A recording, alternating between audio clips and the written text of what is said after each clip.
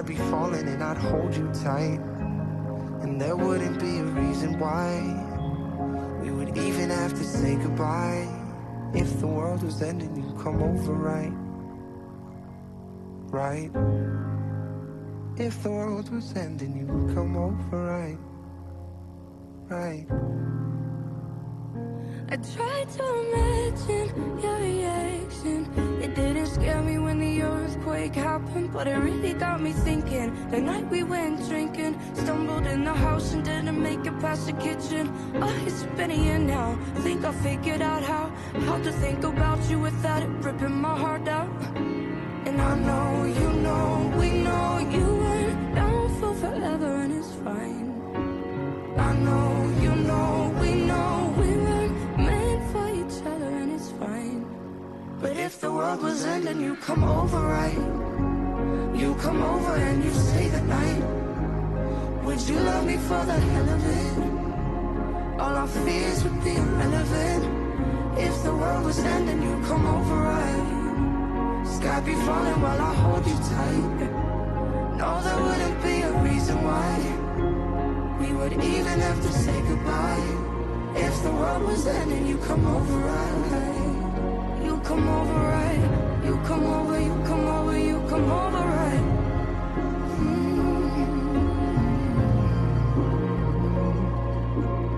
I know, you know, we know you went down for forever, and it's fine.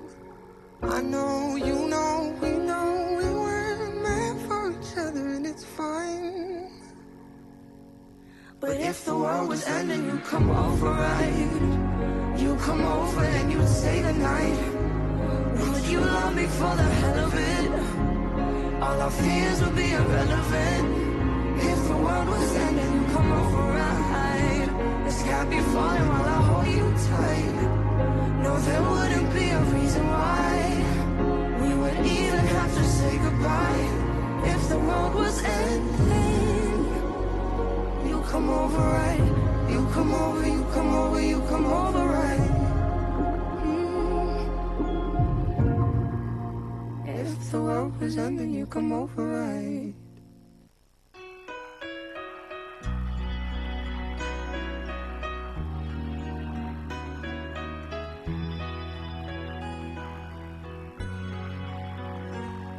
They read you Cinderella, you hoped it would come true, that one day your Prince Charming would come rescue you. You like romantic movies, you never will forget the way you felt when Romeo kissed Juliet. All this time that you've been waiting, you don't have to wait no more. I can love you like that, I would make you my world, move heaven and earth. If you were my girl, I will give you my heart, be all that you need, show you you're everything that's precious to me. If you give me a chance, I can love you like that.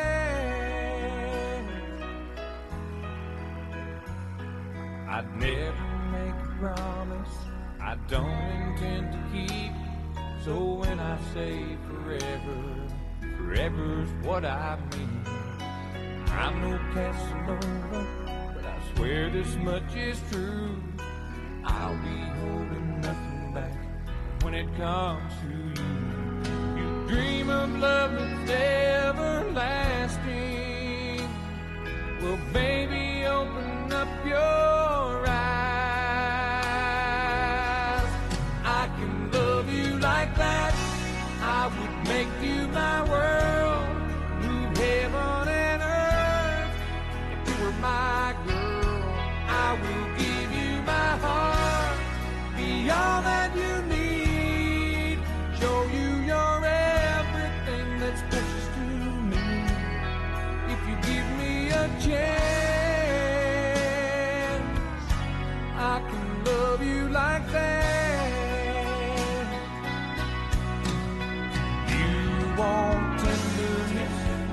I've got tenderness, and I see through to the heart of you.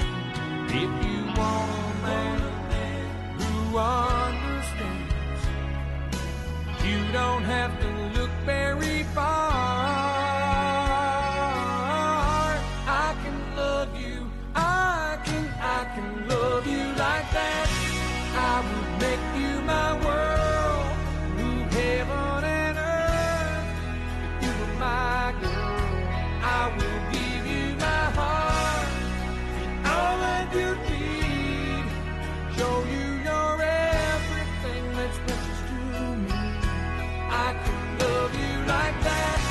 I would make you my world, move heaven and earth. If you were my girl, I will give you my heart, be all that you need, show you you're everything that's precious to me. I could love you like that. I would make you Talk radio. I listen to a lot of talk radio. 95.1 FM. What's a successful business without sales? And what is sales without an audience? Well, do you know that you can reach 8 million listeners across 6 states in 2 geopolitical zones all at once? How? With Today 95.1 FM, you can get millions of people to know about your business. And what does that mean to you? More sales. Call 081 389 2850 now for more information.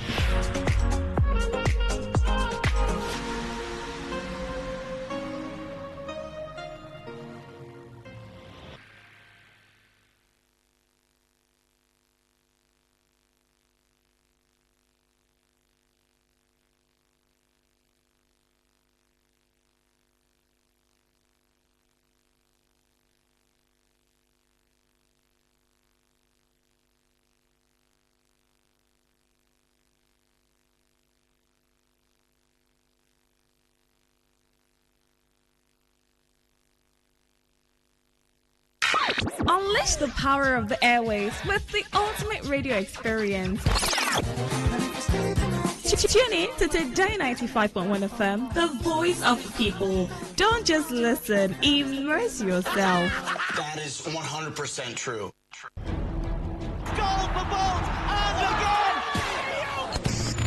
Catch all the latest and trending sports stories on Sports Attack on your premium talk, news, and sports radio station. 6:30 a.m. every weekday. Has stolen it at the death!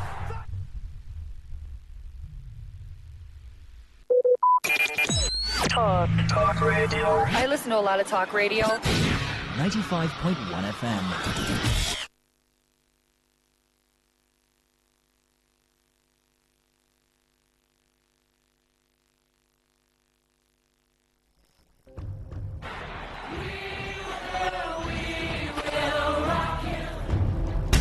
This is what we've waited for. The showdown. The fastest men in the world. Hearts racing. One light, two lights. They're backing off and backing. Pulse rising. Who will come out on top? Who'll take 3 lights, 4 He's ready to be the star. The anticipation. Powerful, strong, compact. Tyson gets rolled all the way. The heart stops.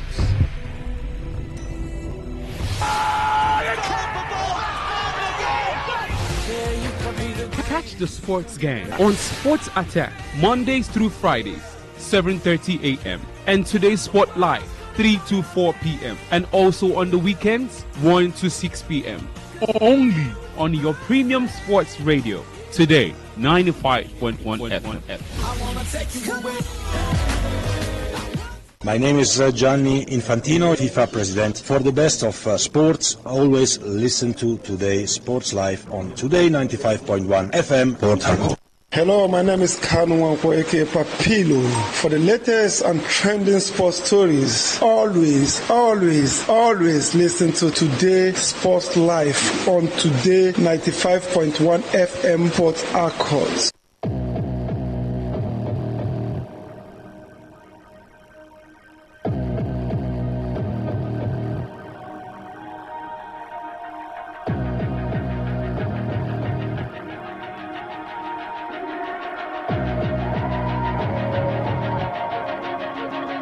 Yeah. Hand on my mouth, I shouldn't have said it. Gave you a chance, already regret it. Trying so hard to be sympathetic, but I know where it's gonna go if I let it. And I let it, knowing you're hiding when no one else sees. Close lips, smile, cause there's blood in your teeth. What you forget, you were gonna repeat. You don't get to make amends like your hand's still clean. Because you're staying. You try to hide the mark, but it won't fade. You lie and lie like I was nothing. Pretend you're spotless, but I don't wash away. And now you're staying. And now you're staying.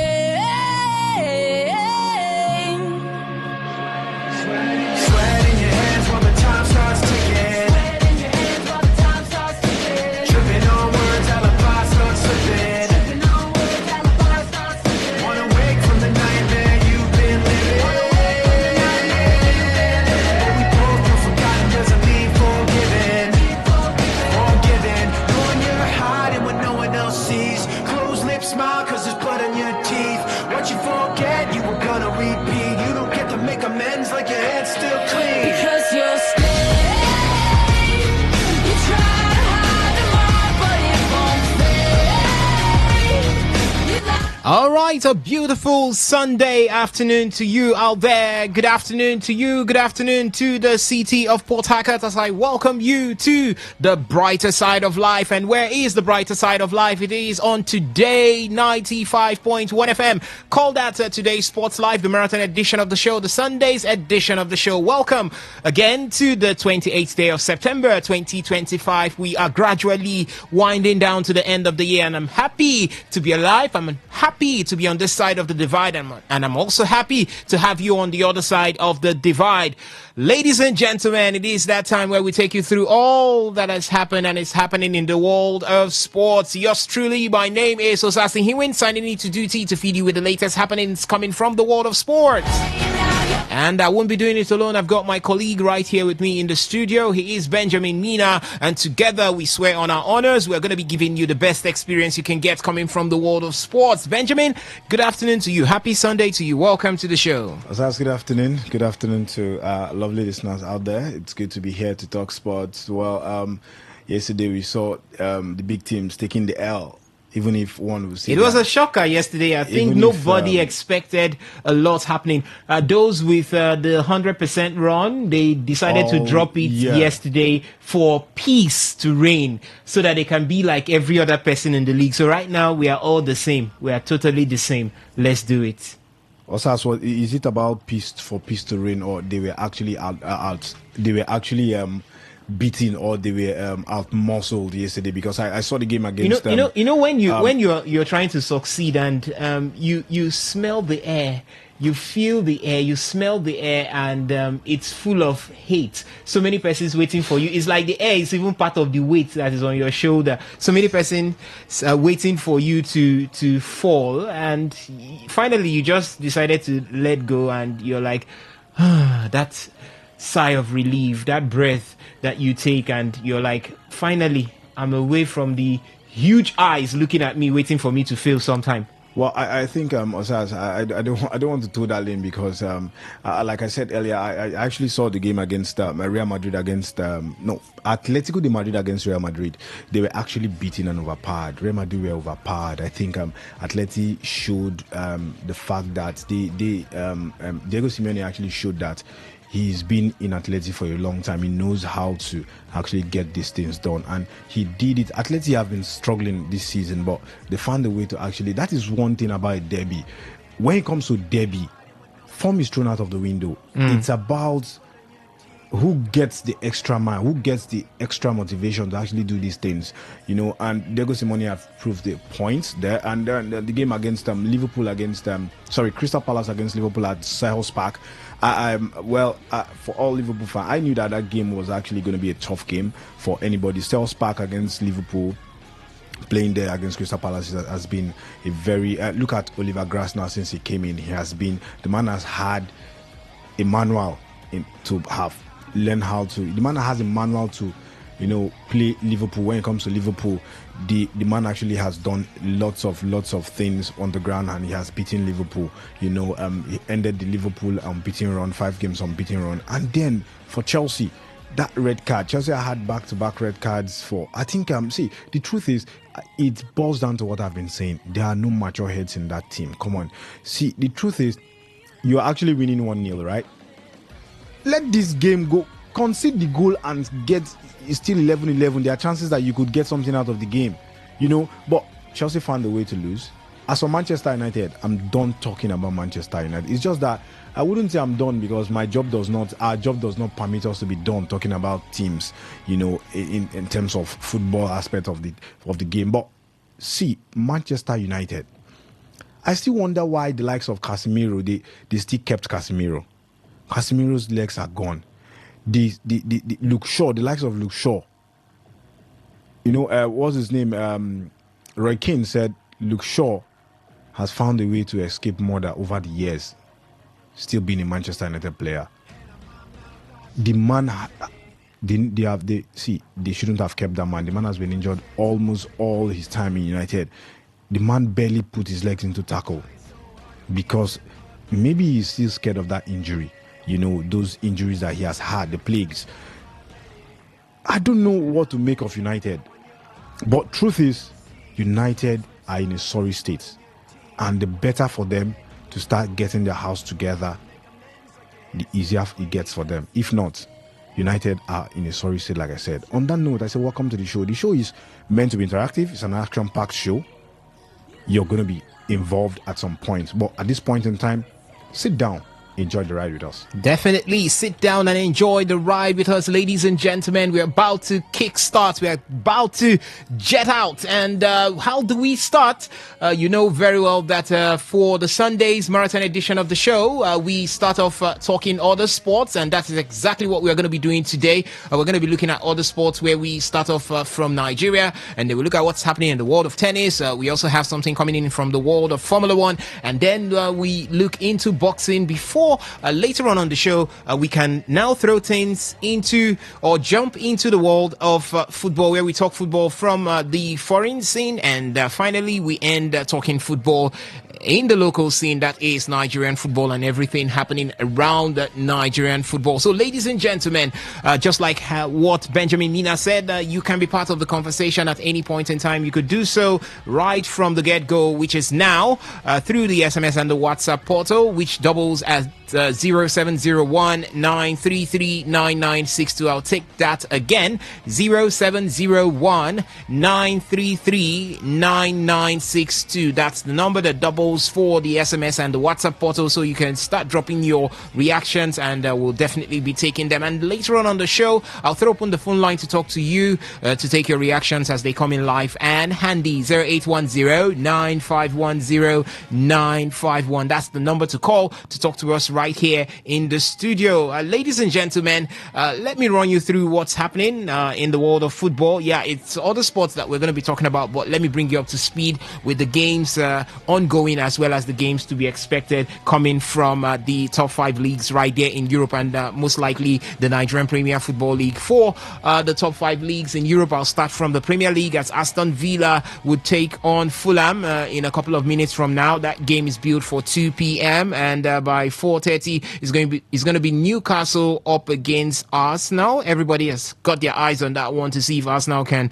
at least close up the gap between themselves and Liverpool, owing to that loss Liverpool had at the Selhurst Park against Crystal Palace yesterday. And in the Spanish La Liga is Rayo Vallecano up against Sevilla. And that game, no goals to be recorded from that center, 13 minutes of play. Elche up against Celta Vigo will be by 15 minutes past 3 p.m. And by 5:30, it's going to be Barcelona taking on Real Sociedad. And Real Betis will take on Osasuna by 8 p.m. In the German Bundesliga, Freiburg will take on Hoffenheim by 2:30. 4:30 is going to be the time for FC Cologne to take on VfB Stuttgart. It's going to be Union Berlin up against Hamburger SV by 6:30. And in the Italian Serie A, Sassuolo are currently leading Udinese by 3-1. 84 minutes of play from that center. AS Roma will take on Hellas Verona by 2 p.m. Same 2 p.m. Pisa will take on Fiorentina. 5 p.m. Lecce will be up against Bologna. And by 7:45 is going to be AC Milan up against league leaders Napoli. And in the French Ligue 1, it's going to be Nice up against Paris FC. Angers will take on Brest by 4:15. Same 4:15. Lille will be up against Olympique Lyonnais. Metz will take on Le Havre by 4:15. And by 7:45 is going to be Rennes up against Larn.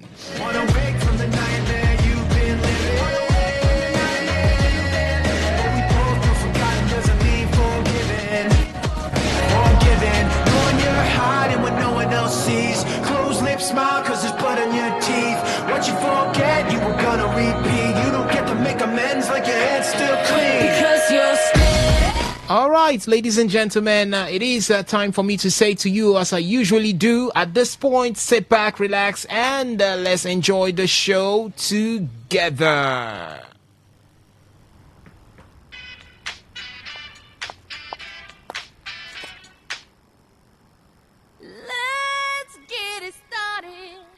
In here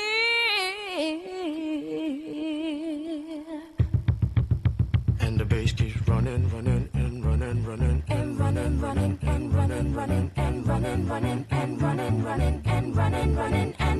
running in this context, there's no disrespect, so when I bust my rhyme, you break your necks. We got 5 minutes for us to disconnect from all intellect and let the rhythm affect. To lose the inhibition, follow your intuition, free your inner soul and break away from tradition. Cause when we be out, girl, it's pulling me out. You wouldn't believe how we wow. We burn it till it's burned out, turn it till it's turned out. Act up from northwest, east side. Everybody, let's get into it. Get stoked, get it started, get it started, get it started. Let's get it started. Yes, let's get it started. And we're starting off from sports in Nigeria, where Nigeria's bidding for the 2030 Commonwealth Games continues to gain relevance. And on the global stage, it is seen as a means of sports sector prosperity. Right here in Nigeria, a lot of persons supported the bid, while some argued that we have no capacity to bid, or as well, we have no infrastructure in place to ensure that it sees the light of the day. That's life anyway. You've got the pros and you've got the antis whenever you have something to do. But from here, in the studios of Today 95.1 FM, we're going to be looking at the positives that would be associated with Nigeria bidding, as well as getting to host the 2030 Commonwealth Games. And let's take a pause here and kindly listen to the speech of the chairman of the National Sports Commission, Malam Shehu Diko, when he went with the delegates to the United Kingdom to most likely put forward this bid and let the organizers understand and know exactly what Nigeria has to offer when it has to do with the hosting of the 2030 Commonwealth Games. It's my pleasure to join you. Yes, of course, we were in London yesterday, and it's part of the process of the bidding. The process is quite a detailed, long process.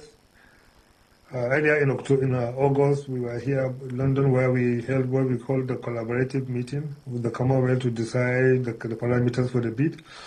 And we submitted the bid August 31st, and by August 18, 19, the Commonwealth evaluation team were in Nigeria, where they met relevant parties, government officials, and inspected the facilities that we proposed.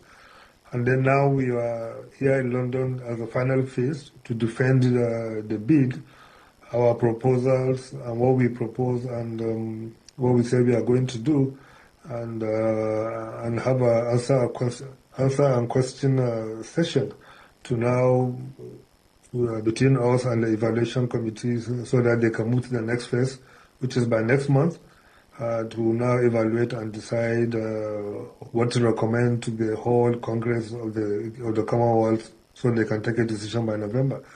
So this is where we are, and we are very optimistic and confident. We came here with a very solid delegation. We are able to put a very strong pitch, I believe. And of course, Mr. President President Bola Ahmed Tinubu, GCFR, is quite determined about it, and his own intervention and his own message to the bid committee is quite vital to the final decision that will be taken. So I believe we have met the requirement, and we are quite very, very optimistic. This time around, it will not be like what happened in 2009 when Nigeria bidded to host the 2014 and we are not able to make it. Probably we have done the groundwork, and hopefully it's going to be positive at the end of the day.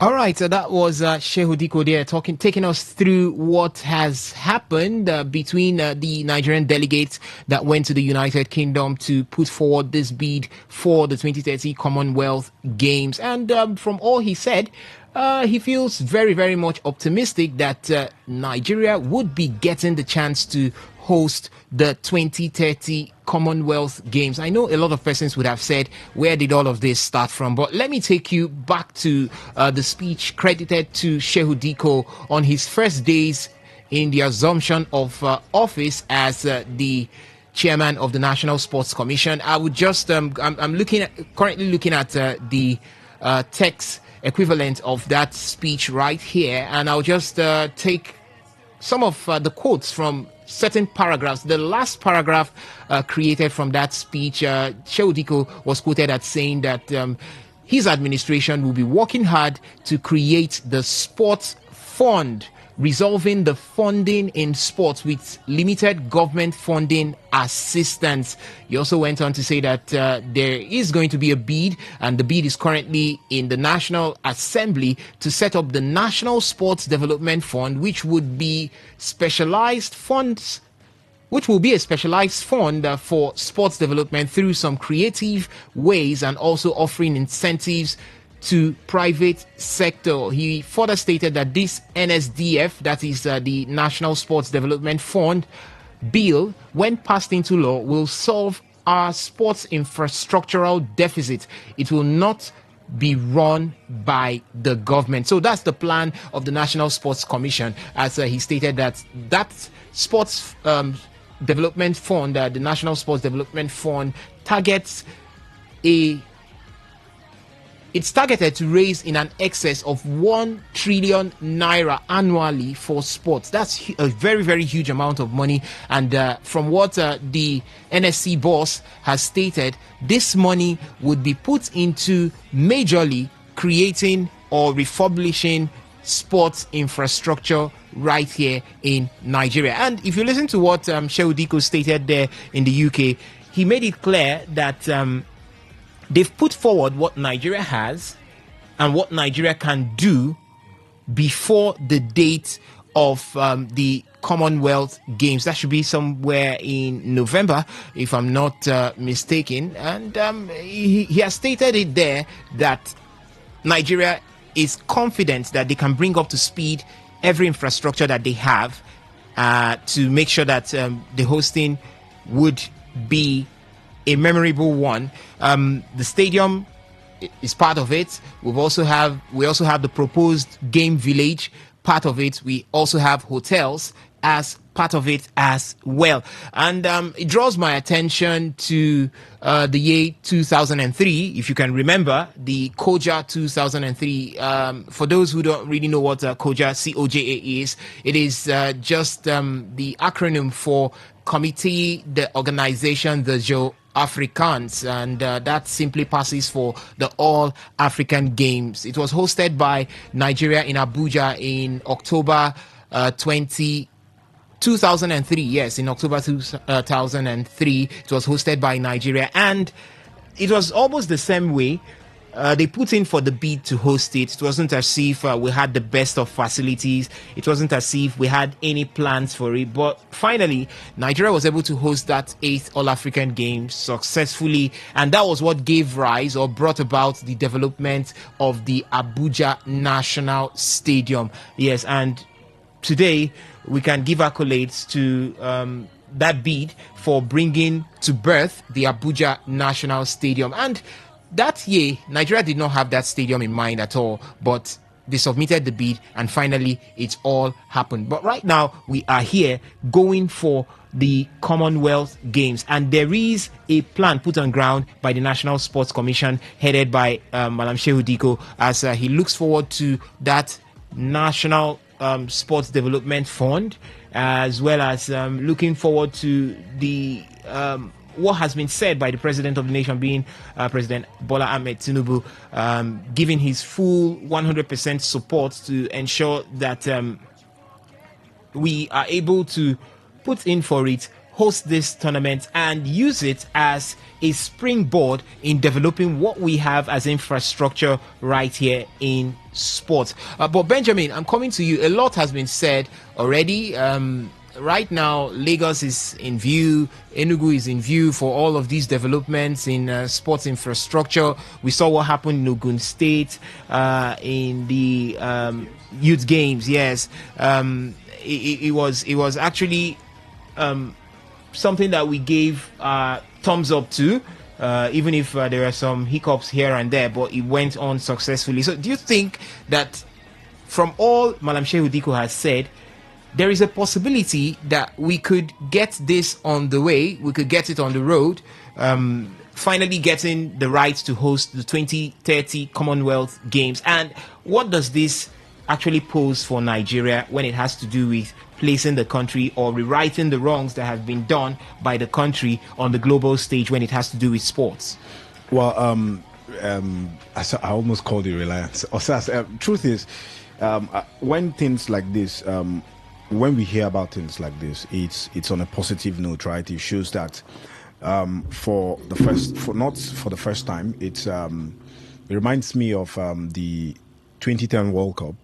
That was the first time it's been hosted. The World Cup is being hosted on the African soil, right? So that is what this reminds me of. This is not it's not the usual games. This is more or less like one of the biggest sporting festival you have in the world, the Commonwealth Game. You know, it's like you said in 2003 when Nigeria hosted the Koja Games, also known as the All African Games.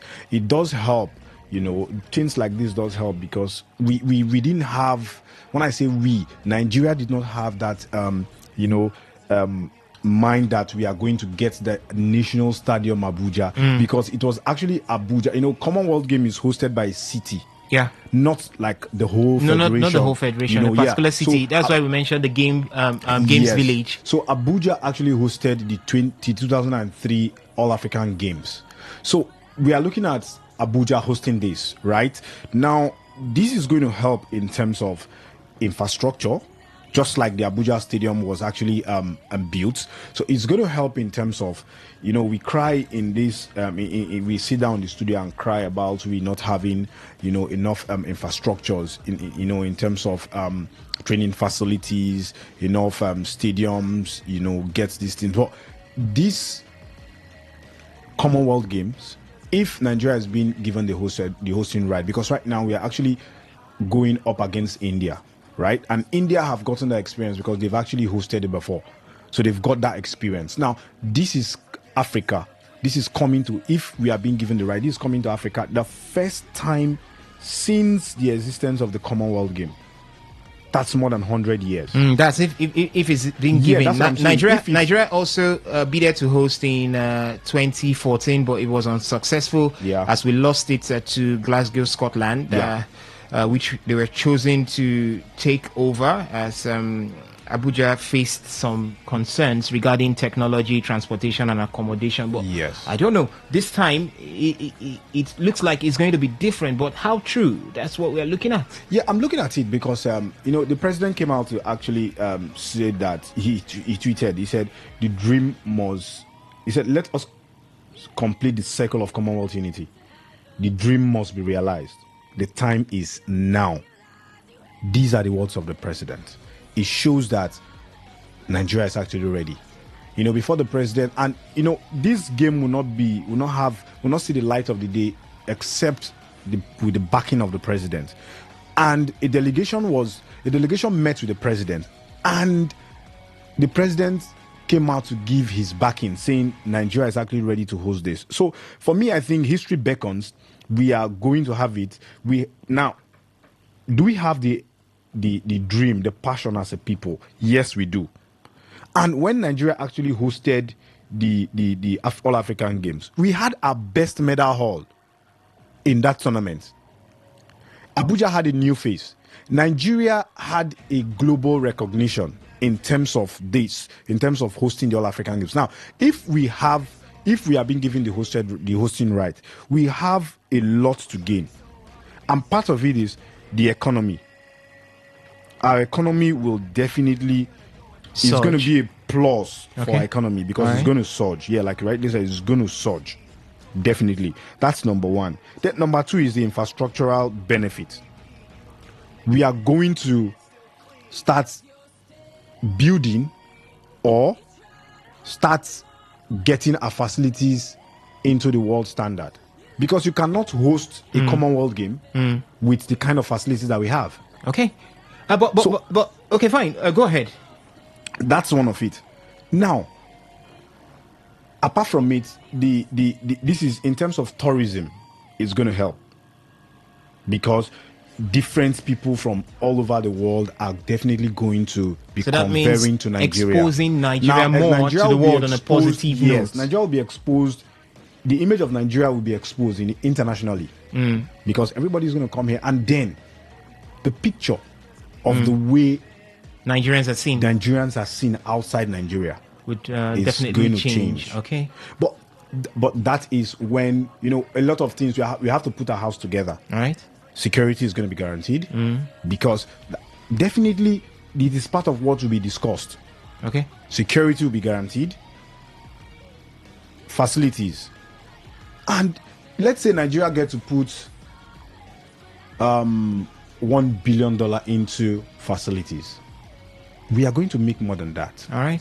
So I think the benefits are way, way more than what we are seeing. And it's definitely going to be much easier because the Commonwealth Games Federation, the CGF, would definitely be reimbursing, or would I call that imputing funds to ensure that Nigeria brings everything that they need to bring up to speed at this point. But where I wanted to ask you a question before, good enough. We're seeing all the positives from it. We saw the positives that came through with the 2003 hosting of the Kosher Games. That's the All African Games. It gave birth to the National Stadium Abuja. But what happened after that? Is the National Stadium Abuja, because it's one thing to get these infrastructures built. It's another thing to keep them running. Yeah, because you won't spend as much in rehabilitating if you are maintaining. Now, in this case, if the Commonwealth Games will see the light, the hosting of the Commonwealth Games by Nigeria as they have bidded, if it will see the light of the day, you have to put in so much fund, because I believe that stadium, it's going to be hosted in Abuja. I believe the national stadium that was used in 2003 is going to be another one to be used when the Commonwealth Games 2030 comes to play. And if that being the case, you're going to be putting in huge amount of money. You're going to be putting in huge amount of money, because by November, Nigeria should know if they're going to be hosting it or not. But I think one thing that we lack in this in our country is maintenance. Maintenance culture is quite low in this side of the world. You look at we've got stadiums that that was built with taxpayers' money. Lots of money were involved, and it's deteriorating right now. You look at the Adoke Amasimaka Stadium, cannot even meet the CAF standard, in terms of Rivers United actually playing their home games, their CAF games actually outside Rivers State. When you have a stadium like that that was built with the aim of actually meeting the national the FIFA standard, but maintenance has been an issue. The stadium wasn't really completed. It's lying down there. Lots of you go there, you see bushes, you can't even recognize it, until you get into the stadium, before you start seeing some things. And some facilities are dead. So I think just like the Akwa Ibom State government actually did. It's one thing, like I said, I always say it's not wrong to copy, but you have to be copying something good. So it's quite decent for the from what we've seen with the Akwa Ibom State government. You build this, whoever. I think the recommendation I want to put in place, what I want to drop here is, whoever is actually renovating the Abuja Stadium, that's a national stadium, should be given a contract. Say, you are going to maintain this stadium or these facilities in the next 10-15 years. That's the benefit. That is why we are actually running, even as national team, actually running down to play in the Godswill Akwabe International Stadium because of the maintenance culture, because of what they've put in place. So I believe if the national stadium is refurbished and then is maintained, the Super Eagles and all the other national teams can have the luxury of options. Nigeria does not have, our Super Eagles does not have a home of their own. They don't have a training stadium of their own, just like the Three Lions have Wembley. So I think this is going to help. The maintenance culture should actually be you have to sign a memorandum of understanding with any person or any organization that is actually refurbishing the stadium if we are being given the hosting right. So maintain this and then give us, in the next 10 years, 15 years, maintain it so it can be. Look at this, the stadium South Africa used in hosting the 2010 World Cup. Yeah. They are still in vogue. I think 80% of them are still in vogue. We see the club sides using them. That's because they are still maintaining it. You build them today, after the tournament, you forget them. That is what happened to the national stadium. All right. After 2003, after the I know we had even a national stadium in Surulere. Yes, Lagos. Yes. Now I think it's now the MKO to MKO Abiola Stadium is Abuja. Yes, that's the national stadium. That's the national stadium in Abuja. Then the national stadium in Surulere, is that the Teslim Balogun Stadium? Yes, Teslim Balogun. That was actually yes, it's Teslim Balogun Stadium. Okay, so we hear less about it. That's the thing. After the tournament, we get to forget these facilities, and it comes back to haunt us because you now put in more money.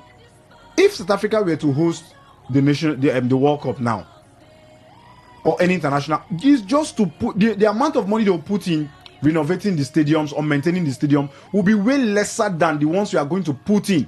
Because I could remember the national stadium was used when we had to play the qualifying game against Ghana in the 2010 World Cup or 2014 World Cup, where we lost by the away goal rule. We played out a 1-0 draw here, a 0-0 draw here. Was it a 0-0 draw? Where after the game they had the stadium was destroyed. Facilities in the stadium was actually destroyed. That was the World Cup qualifiers against Ghana, yes. Where we played out a 1-0 draw. Now after 2003, when did we use that stadium until we get to use it? During the stadium was now refurbished, and then we used it against that qualifier. We didn't use it again.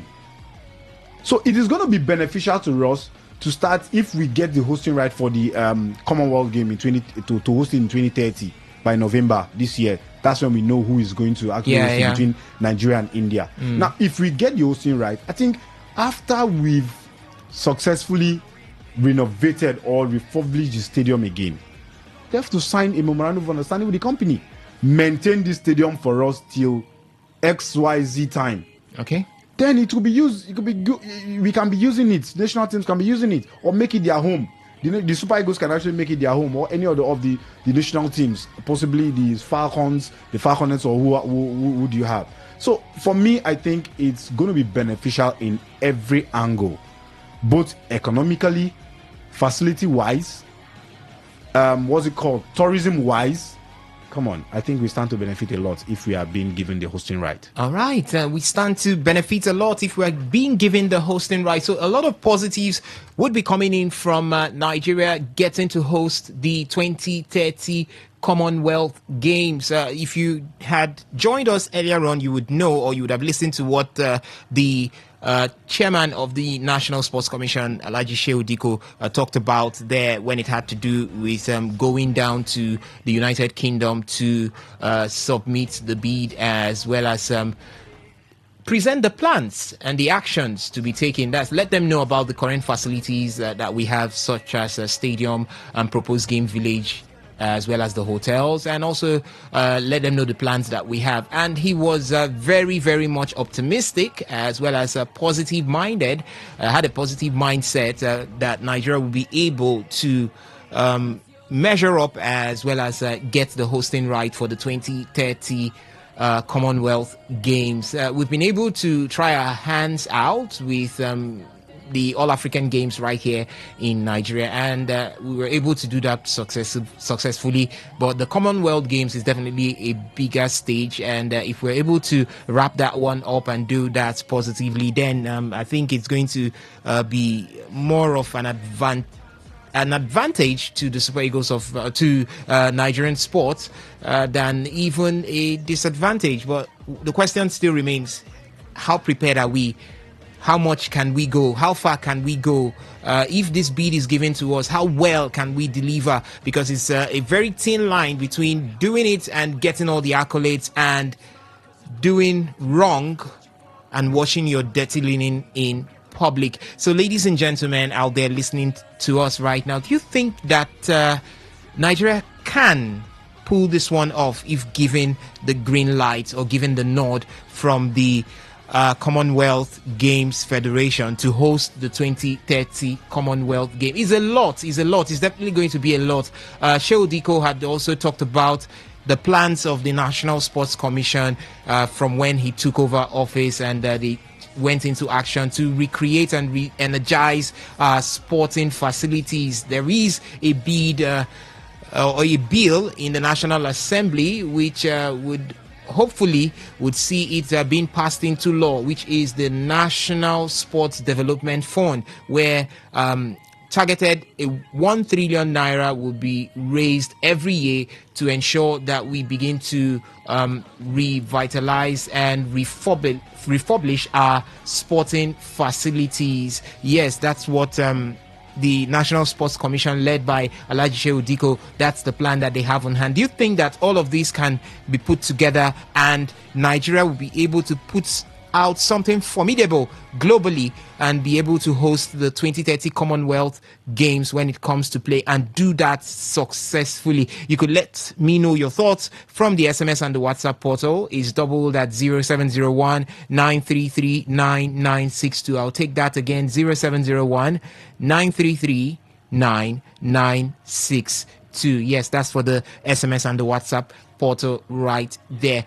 And there is also one part of sports that people do not always look or have their eyes on, and that is the broadcasting aspect of sports. There is a saying that sports without broadcasting is labor in vain, and broadcasting would be very, very much instrumental if Nigeria gets to host the 2030 Commonwealth Game. Yeah, it's going to be very much instrumental if we get to host that 2030 Commonwealth Game, because through broadcasting, we'll push the content created from that game to the world, far, far, far down the world. So let me still stick with you, Benjamin, on this one. Plans are supposed to be on ground to ensure that we revitalize, we reignite, or we give birth to some broadcasting qualities, or some areas in broadcasting that could help push the Nigerian content far into the globe. That would be during the Commonwealth Games and even before the Commonwealth Games. I believe this whole bidding, the noise is even supposed to be very much into the nooks and crannies of the globe at this point. Let it be that Nigeria is making huge noise concerning their quest to host the 2030 Commonwealth Games. But it's not like that. We hardly see it. You have to dig deep to know much about this. It's supposed to be out there a lot, but it's not, because we haven't invested enough in broadcasting, sports broadcasting. Do you think that this is supposed to be another part that will see the light of the day if the entire setup, the National Sports Commission, if they are intentional about getting this bid on the road, as well as making sure that it is done and dusted properly? See, Osas, the truth is, like you said, I think we don't take broadcasting very seriously, in this part of the world. Well, the truth is, broadcasting can actually help Nigeria in hosting Commonwealth Games by generating revenue, evaluating the country's international reputation, affecting foreign investments, and promoting national unity. Well, the economic benefit is broadcasting stations can actually, and other media outlets can actually earn significance from sport marketing. It includes sponsorship, advertising. We need to, like you said, we need to paint the bigger picture. All right. This is one thing that does help in terms of, promoting, and then Nigeria having, giving the hosting right. Okay. Like I said, I don't know if it's only this part of the world, maybe because I've not traveled around the world, but from what I can see, or what I've been seeing with the little time I've spent on earth, I think it's this part of the world that we don't take broadcasting serious. Okay. It is, I don't know. There are lots of money to be made in sports, generally, and broadcasting is one of them. So I think we need to be looking the parties involved. That's the AF, is it the AFM? National Sports Commission. National Sports Commission, rather. Sorry.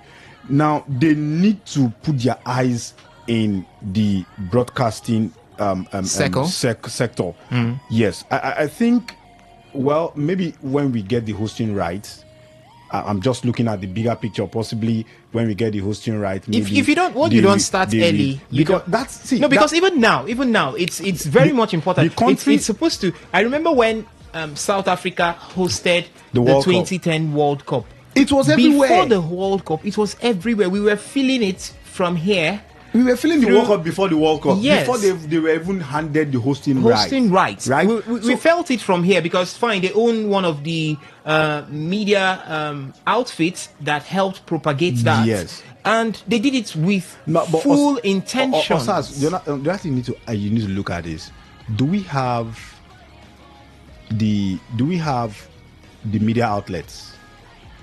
How big is our media outlets in terms of painting this picture to the world?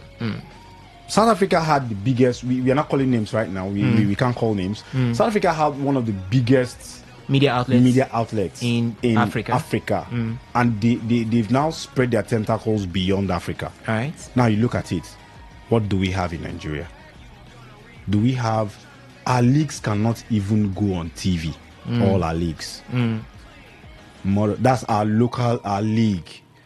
Now, how more or less the painting the Commonwealth Games in the face when you can't even see your league on TV? That's the thing. So that's why I'm saying the National Sports Commission needs to do more. But see, everybody needs to follow the train. You need to pull everybody in the train. If not, the person you think is not important might be the slightest thing why you might not be given the hosting right. Okay. Remember, you're competing with India. Yeah. They've hosted it before. Yes, they have. They have the experience. You are the new kid in the block trying to make history. So you have to go out with everything you've got. Okay. It includes the media. All right. Like I said, we don't even have the media to show our local leagues. Okay. More or less painting the media that will paint the Commonwealth game to the world. Okay. So we need to do more. We need to do more, definitely. If you believe in that movement, you need to join up and make sure that you contribute your own quota to do more. I have Alex Kabari here, as well as Blessing Thompson with me in the studio. They just stepped in, listening to all that we have been saying. I believe Blessing has even been indicating interest in joining the train to do more. Blessing, what can you add up to make sure that you improve what we have right now to place Nigerians or Nigerian sports on the right sports, to make sure that globally we begin to represent, as in quotes, we always say, the giant of Africa. Blessing, welcome anyway to the show. Good afternoon to you. Good afternoon to you, sirs. Good afternoon to my colleagues in the studio. Good afternoon to River State and Port Harcourt. Happy Sunday to you. I've been here and I've been listening to all that have been said. I would agree with Mr. Benjamin. The NSC have to do a lot more. The journalists the sports journalists that are available in Nigeria, all right, bring them in, make them. Some people would not even. I'm telling you, some people something don't first. Even know. You will build something. We have a national media, let's say television media house. How big is it? How competitive can they be when it has to do with even? Let me not say media houses outside Nigeria, within Nigeria. Also, don't even go far. When the Super Eagles are playing football, our local station will be showing Farmers Association. So how do you want to do that when A is going left, B is going right? How can you see? Nothing. How do they put it? Without cooperation, in fact, let me use our local balance. Now, cooperation make rice for pots. Okay. If you don't hold the hands of A and hold the hands of B, all right, at the end of the day, the tree cannot stand firm, because it takes that root from here, the other root from here to make the tree stable. Okay. Yeah, so the NLC needs to pull everybody together. You mean the NSC? Yes. Because when you go to NLC, you're looking for trouble where you don't have it. The truth is, the National Sports Commission needs to pull everybody together. All right. This is a national affair. It is not about one sector who say this is the Super Eagles. Okay. This is a national affair. So everybody, all hands must be on deck. Needs to be on deck. Remember, the president is involved. Lots of stakeholders are involved. Nigerians are involved. History, Africans are involved, because this is the first time, if we are being given the hosting right, this is the first time that this Commonwealth Games will be coming to Africa. So we our image as Nigerians are at stake. The image of Africa is at stake. The image of the world is at stake, and how the world get to see us during and after these games is at stake. So everybody, all hands needs to be on deck. Yes, all hands must be on deck. Alex Kabari, I believe you share the same. Yeah, I do. Good afternoon, Osas, and good afternoon to my colleagues.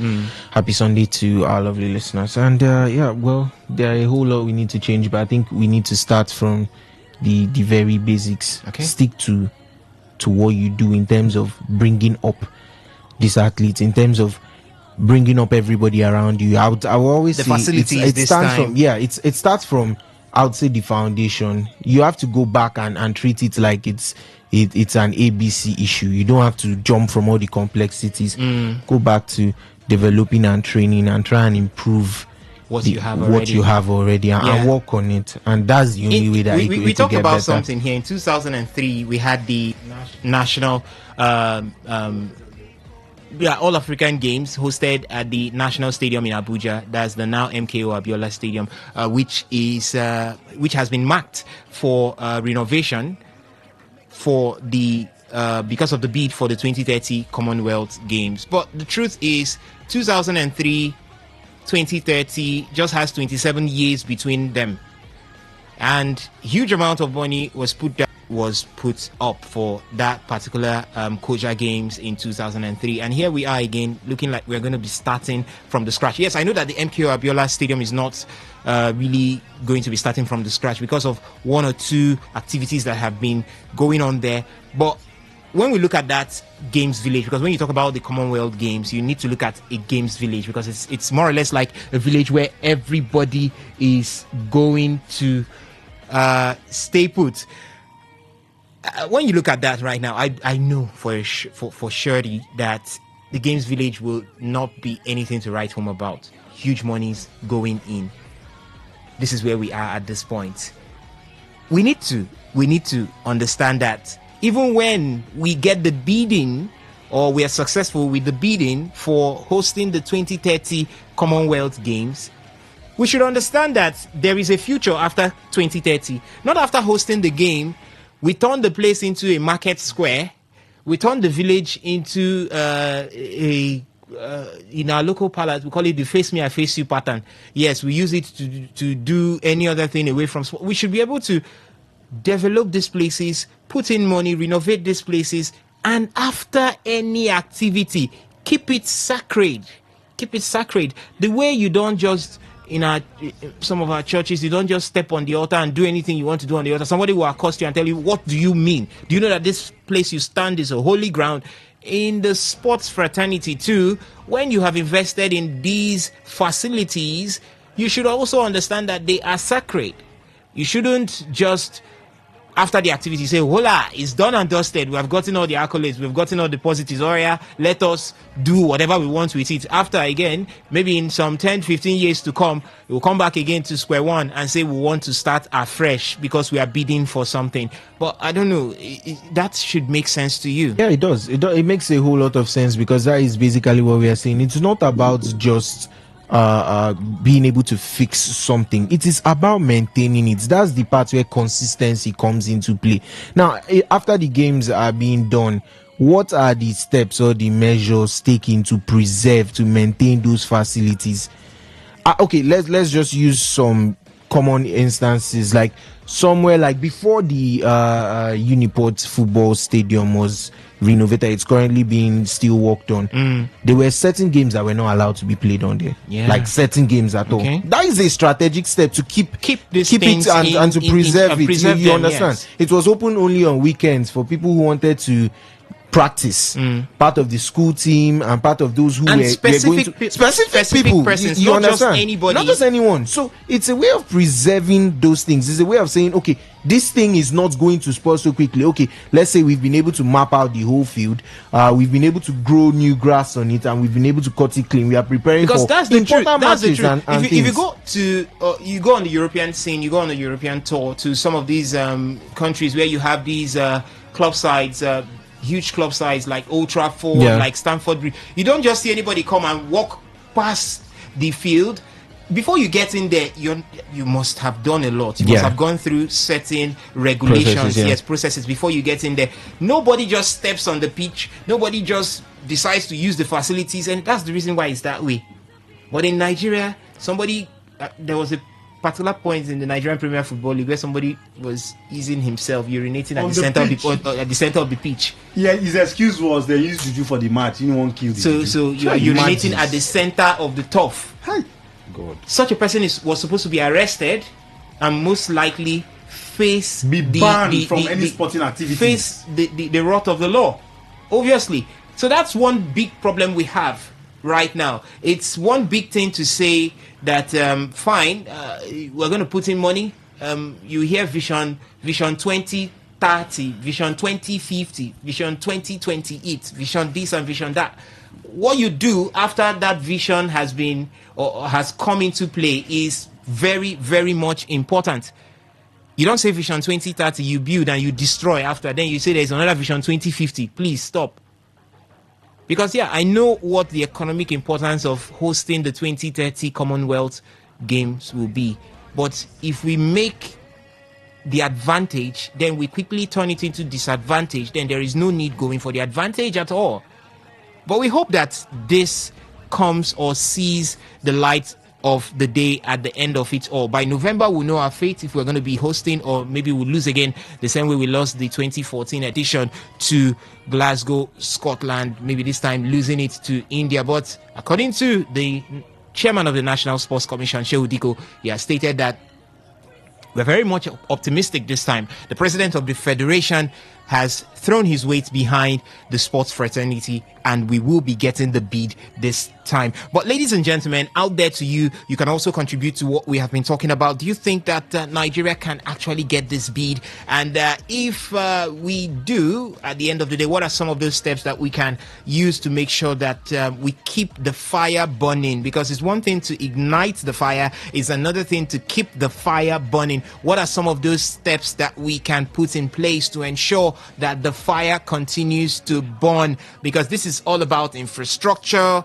This is all about giving a good image of the country, sports-wise, globally. What can we do? You could let us know your thoughts from the SMS, and the WhatsApp portal is open there for your taking. 0701 9339 962. Again, it is 0701 9339 962. That doubles for the SMS and the WhatsApp portal. And I'll throw open the phone line right now to take some of your reactions concerning what we have talked about. So for the phone line, it is 0810 9510 951. So you can actually call in and talk to us. You've heard it all.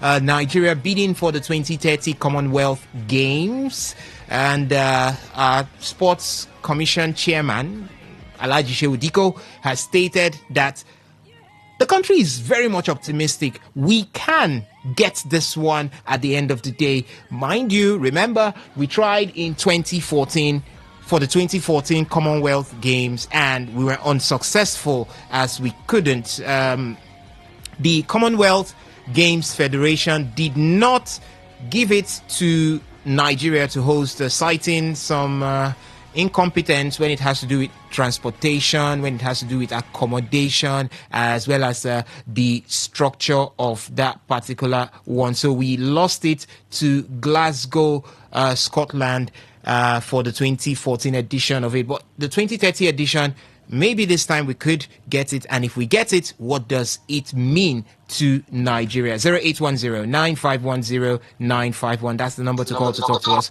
right here in the studio. Hello, caller. Good afternoon to you. Welcome to the show. Yeah, my name is Wilson. I'm calling from Port Harcourt. Wilson from Port Harcourt. Welcome. Go ahead. Yes, sir. It is a good thing if Nigeria can host the Commonwealth. It's a good thing. It's going to improve our economy.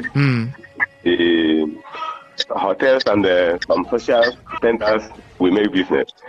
But before we go into bidding, have we been able to take care of what they will consider, because they will come for inspection? How many sporting activities in Nigeria are still active?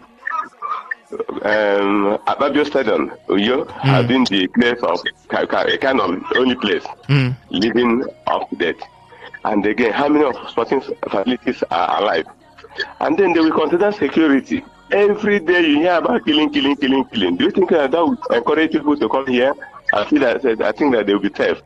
So I think before we start bidding, we must have put our house in order. Let our sporting facilities be upgraded to the standard, and they look at it and say, yes, we are ready. Okay. And again, the issue of security be tackled to a standstill. So people will look at it that they are secure, because I know a lot of people are not like to come to Nigeria. So that's what I wanted to think about first. All right.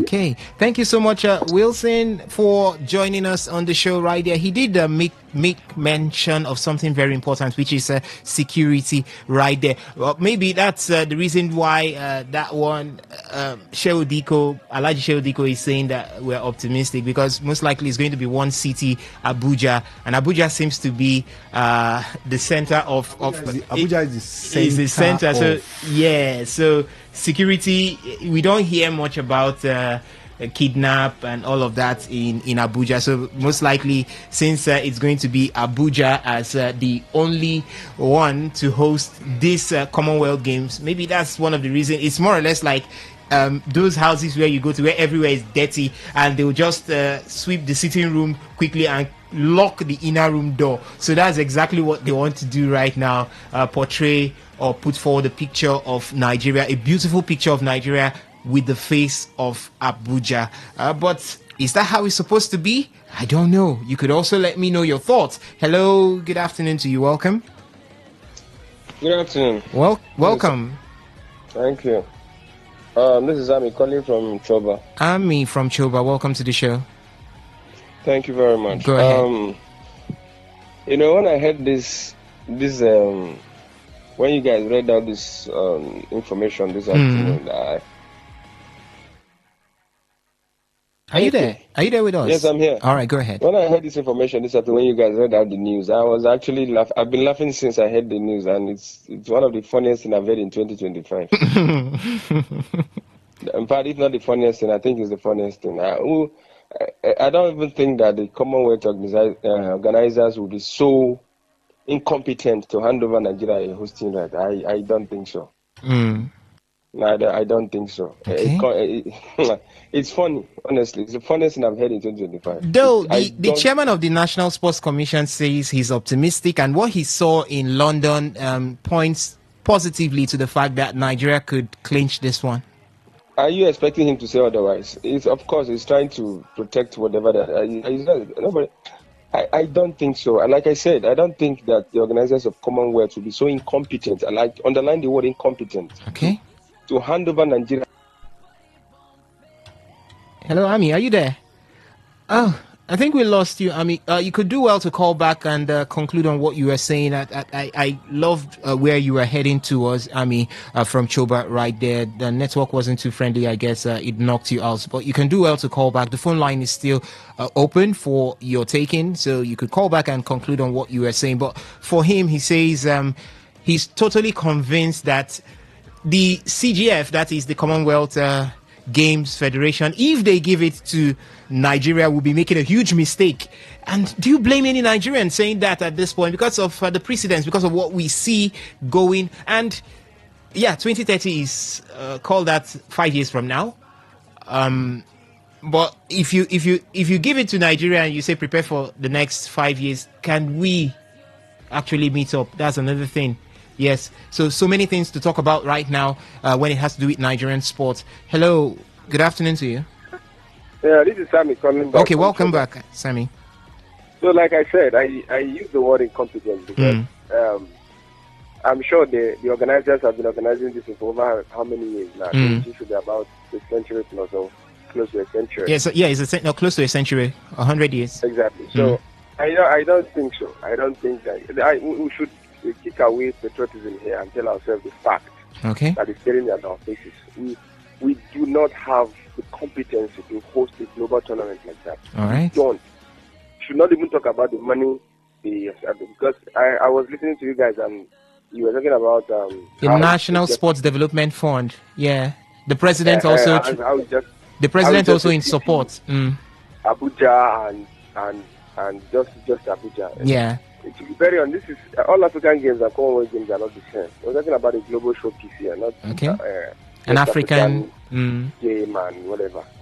It's a total different thing. And then and now is not even the same. Then Nigeria is a bit even better. Like as it stands now, I don't want to say something that is not radio friendly. Nigeria is not a place where people can come. And one of your colleagues said that the kidnapping who says who? Go and ask Abuja citizens, residents, and they will tell you how insecure that the place is. Nigeria is already marked as a country that is insecure. So from Abuja to any other city in this country is not secure. That's the truth. We should tell ourselves the truth. That's not even the issue. The logistics and every other developmental approach towards this program, we can't achieve it. We should, even if it's in the next 15 years, they give Nigeria 20 years to prepare, we will not achieve it. That's the truth. Okay. That's the truth. All right. Even if they give us 50 years, we will not achieve it. We are not ready for anything in this country. Nothing. Okay. Thank you. It's a pity. Thank you so much, Sammy, for joining us on the show right there, as he has talked a lot concerning Nigeria's quest for hosting the 2030 Commonwealth Games. And every Nigerian definitely will be experiencing or exhibiting that fear that goes with it. Make we no con host and con go cause trouble. Now carry the one we are managing inside here that nobody's seeing. We now go to the world and show them that see as things be for this country where we call Nigeria. But there's one thing about life: you must continue to aspire to how do they say that thing? You must continue to aspire, to perspire, to acquire, to desire. Yes, all the desires and all the rest. You must continue to continue hoping one day things are going to change right here in Nigeria. But for now, what we're going to be doing is change our perspective. This one has actually made us feel really downcasted. The energy isn't there, because it looks like Nigeria is at home, but things are not really going that right. But we're going to be pumping things up. We're going to be switching attentions, moving from talking Nigerian sports, and this time we move ahead to look at what's happening in the world of tennis. But what truly makes the Australian Open so special is what I consider to be the very best fans in the world.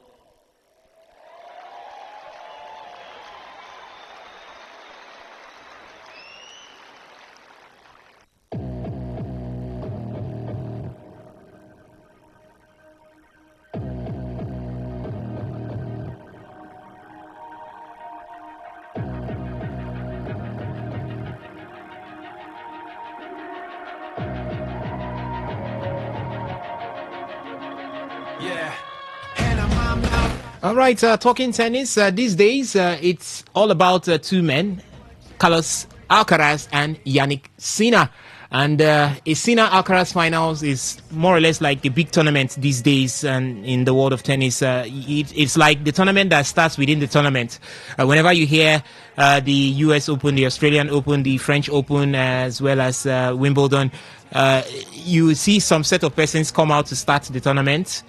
Round one, second round, third round, fourth round, quarterfinals, semifinals. Then that day in the finals, if it happens to be a Carlos Alcaraz, Yannick Sinner pairing, you see more persons come out like, hey, it's that the tournament is starting. Yes, and do you blame them? These are two of the best players you can find on the face of this earth when it has to do with tennis. And for the head-to-head drama is always there.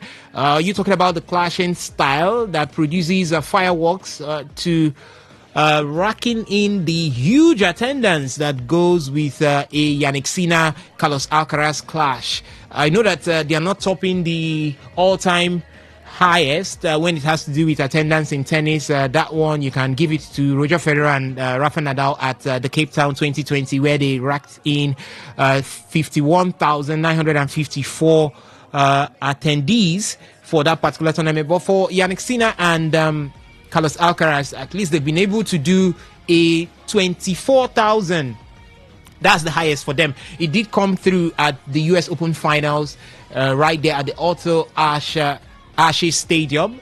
24,000 persons. It was packed to the brim. 24,000 persons were in there. But you just cannot take it away from them because, fine, that's something that they were able to bring in live. You had so many persons at the extensions all around. You had so many persons seated at home. You had so many persons streaming live. You had so many persons. So I think the whole world was held spellbound, but it's just 24,000 persons that had the privilege to sit right there at the Arthur Ashe Stadium to witness these two greats, and they never fail to disappoint. They never disappoint you. Let me not say they never fail to disappoint. They never disappoint you. When you come all out to watch them, you go back home satisfied that you came out to watch tennis. But something is up and running.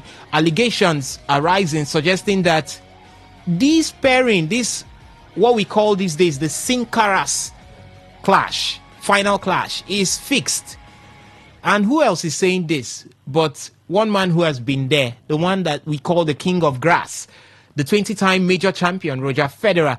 Yeah, he talked about it. Roger Federer was talking about the homogenization of the surfaces in tennis and the use of slower balls, while alleging that Yannick Sinner and Carlos Alcaraz are the two players who benefit the most from this. He says the organizers tweak what we call the speed of the court as well as the speed of the ball, the speed of the bouncing of the ball to favor Carlos Alcaraz and Yannick Sinner, so that we'll always have a Sincaras finals. That is a Yannick Sinner and a Carlos Alcaraz finals.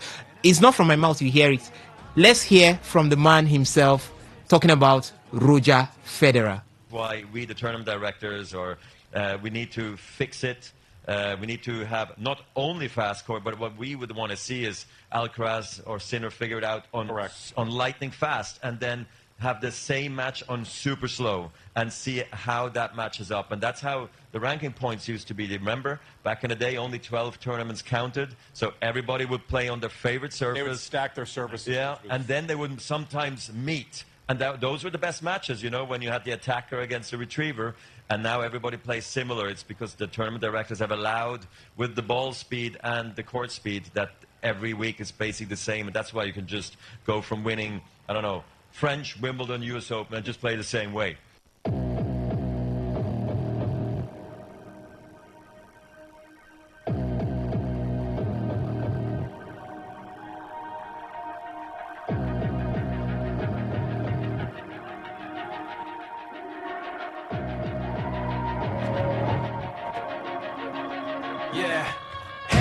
All right, no surprises there. You just heard Roger Federer as he talked about the organizers tweaking things to ensure that Carlos Alcaraz and Yannick Sinner are always favored, so that we can have that Sincaras finals. That's the finals between Carlos Alcaraz and Yannick Sinner.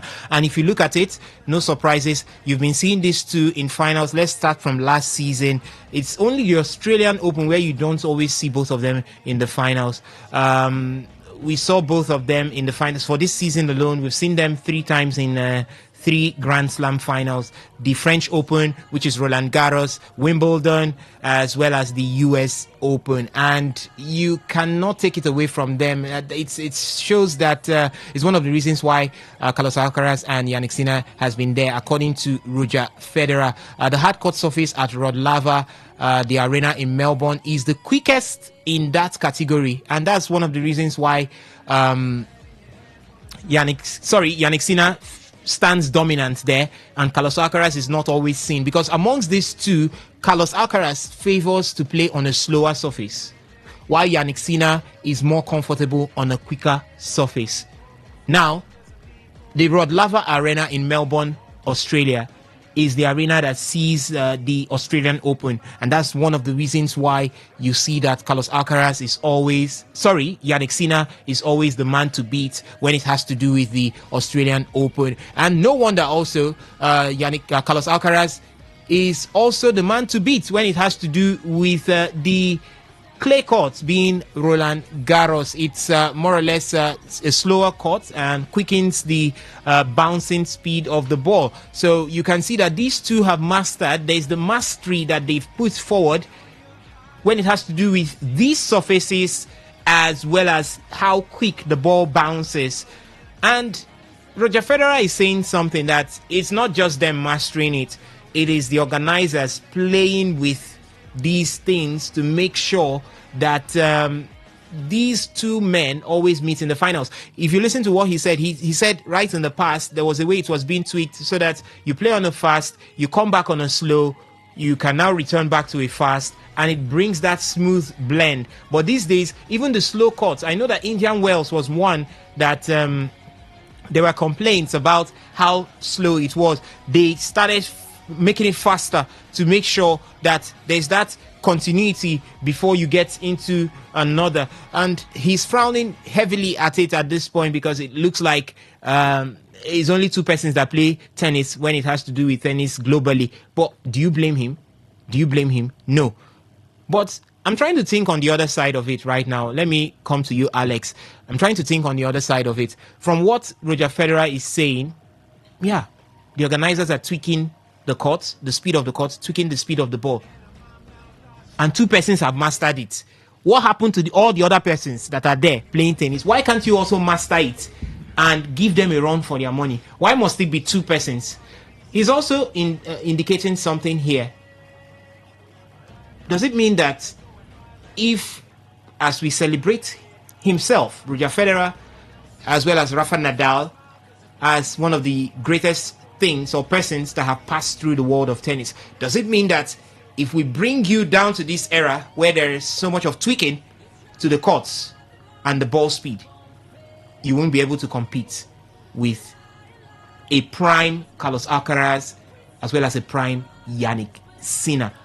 Because if you say something from one end, we also look at it at the other end. We're looking at it now that, okay, that's the reason why Novak Djokovic is not being as competitive as possible.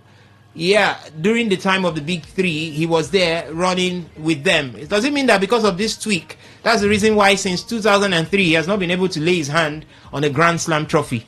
I don't know, but let me leave you to say a lot on this one. Oh, well, I want to start with the man, Roger Federer. Like you said, when you look at it from one angle, it's always going to be looked at in another angle. We are looking at it from this era, and this era has obviously Sinner and Alcaraz. But if we throw it back a couple of years back, we'd find out that he also had his own era, which he was pretty dominant in. There's, I think it was clay, where Nadal won 7 straight years. 7 straight years, He a was total of undefeated, 14 Grand Slam. undefeated on particularly the Roland Garros, yeah. particularly 14 Grand Slams. He had a win rate on clay of about 96%. He was so you know what somebody he was barely beaten on clay. So why we saw similar thing with Roger on grass too. Yeah. At Wimbledon, I think 5 or 6 straight years. So how exactly do we explain?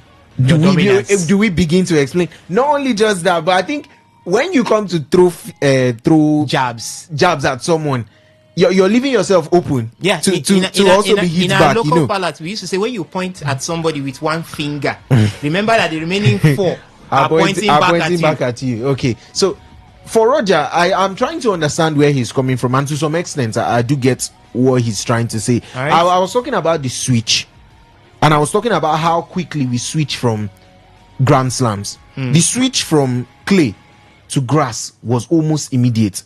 Was a space of like 2 to 3 weeks, in which they had only one ATP 1000 tour to compete in before making that switch to grass. And I spoke about the effects because when in Wimbledon in the first week we had the most amount of top 10, top 20 crash outs than we've ever seen before. So this obviously plays a huge role because when you move from the windy and, like you said, the clay movements and how you are able to glide easily across clay, how the ball responds faster to clay, and then you go to slow it down. Let me just say maybe slow it down or speed it up a little bit when you step on grass. It's a whole different ball game. Okay, you saw people like Arena who lost that final and was hitting double faults become almost unbeatable all the way to the semi-finals. We saw. I mean, if you look at her average number of games, Arena was averaging about 12 to 15 double faults a game on clay. Turn the tide around to grass, both on Wimbledon and on the hard court, and you find out that those statistics are much smaller. What is this just trying to say is that, first of all, I think Roger is trying to stress that this player should be at least given a little bit of time to adapt to that switch in between. You cannot go from Australian Open hard to Roland Garros clay to Wimbledon grass and then finally US Open all in the space of a couple of months. Particularly those three. I think there's a little gap between Australian Open and the Roland Garros. There's just quite, I would say, maybe a month or 2 in between. But from that point on, from the Roland Garros, you just have like 4 to 5 months in between. And now look at it, we are done with the last Grand Slam of the year and we still have a couple months to go, right, till the end of the year, which everybody is now talking about the race to the ATP finals the and ATP the WTA finals, finals. Yeah. So what she's coming from in terms of saying that it is preferred or it is used There's a way he put that statement. Yeah, to favor Carlos Alcaraz and no. I do not stand for them. Everybody that has played Yannick and because Carlos. I'm wondering if it's tweaked to favor Carlos Alcaraz and Yannick Sinner. Why is it that Casper Ruud cannot learn? After all, he plays well on clay also. He can't learn the mastery of Carlos Alcaraz and become the Carlos Alcaraz 2 that will break into that top 2. Why don't we also have the likes of Lorenzo Musetti, who is good on the hard court, master the hard court so well, the way Yannick Sinner has done, and also break into that, in fact, knock Yannick Sinner out and become the one that we'll talk about that they are favoring to get to the final. Because I don't know if there is a favor you are giving to these two that will just make every other player play so. Yeah, he said something. He said because of that, players have to play precisely. Your drop shots need to be very precise. But what stops you from becoming very precise with your drop shots so that you knock them out? I have a problem with saying it's to favor Carlos Alcaraz and Yannick Sinner, yes, because it points a lot to you. Meaning, during your era, if in quote you as great as you say or is said, if you're being brought into this era, then if they tweak, as you said, the court and the balls, then it would be a case of you not being able to measure up to these two who have mastered the speed of the court as well as the speed of the ball. I don't like how it sounds, first of all, because it tends to discredit. There's a way it is being termed where you understand that you care about the game. And there's another way you term it that it obviously just sounds like you trying to discredit the dominance of Carlos Alcaraz and Yannick Sinner. Which is what I do not understand, particularly or precisely where Roger is coming from on this end, because like we said, you were dominant during your own time alongside the other two that were with you. Yeah. And now the game has evolved, the game has changed, and I was just talking about how Felix Auger-Aliassime was head-to-head 2-0 up on Yannick Sinner in career-wise. Every time they've met, which was just twice prior to this year, has emerged victorious. And both of those matches were before 2023. Okay. From the start of 2023, if you go and check, let's just roll back to 2023 at the start of the season or of the tournament year, and you check Yannick Sinner's head-to-head versus some of these names we are calling, you find out that they were beating him quite comfortably. But he raised his level. Yannick has entered into a different version of himself that is just him and Carlos able to compete at that level right now. Okay. He was able to raise his level. And since then, like I said, this year alone, in back-to-back tournaments, Sinner knocked out Felix to equal that head-to-head, almost like it was nothing. Who else was that had a very positive head-to-head on him? And he just comes around and he's like, okay, that was 2023 and the years before. But I'm trying to tell you that since I raised my level, we can say that since Sinner started making appearances in finals, that's precisely from 2023, 2024 is when I'll call it like his full breakout year. He has maintained that level he picked and he has remained there. So that is something that he has to be able to understand, that the levels are being raised and the others are finding it difficult to keep up with. There is no lie about it. It is just the truth. When you raise your level, you expect the others to step out with you. I was talking about how the gap between the first two, not even on points. If you go to ATP points, Carlos Alcaraz is on 11,000. Yeah. Yannick Sinner is on 10,500. There's not much separating both of them. You can see how neck and neck they are. But then go down to third. Who's the third man? Alexander Zverev on 5,000 something. That is just the gap between. They are telling you you're not even on my level. Leave just the ATP points. They prove it on the courts too. When you step on the court, you'll be surprised. You can look at statistics and look at everything, and let's say you do not go to a bookie or anything, and you're just trying to predict who is world number one. For someone who has never watched tennis before, world number one versus world number three, you're looking at it on paper and you're like, this proves to be very interesting. This looks like something that will be And then you go and sit down and let's say you buy tickets and you pay to watch Carlos Alcaraz, world number 1, play Alexander Zverev right now. And I'll tell you how embarrassing that match is going to be. Right? They are not on the same level. And it is not just on any... He beats them precisely on any court. They've dominated how many? 8 of the last Grand Slams now. Yeah. And now they've reached 3 finals back to back. Yeah. So, I mean, when others raise their level, you either have to find an argument or find a way to also raise your level, or simply accept that you're not good enough. And I think that's what most of them are beginning to realize. I would say someone like Joko has started to realize that a little bit. Okay. But then the rest of them say, okay, we are young, we can compete, we can raise our levels if that's what it takes. Okay. Obviously, we have people like Fritz that is still around like 25. He's like, okay, I can do this. Jack Draper is only 22, 23. He's like, no problem. We just need to raise our levels. But then what happens to the rest of the tour when you realize that Carlos is 22, Yannick is 23? These guys are not going anywhere anytime soon. What do you begin to pray for?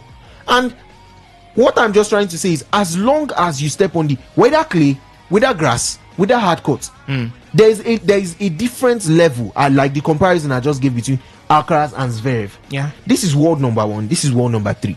But if they step on the court in a 5-set game, somebody will win 3-love like it was almost nothing, like without breaking a sweat. You'd be surprised that someone like, let me say, Zizou Beggs, world number 90 something. The truth is, Alex. The truth is, okay. Let's take a man like Alexander Zverev, the way he is right now. Why I'm taking him is because, okay, he's closer to the top than the rest.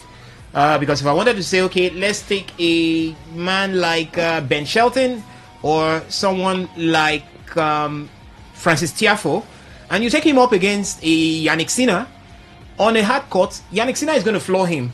Even on the supposed clay court that is totally different, not as fast as when it's not a fast court, fine, he will still do the same. They were all there when Sinner graciously moved into the finals of Roland Garros to meet his arch rival Carlos Alcaraz. So if you take it also to Wimbledon, these guys were there when these two crawled. They even had perfect runs. It was in Roland Garros. Sinner did not drop a set. He didn't drop a set until the finals. Same for Carlos Alcaraz. In the US Open. Yeah, in the US Open. He didn't drop a set. In Roland Garros, he dropped sets, but you could see him finish off games in a very comfortable fashion. You understand what I mean? In Wimbledon, the same thing. At the US Open, the same thing. So how do you back that rationale that organizers tweak courts, tweak ball speed to favor these two? How do they tweak it and they just graciously trek through the rest to the final? I mean, we get to watch most of these games, and what I was just trying to say is that most of these players, we watch them raise their level. Ben Shelton raised his level at Wimbledon. Yes. Ben Shelton was, and I thought he was unplayable. He won an ATP right before that. Yeah, knocking out some big names and beating Karen Khachanov in the final. Yeah. So you look at it and you're like, okay, take a set of Sinner, and then I'll begin to see you as someone really serious. Sinner beats him 3-love with an elbow or arm injury. What is that? that is just pure dominance. So if someone who is not at 100%, he's at 50, 60, 70%. Shelton even came out and inform. Ben Shelton even came out to say after that game that Yannick Sinner is faster than you think see on television. Yeah. He's faster than you see on television. Man, this is not grace. This is hard work. So why would we attribute it to? Why would someone? I wasn't really happy when I don't have the leverage of giving you my opinion here, but I wasn't really happy when I heard this come from a man like Roger Federer. See, Osas, sorry, Alex, let me just come in a bit. I think, all this we are saying boils down to one thing: the brilliance of the pair. That's Yannick Sinner and Carlos Alcaraz. See, you could tell from the start of any tournament that these are favorite to play the final. Right? Why? Because they're unplayable. From the way they start their game, even if they are a set down, you know that you're confident that they will come back from that set down and win that game. It's because of their dedication and hard work. Remember when Carlos Alcaraz won Yannick Sinner that's the final of which one of them? They've always been. That's US Open. The US Open. Yes, the US Open. He said after he lost to Yannick, that's Carlos Alcaraz talking. He said he spent weeks studying his game, and improving. Right.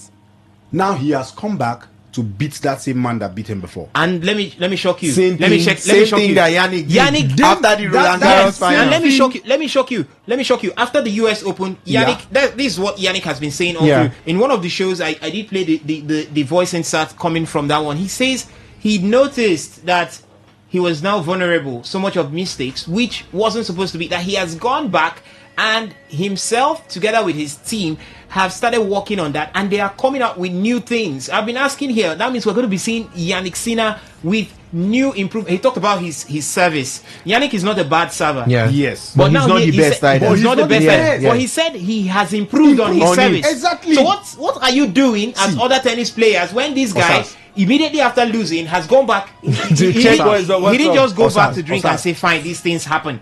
See, it's like Lionel Messi and Ronaldo winning the Ballon d'Or every season. And the rest of the footballers will say, or people will come out to say, FIFA. Then they support them. FIFA helped somebody. They cheat them. In our local parlance, who might not feel bonds and I'm not the drum. You are lazy. Go and work. Okay. Go and work hard. Even at age 40, Ronaldo is still working. It shows that the man wants to he wants to hit a height, or it is the pressure from being the number one is difficult, very difficult. It's easier to be the last. Nobody cares about you. But once you're the number one person, everybody is fighting to get to that point. So you need to work harder to remain in that point. See, the truth is, the other tennis players are lazy. They are not working. You need to see Carlos Alcaraz and Yannick Sinner. Even when they are still trying to meet up, trying to get the better of the other person.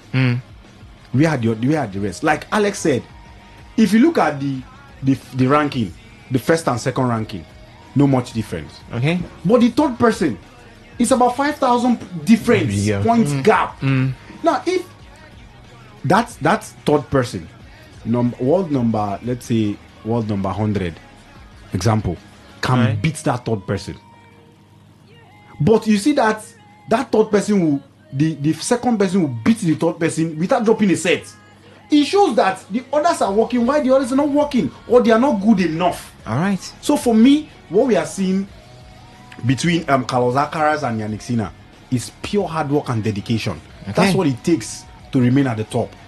So we should give them their flowers. All right, let's give them their flowers. The words of Benjamin Mina right there. What do you think out there? Do you think you heard the statement of 20-time Grand Slam winner Roger Federer, as he says that the organizers of a tennis tournament tend to tweak the speed of the court as well as the speed of the ball in favor of world number one Carlos Alcaraz and world number two Yannick Sinner, to make sure that we have a Sin Caras finals, that is a Yannick Sinner versus Carlos Alcaraz finals. What do you make of his statement? Do you think there is anything like that? Let's say for a fact that there is a tweak to the tours or the courts of the various tennis tours, as well as the speed of the ball to favor these two. You could let me know your thoughts right now. The various feedback platforms are there for the SMS and the WhatsApp portal. It is doubled at 0701 9339 962. That is 0701 9339 962. And for the phone line, it is 0810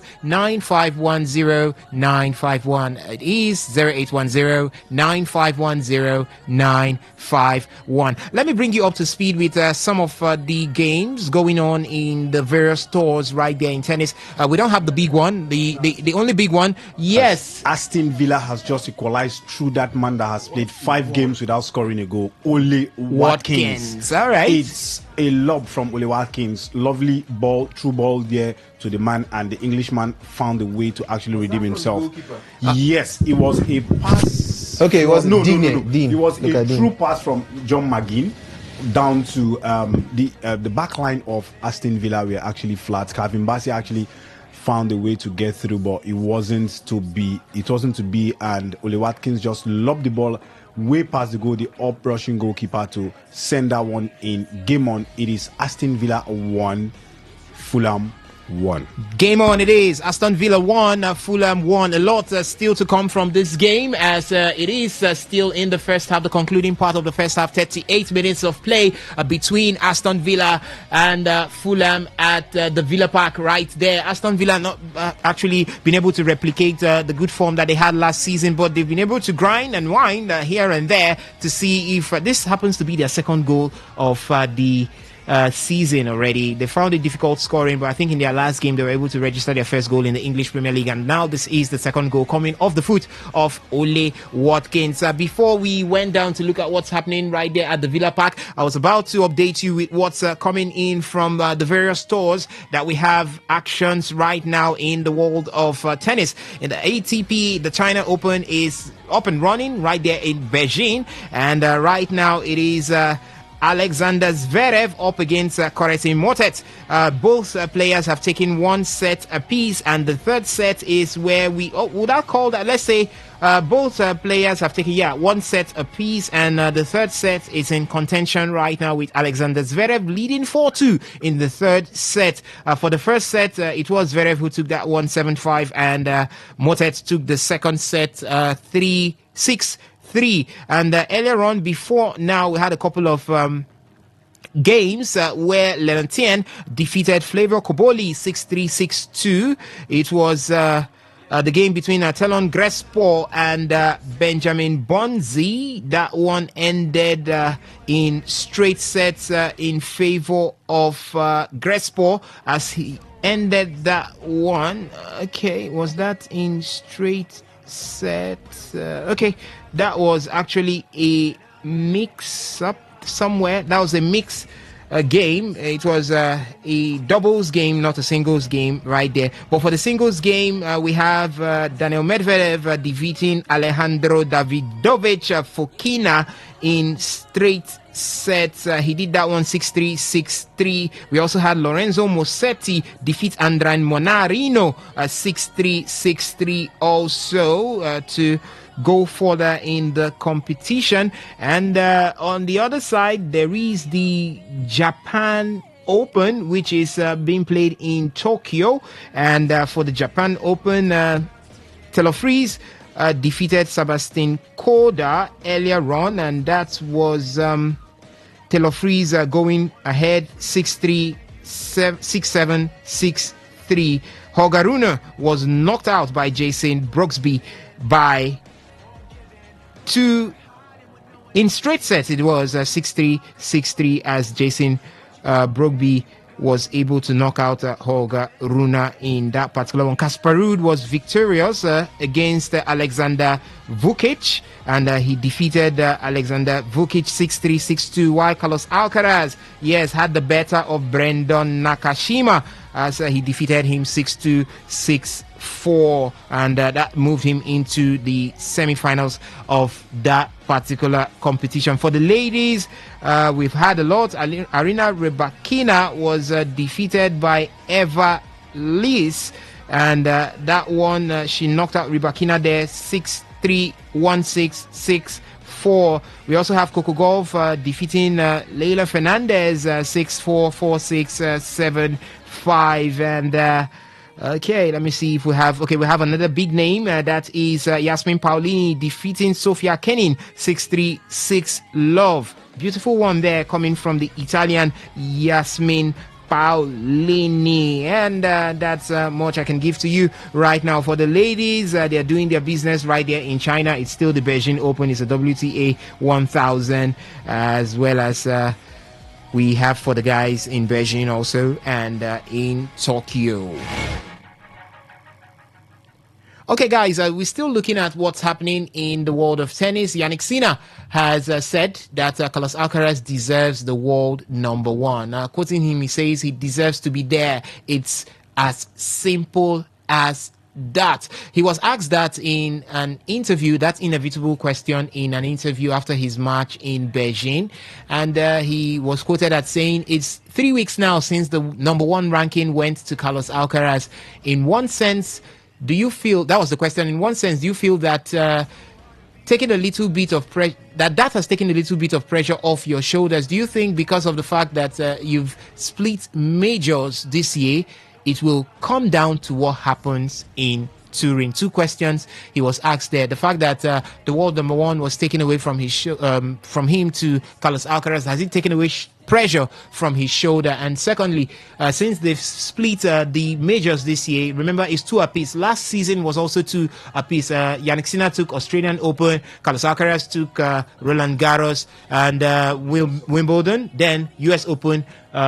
Yannick Sinner took it, making it 2 apiece last season. This season it was almost like it's the same, but there was a flip of the Grand Slams. It was Yannick Sinner who took Australian Open, Carlos Alcaraz took the Roland Garros, Yannick Sinner took Wimbledon, and Carlos Alcaraz had to fight really hard to take the US Open to make it 2 apiece. So now he was also asked that, do you think that the fight for who comes back as number one will go down to Turin?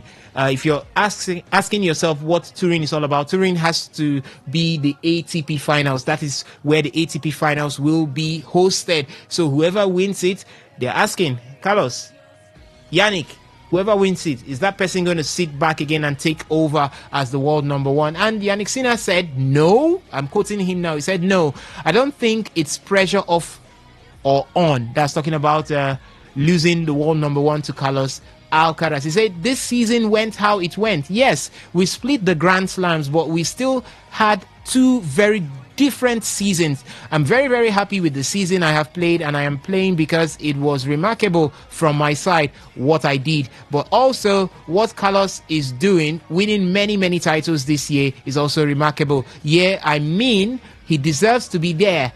It's as simple as that. He played more tournaments and he played all tournaments very, very well. If he was winning or making great results, he deserves to be there. Whatever happens in Turin happens. Davis Cup is a different factor. You don't play for yourself, you play for your whole country, which is even more kind of different when it has to do with pressure. Yes, I mean, this season not over yet. We still have here, we have Shanghai, very big. We have Paris, very big, which is also a big tournament. Turin, the Davis Cup, still big tournaments to come. Obviously, the biggest, they are gone with the Grand Slams, and we split those apiece. Yes, all I can say is I'm very happy this season I've played. The rankings, it comes and it goes. So let's see. The words of Yannick Sinner right there. But Yannick Sinner has been exhibiting too much of respect for Carlos Alcaraz this time. Yes, I know that both players, both tennis players, share huge respect for each other. But do you think that this might be too much of respect that Yannick Sinner is giving to Carlos Alcaraz, and this could actually tell on how quick he could return to reclaim the world number one spot? And from the way these two have been playing, Alex, do you see Yannick Sinner coming back to take the world number one spot anytime soon? Yeah, I think he definitely would. Unlike the unpopular opinion after the US Open final, where Carlos Alcaraz defeated him, and I was hearing some people say Sinner cannot operate on that level. I do not agree. Okay. The narrative was very different after the Wimbledon final. We saw how Carlos took the first set, and Yannick was like, okay. You want to show me? After he did that, you want to show me? The level he played at after he dropped the first set to Carlos Alcaraz in Wimbledon and just went on to go 1-1, 2-1, 3-1 and pick up Wimbledon. It was like, it was almost like even the reactions to that Wimbledon final was saying Sinner has entered the next level, and Carlos has to keep up. So these narratives are always going to change. It's almost like the football sequence where Henry said one of these days about how for all football fans, our mind refreshes after 4 months. I mean, that was how he put it, after 4 months. Yes. But that is not a lie. It's almost the same thing in tennis now. Yeah. Immediately after a Grand Slam, we watch probably another Sin Cara's final. The narrative will change. If Sinner comes now, the first Grand Slam of the year is the Australian Open. Yeah. If Sinner comes to the Australian Open and absolutely dominates Carlos Alcaraz, let's say another final between them, he dominates Alcaraz, he picks it up. Let's say maybe a 3-1, and Sinner has been very dominant on the Australian Open. I think he has back-to-back now. He's going for his third straight. So if he picks that one up now, which Alcaraz has not even reached the final of an Australian Open yet. That's the only Grand Slam he has not lifted yet. Okay. So he picks that one. What's the narrative going to be? Immediately after that final, what's the narrative going to be? For the Alcaraz fans, it's going to be like, oh, Alcaraz did not play well. This is one of his bad days. Right. But for the neutrals, they are going to be like, no. The level we saw from Sinner is different. So I think they challenge each other. Benjamin said it. You said it too. Yeah. When you said that after their finals, look at the amount of work they went back to do. Yeah. It's almost like, okay, I have these like 2 to 3 pictures or images I found after the Wimbledon final. It was Sinner and Alcaraz training at almost similar spots, and then Alcaraz will pause his training and just watch Sinner's movements. I saw the clips. They go back to back. They don't do it For a humorous nature, or for that funny part of it, there was that training that they were doing, and Sinner had to receive a ball that was lobbed to him in his pocket. He used his pocket to receive the ball that was lobbed to him, and Alcaraz had to do the same almost immediately to show that we are just in a world of our own. You know when they are just competing and it's different. I mean, even Carlos had to joke about it and say at this rate I see Yannick more than I see the members of my family. Yeah. So and it's not a lie. You know, with the ATP tours, the Grand Slams, the number of meetings they've had already this tournament. I mean, it's not even it's factual. It's very factual, especially considering the traveling and distances. But is that level that they continue to operate on? All right. I was saying something after Roland Garros. I was saying Yannick needs to add a bit of imperfection to his game. He was almost too perfect, and that kind of perfection needs a miracle to overturn that comeback that Carlos staged in the Roland Garros from two love down, 2 sets down. To picking up the championship. I mean, Sinner was on 3 championship points. Yeah. Which other Grand Slam is Yannick going to play in his career and he'll be on 3 Grand Slam points and lose? Which other Grand Slam do you think Yannick could play against anyone else and be on 3 championship points and lose it from there? I mean, it just speaks a whole lot about how the game is played right now. And I, like I said, when I saw Yannick in that final, I was like, he needs to lose a little bit of this perfection. He needs to add a little bit of flaws and dazzling in his game. One of the things that weighed heavily in that Roland Garros final was the fans and how much the French people are more receptive to Carlos Alcaraz. All right. So Sinner could barely, the minute Alcaraz started turning tides in his favor, the entire ground was rocking for Alcaraz. He seemed to feed off that energy and he just kept getting smaller and smaller and smaller, and he could not even catch or return any balls anymore. And then look at it, immediately after that final, he looked dejected. He gave a perfect on-court interview, came back, and we didn't hear much from him. Partook in, I think, just one grass tournament before the Wimbledon, and he stepped into Wimbledon, and look at what he did in that final against Carlos Alcaraz. Yannick Sinner does not play with twinners. Sinner was doing those stylish shots under the leg twinners. And as soon as he hit one of them, the entire crowd were clapping and they were, he was hitting something. He was playing on a different level. It was almost like he heard my exact words when I said he needed to add a little bit of imbalance to his game and to become something different. And he did just that. He went back, he looked for things and situations he could use to step up his game and also get, let's say, a bit of approval from the crowd. The crowd loves entertainment. They paid their money to come and watch you entertain them, to see something. So when you hit those flawless backhands, those smooth baseline shots, when you hit a twinner or one of those situations is definitely sure to get the crowd up and running.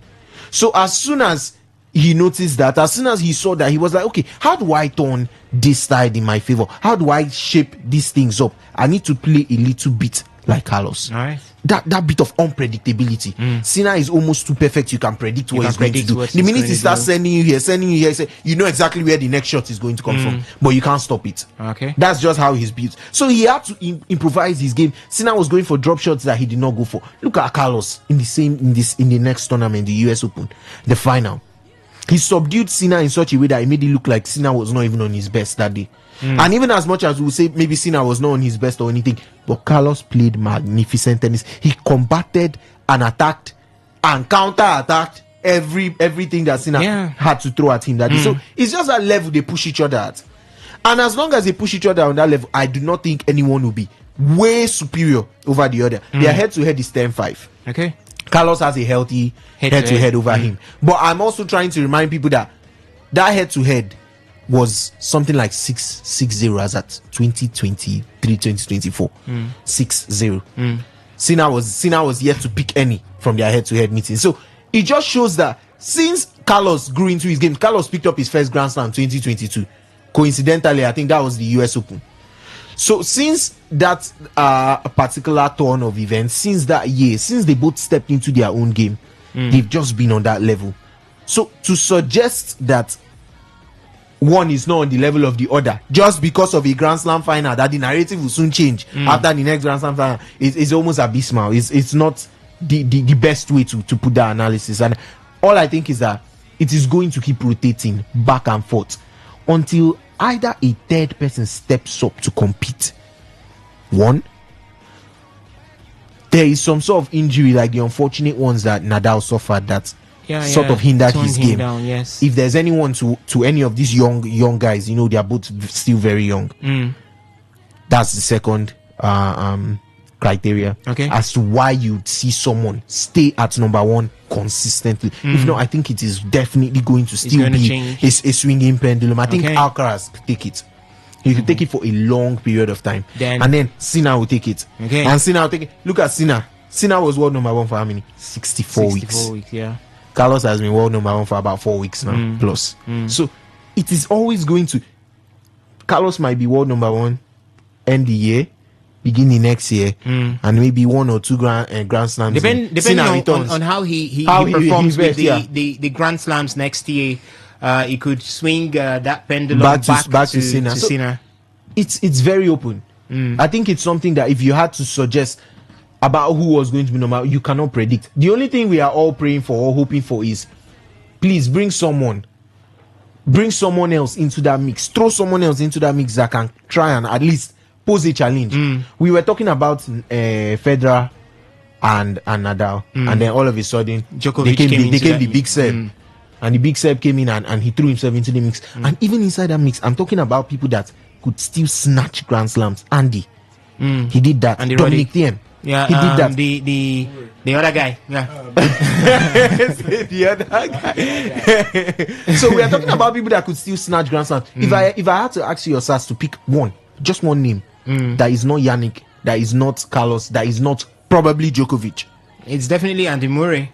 No. I mean right now. Okay. If you have to pick any name and just say, okay, this is going to be a tournament shocker, that this person, you can tip this person to do what TM did in 2013, 2014. He just came in and stole one of the Grand Slams and moved out. Basically nobody. Basically nobody. You cannot call it. You cannot call it. Except for for this year, for the tours. At one point we saw, what's the Australian's name again?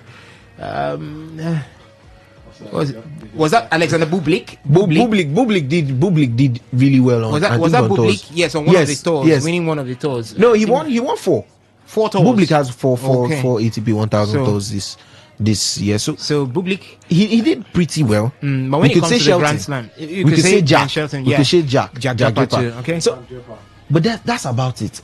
Can you call any of them for the Grand Slam when it comes down to the business end? Most likely you'd see somebody that is all the way from, what was the last one? The Frenchman, Altmaier, that reached the semi-finals. Yeah. You will not even know. You can't really predict how these things go. So that is just how it is. You can't even predict the people that will step in. All right. Who knows if they are still playing the academy tournaments? They could still be a 15-year-old prospect. You don't know. But then when they step in, they are actually going to have their time. They are going to maybe step in at a period when Yannick and and Carlos are at their best and they'll be able to compete. Right. Or they'll step in when these two are not fully firing and they'll show that, okay, I'm here to take over or to dominate. So that's just how it's going to happen. All right. But for Yannick and Carlos, they Let stand them on be. their own and they are definitely going to be interchanging for long parts of their career. All right, so let them be Yannick Sinner and Carlos Alcaraz. While Alex was here talking, that game between Aston Villa and Fulham went into halftime at the Villa Park. So it's 1-1 between Aston Villa and Fulham. Newcastle will be up against Arsenal by 4:30. In the La Liga, you've got Sevilla winning or going ahead or about to get all 3 points against Rayo Vallecano right there away from home. Elche will take on Celta Vigo. Barcelona will take on Real Sociedad. Real Betis will take on Osasuna. It's 1-1 between Freiburg and Hoffenheim. FC Cologne and Stuttgart would be up by 4:30 and 6:30 Union Berlin will take on Hamburg SV. In the Italian Serie A, Sassuolo ended up defeating Udinese by 3-1. It's AS Roma 1 goal ahead of Hellas Verona at halftime. Same halftime, Pisa playing out a goalless draw with Fiorentina. Lecce will take on Bologna by 5 p.m. AC Milan will take on Napoli by 7:45 in the Ligue 1. Nice leading Paris FC by 1-0. Halftime it is at that center. Angers will take on Stade Brestois. And it's going to be Lille up against Olympique Lyonnais by 4:15. Same 4:15 Meds will take on Le Havre, and it's going to be Rennes up against Lens by 7:45. And in the Nigerian Premier League, I said I was going to give you the fixtures. 4 p.m. is the time for Kun Khalifat to play host to Barao FC. Is going to be Nasarawa United up against Castina United. Warri Wolves will take on Shooting Stars in Delta State. Wiki Tories will be up against Enugu Rangers, and Ikorodu City will take on Eimba Football Club of Aba Table Toppers by 5:30 p.m. All right, ladies and gentlemen, the phone line is still open. The other feedback platforms are being the SMS platform, and the WhatsApp platform is still there for your taking. So you can call in and talk to us right here. You've heard all we have talked about concerning tennis. Roger Federer stating that the organizers of tennis tournaments, including the Grand Slam and all the tours, are tweaking the speed of the court as well as the speed of the ball to favor Carlos Alcaraz and Yannick Sinner, so that we can always have the Sin Caras finals, called that the Carlos Alcaraz and the Yannick Sinner finals. And what do you make of it? Do you think that the 20-time Grand Slam winner Roger Federer has a point right there, or do you want to disagree with him? You could let us know your thoughts through the phone line, which is at 0810-9510-951. Again, it is 0810-9510-951. Or you could make use of the SMS and the WhatsApp portal with doubles at 0701-9339-962. That is 0701-9339-962. We've got this SMS here coming in. It says, I pray they should lose the bid. It is a way to steal money again. Okunle the Torch, Esquire. All right. I get allegedly anyway. It's not for sure. But, you know, when they say once beaten, twice shy, when these things happen continuously, you tend to believe that everything that goes towards that direction, even when you start, that's why my mom used to say, be careful the way you tell a lie, because the day you want to say the truth, everyone will feel you're lying. Yeah. That's exactly what's happening right here, because everyone feels that's fine. Whenever you tell us again you want to Vision 2020, Vision 2030, we want to rehabilitate all the stadium, it's just a way for you to steal money. To the phone line we go. Hello, caller. Good afternoon to you. Welcome to the show. Can you hear me? All right, we lost that call there. Please do well to call back 0810-9510-951. That's the number to call to talk to us right here in the studio. You could air your views on all that we've been talking about right from the beginning. We looked at what is happening with Nigerian sports, as the biggest of them all is the fact that we are bidding for the 2030 Commonwealth Games. What do you think about it? The chairman of the National Sports Commission, Shehu Diko, has stated that he's optimistic that Nigeria can get this one. Yes, the Commonwealth Games Federation would look upon Nigeria with mercy, maybe mercy, based on the fact that we lost the 2014 bid to Scotland He will look upon us with mercy and say, this time we anoint you to be the host of the 2030 Commonwealth Games. And we are seeing all the advantages that will come with it, but can we stand tall and make sure that we don't disgrace ourselves globally when or if that bid is given to Nigeria? That is what I think time will tell. So you can call and air your thoughts on that one. And we talked about a lot from the world of tennis. We looked at some of the tournaments going through, as I did update you with results coming in from there. The Tokyo Open is there in Japan. We also have the Beijing, that is the Chinese Open, and is there the Japanese Open that's in Tokyo, and the Chinese Open in Japan.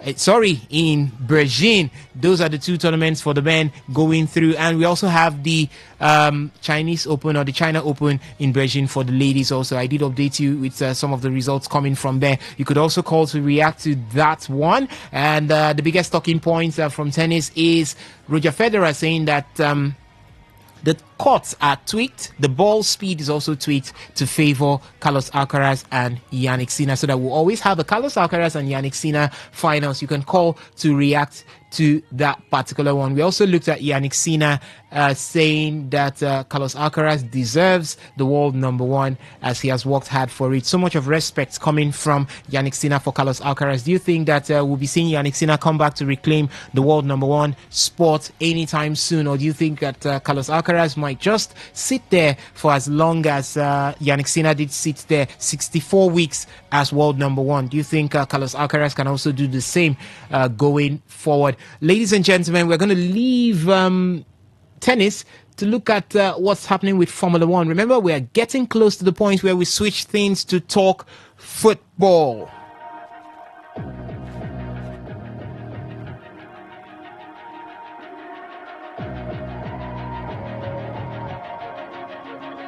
Yeah, and in my mouth I shouldn't have said it. Gave you one chance, already regret it. Trying so hard to be sympathetic. Okay, so we move ahead right now as we look at what's happening from the world of Formula One.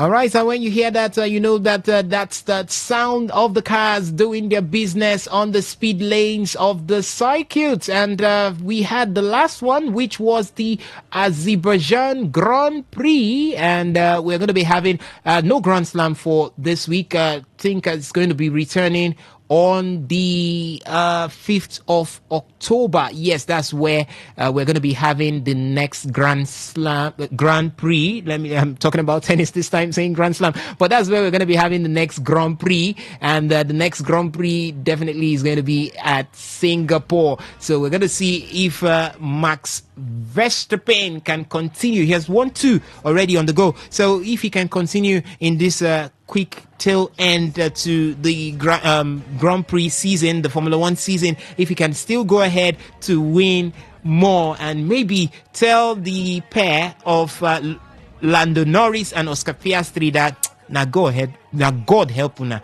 If not, if I had found my feet as early enough, I would have been able to compete with you both for the Drivers' Championship. But we would keep our fingers crossed until Singapore. But for now, let's look at what's happening within the F1 system. That is what's discussing. And where do we start from? But Ferrari, as Ferrari have been tweaking a lot these days for the Azerbaijan Grand Prix in Baku. They did have that tweak also. The Ferrari set their cars up completely differently. Charles Leclerc was running on a low drag and low downforce setup, while Lewis Hamilton had a much steeper, much more downforce generating rear wings. And Leclerc had straight line speed, while Hamilton was built to have the cornering speed that was for Baku, the Azerbaijan Grand Prix. And all eyes will be on the Marina Bay Street Circuit, which is in Singapore.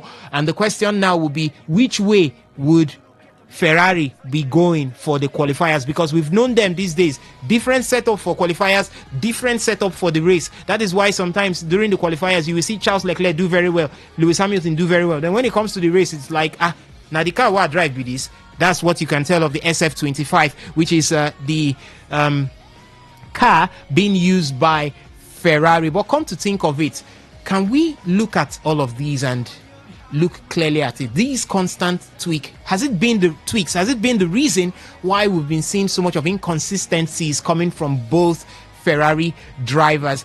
Now, before I ask you the questions, let me just bring you in touchable distance from what the drivers have said concerning some of these tweaks. After the race at Baku being the Azerbaijan Grand Prix, Lewis Hamilton said, and I quote, "I think there is still some improvement to be made in terms of how aggressive I can be. The car has been quite snappy, so I'm still not 100% committed and confident on the braking when I'm attacking on the brakes.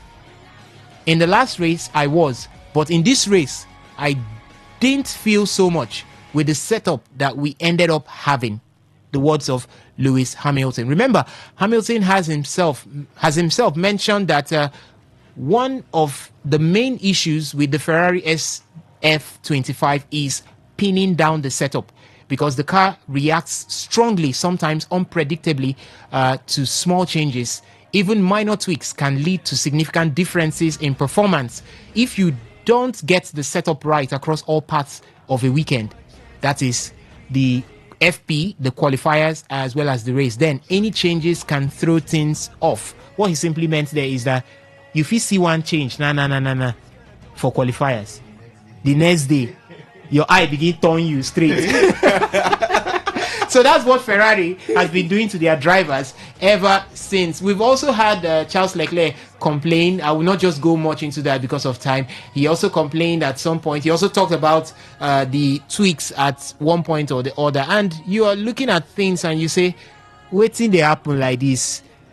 Most especially for Lewis Hamilton, a man that came to Ferrari to see, he left Mercedes to Ferrari to see if, Ferrari could offer him that opportunity to get that elusive one more drivers' championship, to set himself away from the likes of Michael Schumacher, who both of them share 7. He wants to see, just like Novak Djokovic, if he could get 25 and set himself away from the others.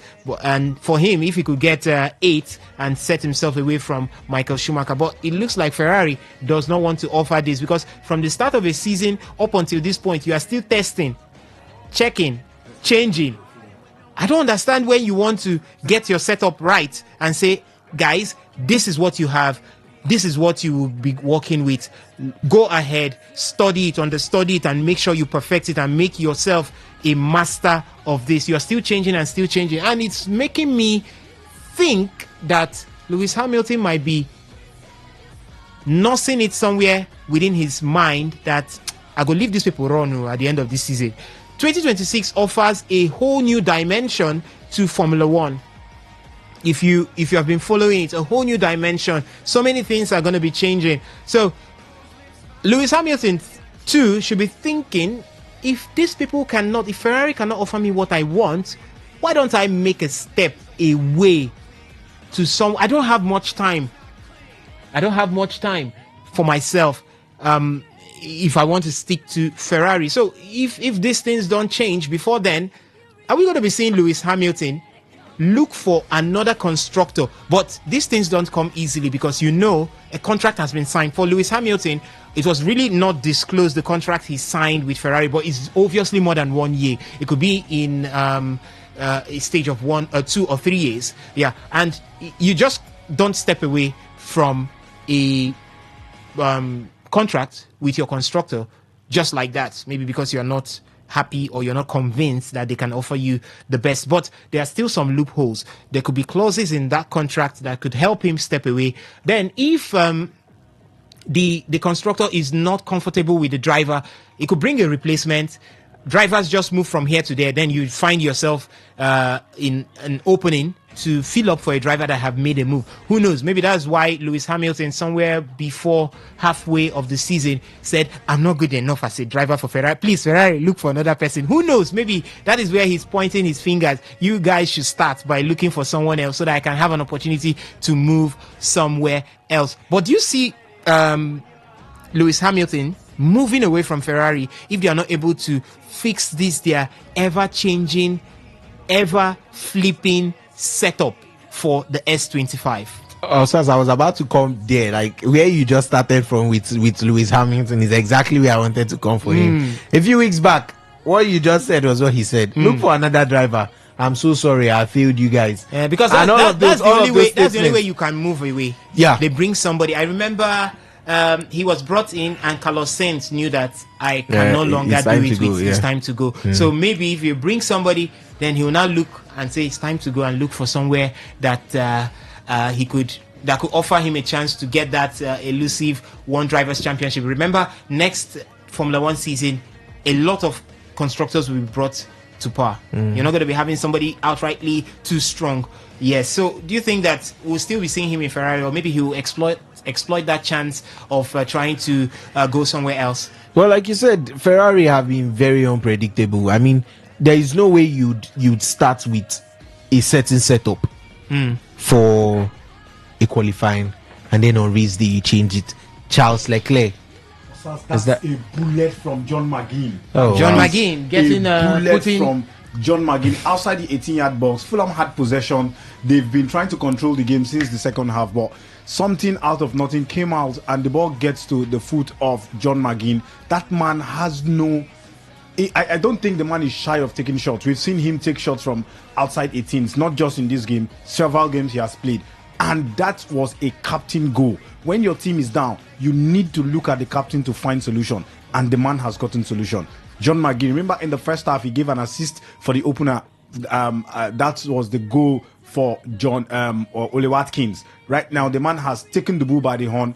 As a captain that he is, he has given Aston Villa the lead. All right, John McGinn there targeting Ben Leno, wanting to pull out his head with a shot, but good enough for Leno. It didn't get to the head of Leno, but it went into the back of the net as Fulham have taken the lead. Sorry, Aston Villa, scratch that. Aston Villa have taken the lead over Fulham. It's 2-1 with Unai Emery celebrating. Why shouldn't he celebrate? Because at this point, it looked like if things continue this way, I might join Nuno Espirito Santos and what's the West Ham Graham Potter if things don't change. But right now, John McGinn is making it very, very much clear to him that you're here to stay and stay for good. But he looks very excited. I mean, John McGinn, and for the Villa fans and for the Villa, faithfuls, your season started on Thursday. I mean, was it Wednesday or Thursday when they beat Bologna? And now they come again for 3 and making it 3. It's 3. Okay, they are taking this game way away from Fulham. Two goals in a minute. Came back from injury. He had a long injury layoff. The man came back from injury, and see, this is the best time. Fulham, a win. Were they flagged? No, I don't think it was flagged. I think okay. A win, just give the champion one win and you wake up his season. That is what they had on Thursday. Yeah. They actually tried, and then they missed a penalty. Ole Watkins actually missed a penalty on Thursday, but got so kind that, kudos to the team, they had to hold on to their 1-0 lead, and that was how the game ended. They've started up. It's so sad that Fulham, that has been playing well, I think that goal is in contention. Let's get to see. I think is it on? Yeah, Watkins onside. Watkins squared out the ball, and the ball let's get to see. There's Bassi on the other end, who is obviously playing him more. So I think at this point in time, it's so sad that Fulham are the culprit at this point in time that Aston Villa gets to use to start. They played so well. They've played so well. One thing about Aston Villa, they've played so well, but they lack goals. And one thing about Aston Villa is they know how to concede goals.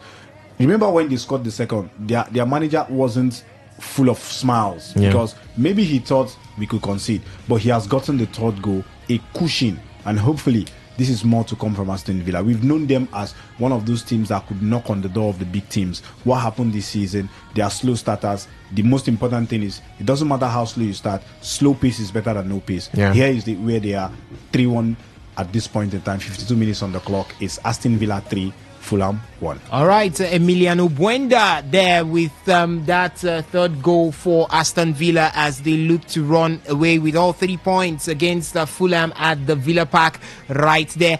We were looking at what's happening in Formula One, and I was with you, Alex. Yeah, so before we went on and on about Aston Villa, we were talking about a certain Lewis Hamilton and the struggles he's facing as a person. First of all, before we talk about his constructor, he has had issues of his own. The perspiration or his aspire to go for an 8th drivers championship starts with him, not his constructor. I think it has to, first of all, you have to look at yourself and say, am I at that capability where out of a certain number of races I can say, okay, in the first half of the championship season, I can pick up pole position in the qualifying. I can finish on the podium in most of them. Like, let's point out Oscar Piastri this championship so far this season. The last race in Baku was the only time Piastri did not finish on the podium. Did not finish on the podium. That is outstanding, because you're not talking about finishing 4th or 5th and still picking up points, or finishing in the top 10 and picking up points. No, we're talking about you being on that podium, either the 1st, 2nd, or the 3rd. And this time around, he did not finish at all. So it just says something about your level. What can Hamilton do, particularly for himself, to ensure that I don't just get to go back to the podium, but I stay there for an entire season to be able to compete with the likes of Lando, Oscar, and Max for a drivers championship. Also with the experienced drivers too returning, like you just mentioned, it's said to be an even more difficult season. His chances are slimmer. Not just that, you've just said the strict rules that are set to apply from next season to make everybody play on the same page.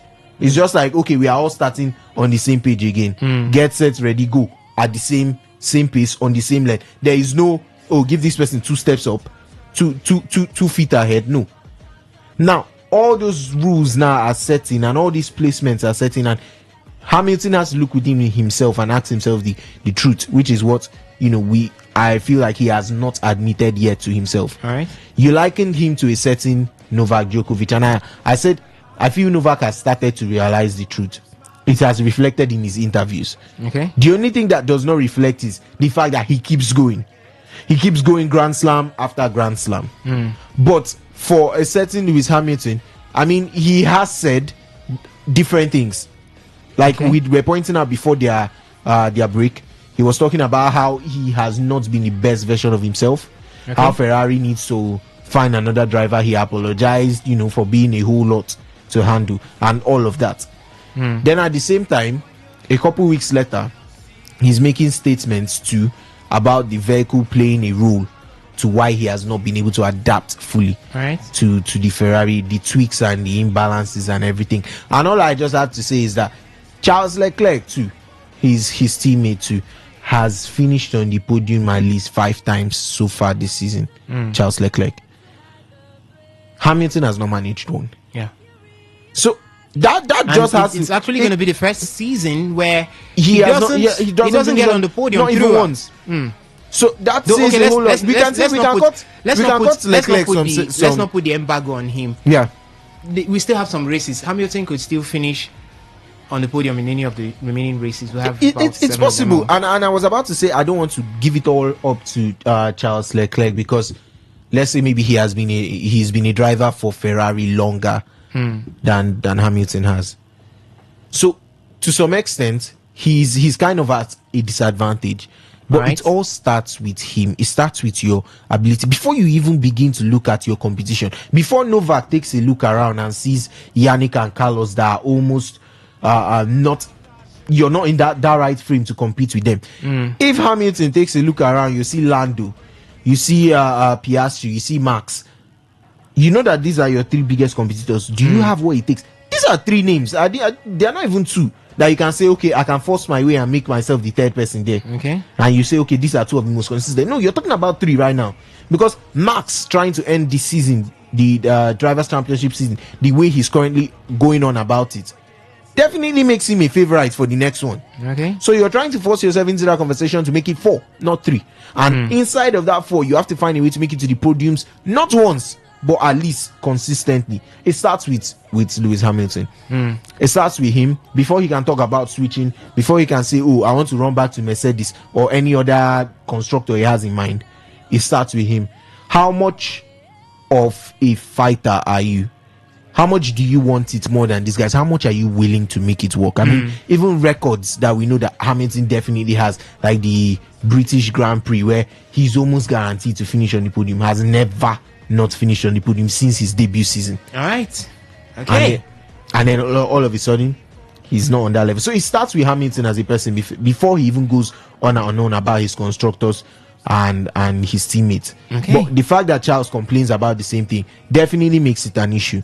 So Ferrari has a lot to fix, and they don't need too much of tweaks. You mentioned something about Hamilton and Leclerc using almost different driving rear engines, and you mentioned one about being in a different straight setup, line, different setups, yeah, different one strategies. being in a straight line, and the other one is built to go well around the curves, yes, and all the curves on the track. So when you look at it, there are a whole lot of tweaks. It's almost like saying, okay, Leclerc, the day he finished in pole position, I think that was the Belgian Grand Prix.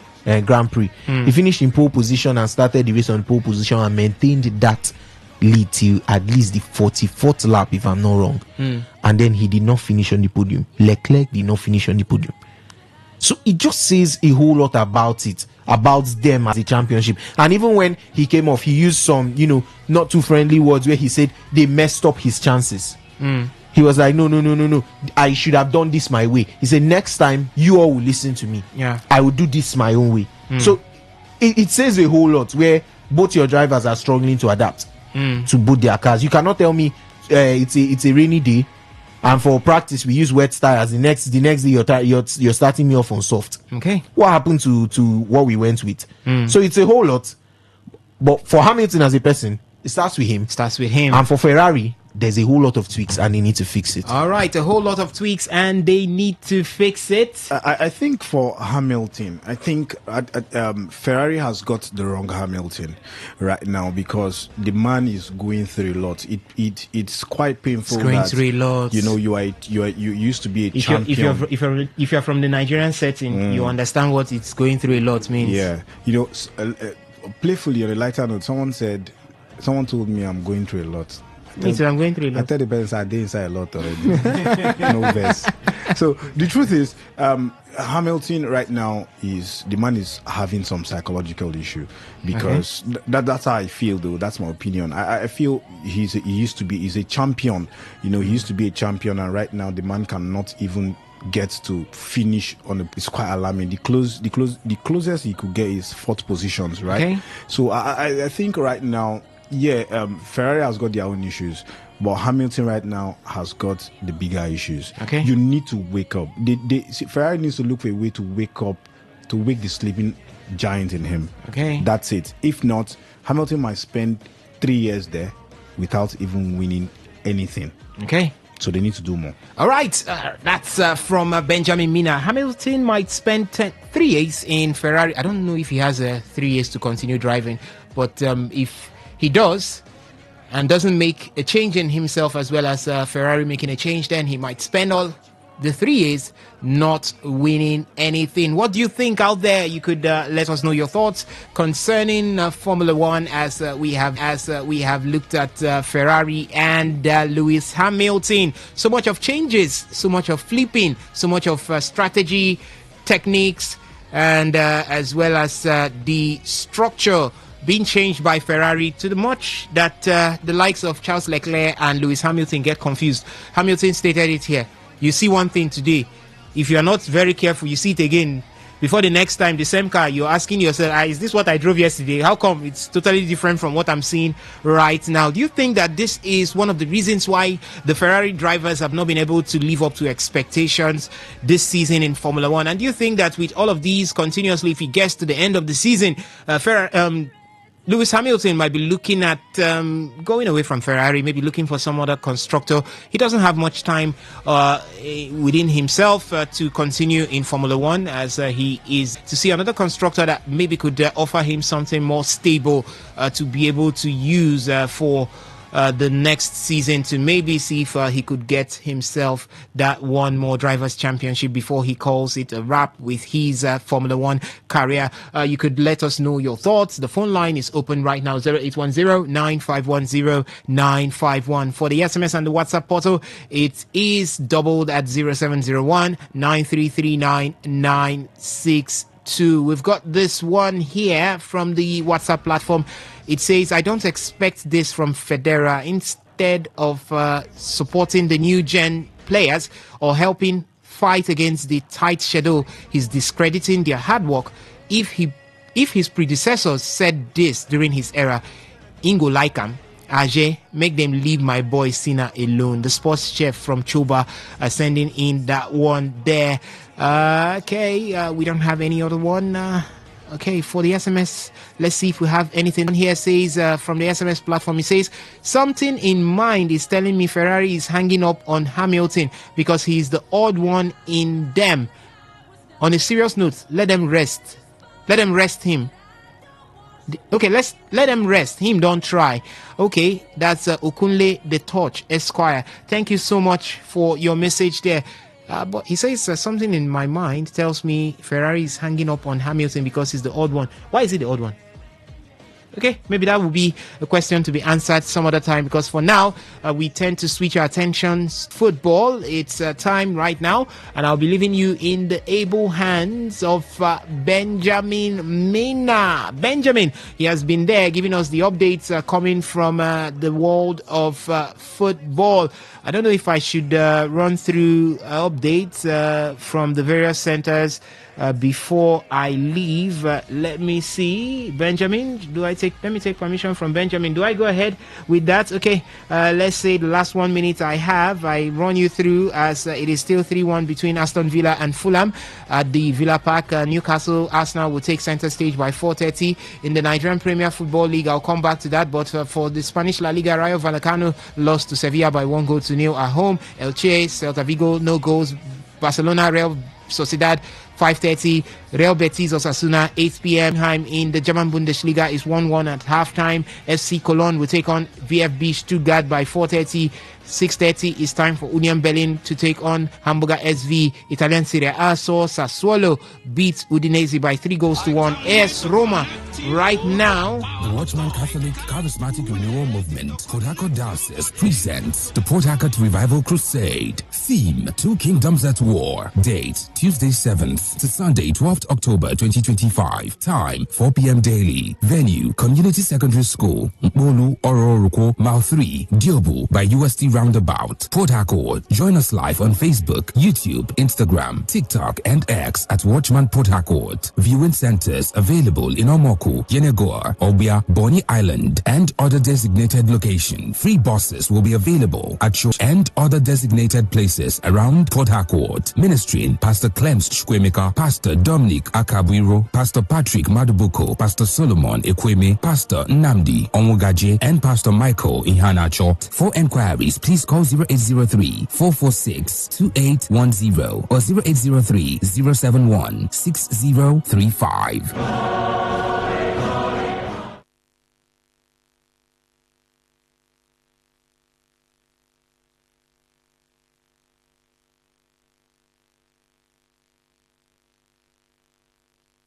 Our courts.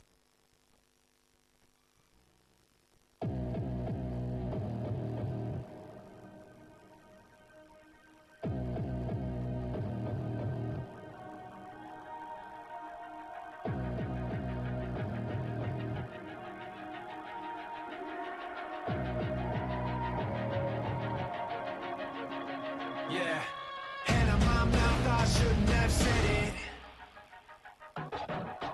Gave you a chance.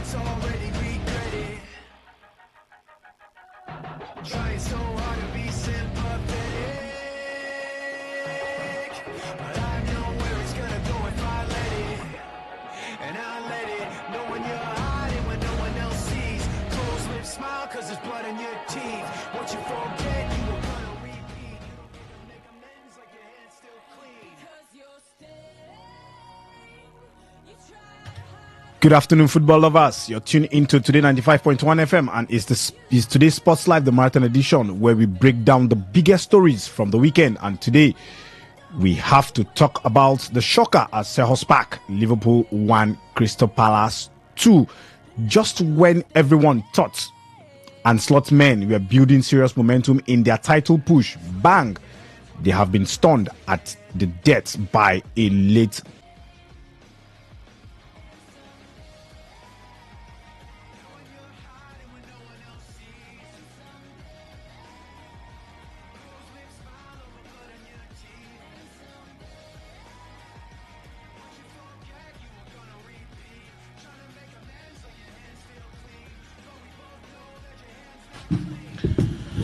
Oh well, for Liverpool, could we say it was coming? I mean, with the way most people tend to put them, or should I say to term them as a side lucky enough to get away with some things. The word on Liverpool is the fact that they have not been, or they have not shown that superiority that you expect in matches. And then I'm like, if you go back to Arne Slot's team last season, they were not dominant. They were not by far superior, but they did enough to win games and get the job done, which is ultimately lifting the league title at the end of the season. Liverpool have started off pretty well, and could say it was so far perfect. It was 100 out of 100 before yesterday.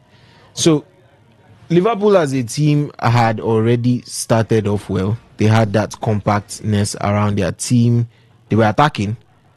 They were only having one problem, and that was defensively. They were conceding way too many goals. They let in too many. I think versus Bournemouth, that was the first game of the season. They had two, they scored two, and they let in two right before going on to win 4-2. Away to Newcastle, a 10-man Newcastle scored two versus an 11-man Liverpool, and Liverpool had to score a 99th minute winner. Against Atletico Madrid, that has not been superb, barring yesterday. If you watch yesterday, you think that the ATM that beat Real Madrid is the ATM we've been watching at their home. And instead of venturing forward, they'll take two steps and they'll kick it out of touch.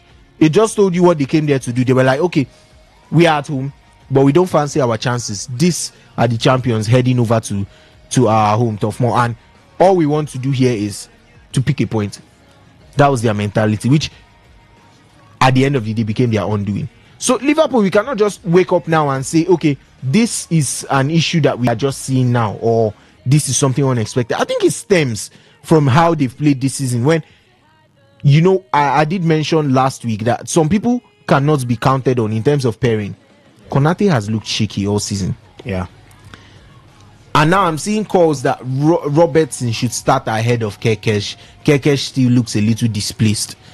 Frimpong is barely even starting. I mean, even minus that injury, when you rare for him to be on the pitch, he's not on the pitch. Bradley is being started over him. So some of those pairings are very questionable, you know. And then, you know, it's one of the problems every manager wants to have, that you do not particularly know who to play in what position or how you want to set up depending on your opponents, because that is a Palace side that plays with a back five. They play with wing backs, with Munoz and with Mitchell on the other wing. It is a game that clearly needs your wingers at their peak. And then instead of that, what do? You start four midfielders: McAllister, Gravenberch, Szoboszlai, Vert. Who played on the wing? No one. I think almost immediately, as soon as he realized, because there had to be some realization for him to instantly throw in Gakpo into the game at the start of the second half. The damage was already being done because Palace are taking the lead. Palace is not a side that you go and let them take the lead on you. They did that in the FA Cup final. They did that to Aston Villa in the FA Cup semi-final. So ever since Oliver Glasner set up that, everything has just turned very precarious. And managers need to understand that in their setup, in their tactics. Look at Liverpool away to Palace last season. It had to be a 1-0 win. It had to be a 1-0 win. It just tells you the kind of people, people Palace are and how difficult it is to beat them, particularly at home. And Palace are and how difficult it is to beat them, particularly at home. And this time they are not just doing it at home. This time they are extending it. They are pulling it across all competitions now, because this Palace side are currently unbeaten, I think, in about what point. So it's just something that, would you say it's point? So it's just something that, would you say it's a shocker? I wouldn't particularly say it's a shocker. I would say it was always going to be a tricky game for Liverpool. A tricky game because Liverpool has won all matches this season, and that game did not look like something you could easily write on paper as 3 points. As a Liverpool fan, if you want to be generous, you'll be like, okay, I know I'll beat Palace, but it will be a very tough win. You understand? I know I'll beat Palace, but it will be a very tough win. You understand? But then if you don't want to be too generous and you want to be maybe realistic, you'll be like, Palace are unbeaten. They're at home. We know what their home. We know what their home record is like and how they do not concede much. So I'll probably go for a draw. Commentators look right after teams that will come out and say, okay, I'm going to play you like Bournemouth. There's a different setup you would go with, and there's how you'd set your team up that shows that, okay, first of all, I don't only want to manage this game, but I also want to control the tempo. There's also the issue of the players that have been poor and are still getting selected. Chiesa has been someone I would say very outstanding in the few minutes he has shown. He's been shown in the Premier League. Five games, 4 goals. 4 goal contributions. Yeah. So why is he not starting? Why does he take an injury to register Federico Chiesa into the Champions League squad for Liverpool? Gakpo has been, I would not say all the way poor, but he has been very average. Yeah. It's almost like his competitor in Luis Diaz stepped out and he knows that wing is all his. He dropped. He's dropped in performances almost immediately. Rio Ngumoha is on the attempt to hide those issues. The minute you start losing or dropping points, those issues tend to resurface. So it's a whole lot for Liverpool to unfold. Mentally. First of all, like, I would go with Alex when he said that when you win games, it covers a lot of mistakes that a team has.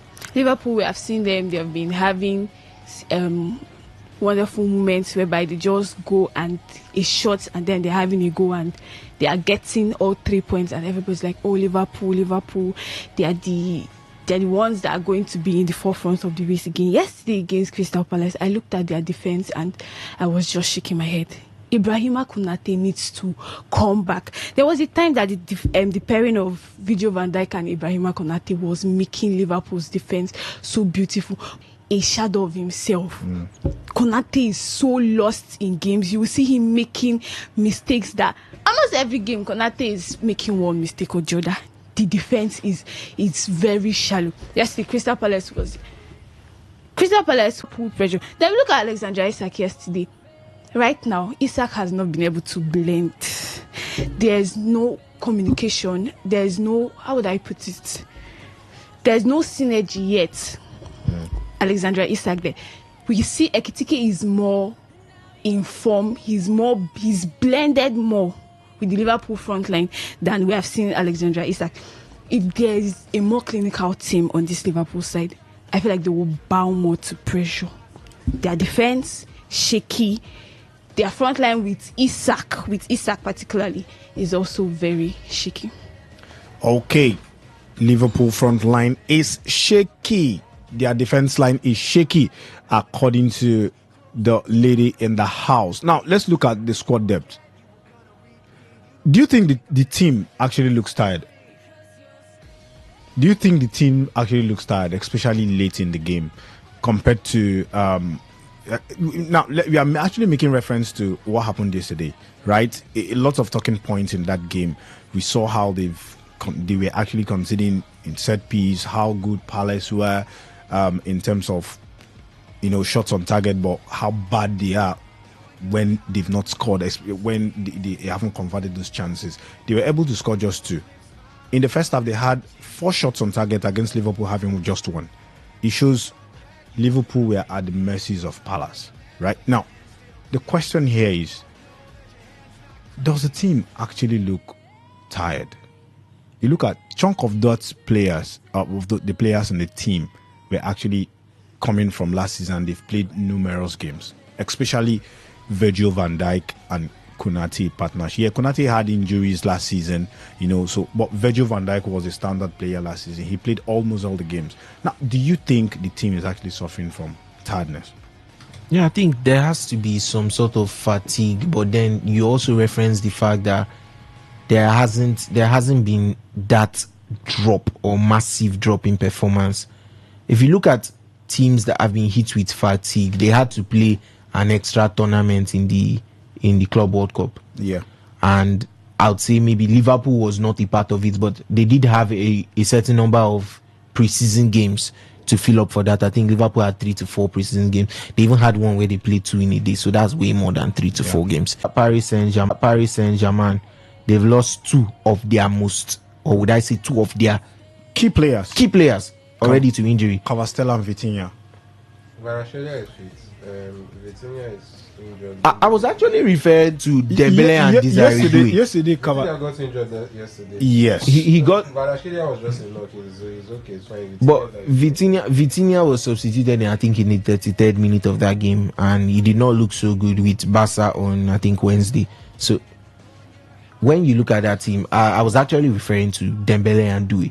Doué is out for 4 to 5 weeks, which 3 weeks has elapsed since the international break, and Dembele was stated for, I think, 2 months, 8 weeks plus.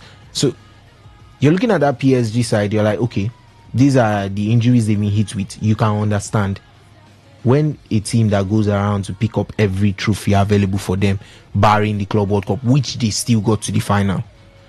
It just tells you the number of games they had to play last season for club and country.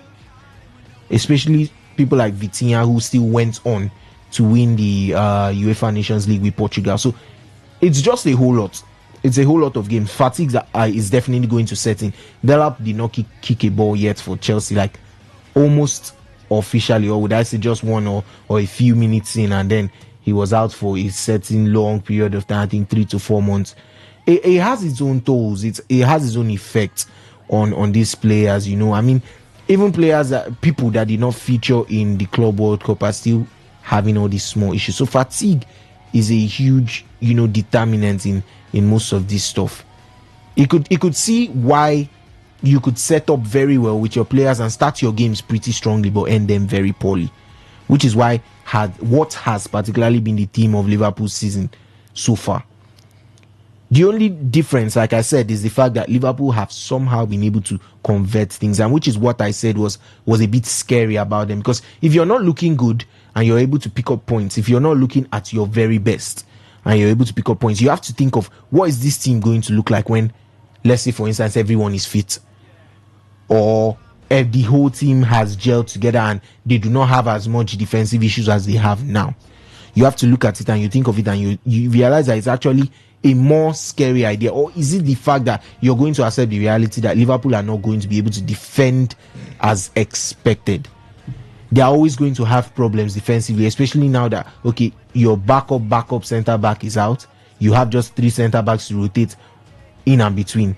You have Endo that could fill into that position in the lesser games so that you can rest your mainstays at that position. And when you look at it, at the entire setup, it's not looking very good, particularly with the injuries and everything. So fatigue has played a huge role, yes, but I also like to think of it as setting up wrongly against the opponent you're set to face. And Slot has not dealt with that situation in the best possible way, which is why most people are already predicting.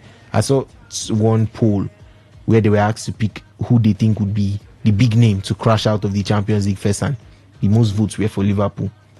Does it really surprise? Does it really? No, it's a reoccurrence of. See, I don't understand why you say some will say reoccurrence of what, because the man. Let's not forget, Liverpool made 6-7 signings, about 6 to 7 signings. 6 to 7 signings that you're literally looking for. Okay, we look at almost every game. They'll start with a new right and left back pairing that we didn't see last season. McAllister has not been fit. Let's not forget, Slot has been saying it time that he's at a point where he cannot play 3 games a week. Even 2 games a week is a bit of a stretch because the man missed most of preseason and he's just trying to find his way. Got injured again in a bit, then he's trying to come back again. So I mean, McAllister has not been fit. Gravenberch has been fantastic so far this season. Vitz is struggling with the pace of the Premier League and is trying to get in sync with the pace of the Premier League. He talked about the fact that he's running too much, and most times when he gets the ball, he's not as fresh as he would like to be when he gets the ball to play the pass. So he's trying to adapt to the pace. So it will take time. I think the main problem yesterday was the fact that slots messed up in the start or in this shape or said you shouldn't have. It's not against Palace. You try to switch things or try to try out something new. Palace is a game you just keep it to what you're used to doing and you try and make sure you walk repetition to try and walk. That was the mistake. And Ibrahima Konate had an abysmal game. Konate is a fine defender, but he relies more on physicality. And when you meet a Philip Mateta that's your match physically, I think he's bound to. He's a 50-50. So on his day, Konate could end up winning the duels. On Palace's day, or Mateta's, they ends up winning those. And you look at it, the 50-50s yesterday, Palace wanted it more. The squad just... Liverpool didn't turn up well, especially in the first half. In the second half, when they got into their groove in a way, they created chances. Reds had a point-blank shot that was saved by Dean Henderson. Isak dilly-dallied on a shot and played it out wide. They had chances. They could have easily equalized and taken the lead, but not take anything away from Palace. Palace were the better side over the two games. I think this result will be a wake-up call. I'm looking at this Palace result and I'm also remembering Nottingham Forest last season. Yeah, true. Those players look at themselves and say that we messed up big time. Even if the coach was experimenting, we didn't step up. Like, look at Kekes, look at the goal. Kekes could have cleared that ball with his right leg to up the field. Started to go for a throw-in that, you know, that teams are now taking long throw-ins these days. It now becomes, before it was like, why are you taking long throws? It feels like you're playing ugly football. But now teams are doing anything possible tactically to win games. So you could see that it was an error-riddled performance from Liverpool, both from the bench down to the players on the pitch. It happens. They have to respond against Galatasaray on Tuesday in Turkey, which is not an easy game to go to the Sukru Sarakoglu Stadium to get the result against Galatasaray. It is not going to be easy, but they have to do that. But they have to respond with that game. Then they have Sunderland next weekend. They have to respond also. But like I said, I look at this result and I see Nottingham Forest all over again. It also depends on how they do this. I mean, when I saw Vitz playing out wide, I was like, does he want to use Vitz like Gakpo? Then I saw the shape, it felt like a 4-2-2-2. But see, Oliver Glasner has built a fantastic side with Palace. I think Palace will be one of the teams to push for Europe. I'm now waiting to see how they will push for Europe through the league, not through the cup competitions. I'm now waiting to see how they will do that when they start competing in Europe themselves. Because now it means games will be coming thick and fast. Liverpool is already playing 3 a week. Palace is not yet playing 3 a week. That's the simple truth. So, I mean, when Palace start playing 3 games a week, how would they manage it, especially when knowing that they've lost Eberechi Eze? Luckily, they still have their captain, Maguire. But Palace are one of those sides I'm looking at. If you're not careful, they'll end up qualifying for the Champions League through the league this season. I think Oliver Glasner has done a fantastic job. 11 games unbeaten in the English Premier League, 18 in all competitions. It shows how fantastic Palace have been. At the end of the day, you look at it, it's just like losing to Forest last season. You look at it and say, okay, Forest actually almost qualified for the Champions League, and they actually qualified for the Europa League based on league finishing. So you can cut yourself some slack for actually losing to that sort of thing. You can cut Chelsea some slack from losing to Palace. You can cut Liverpool for drawing with Palace. You can cut Liverpool some slack from losing to Palace. Where I have an issue is the performance. It's the performance I had an issue with, especially the first half performance. That's why I had an issue with Liverpool yesterday. But I think it has to be a wake-up call for Van Dijk. Sadly, Leone that looked quite calm against Southampton is out with an ACL. You could have been looking at, maybe let's see if we can run this man through the rings in 1 or 2 more Carabao Cup games and see if he's ready to step into the Premier League shoes, or maybe the old Champions League game. Maybe you're playing one of the minnows, then see if he's ready to enter or step into the shoes. Then Konate, you're looking at Konate with the whole contract issues and all. But Liverpool need options at the back. I think that's one place that I think they'll be very or quite scared, because Konate never has an in-between game. He's either very good or he's very poor. Konate can give you 7 good games and give you 2 horrible games. That's Ibrahima Konate for you. You just pray that the 2 bad or horrible games don't cost you points. Against Bournemouth, he wasn't good. Against Newcastle, he was shambolic. Did well against Arsenal. Did okay and did well against Burnley as well. Who did they get to play in match day 5? The game they played against Everton, he was fantastic. Yesterday, he was horrible. Ibrahim Konate was horrible. And thank God for Alisson, who is arguably, some would say, the best goalkeeper in the world. If not Liverpool were chopped for first half, the entire dressing room. So I think, like I said, it's more about the performance, not really about the result. A draw would have flattered them. I think they needed that loss. They need that loss to have a rethink and reset and to wake up and try and see out games the way they did last season after losing to Nottingham Forest. But I think it's too early to actually press panic buttons because, like you also said, they've been showing signs of the hallmark of a side that can win the title with how they've been seeing off games or how they saw off the first 5 games of the season. These are a lot of new players coming in, also trying to gel with the squad. So it will also take time as well. But I think they will still definitely be up there at the end of the season. They are lucky. Chelsea couldn't capitalize. City are expected to beat Burnley, so City did what they were expected to do. What's their name now? Tottenham also didn't capitalize. There's a huge possibility Arsenal might not capitalize because St. James's Park is not Mikel Arteta's favorite hunting ground at this point in time. So, but I mean, he has the luck that there's no Alexander Isak and Nick Voldemad is the man there. Maybe Voldemad can announce himself again with this game. But for Isak, that's a man who didn't have preseason. He just started training with his Liverpool teammates, just about a week or two with his Liverpool teammates. I mean, the Isak we know, we all remember the chance where he was counting his leg, right? The Isak we know would have dispatched that. But I just saw Alexander Isak counting his leg, taking 1 or 2 extra touches, and I was like, this is a man that is not fit and settled yet. So let him get settled. Ekitike has settled. He had about 2-3 weeks of preseason and came into the season. So, I mean, let Isak settle with his teammates first before we can even start judging Alexander Isak. But for Florian Wirtz, the 007 is that I think he will come good. He is the only 007 now. Even Sesko left the group chat yesterday. Oh, goodness me. But I think Wirtz will come good. The man just has to acclimatize to the pace of the English Premier League. We've had signings that have come in for huge money, and at the start, Zinedine Zidane was regarded as a very bad signing for Real Madrid at the start. But I mean, the rest is history. Luka Modric was regarded as the worst signing ever by Florentino Perez, but the rest is history. We've had a lot of signings like that. Wirtz is quality.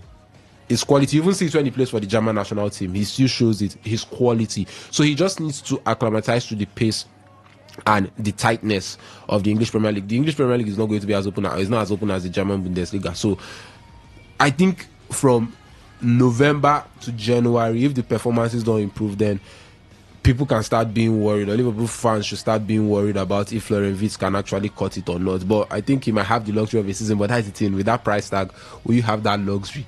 That's another thing. But I think everything will still come good or come into shape. Slot is not, he's not dumb. He's a smart manager. Last season showed it, and I think he will show it again season, and the squad will readjust. They've shown right from time they know how to readjust, and they've shown that they have the mentality to actually push through. Is a one-off, and they've learnt their lessons. Okay, do you think Liverpool have learnt their lesson? Do you think this is a wake-up call for the Ancelotti-led squad, or do you actually think this is what happened last season against Nottingham Forest? They went on to win the league. Liverpool fans, send in your thoughts on the WhatsApp and SMS portal. It's doubled at 070-1933-9962. 0701-933-9962. That's the WhatsApp and SMS portal for the Liverpool fans. Do you think your game yesterday was a wake-up call? Do you think it's a repeat of what happened last season? Nottingham Forest. Liverpool lost against Nottingham Forest last season, and they went on to win the league. Now let's talk Chelsea, shall we?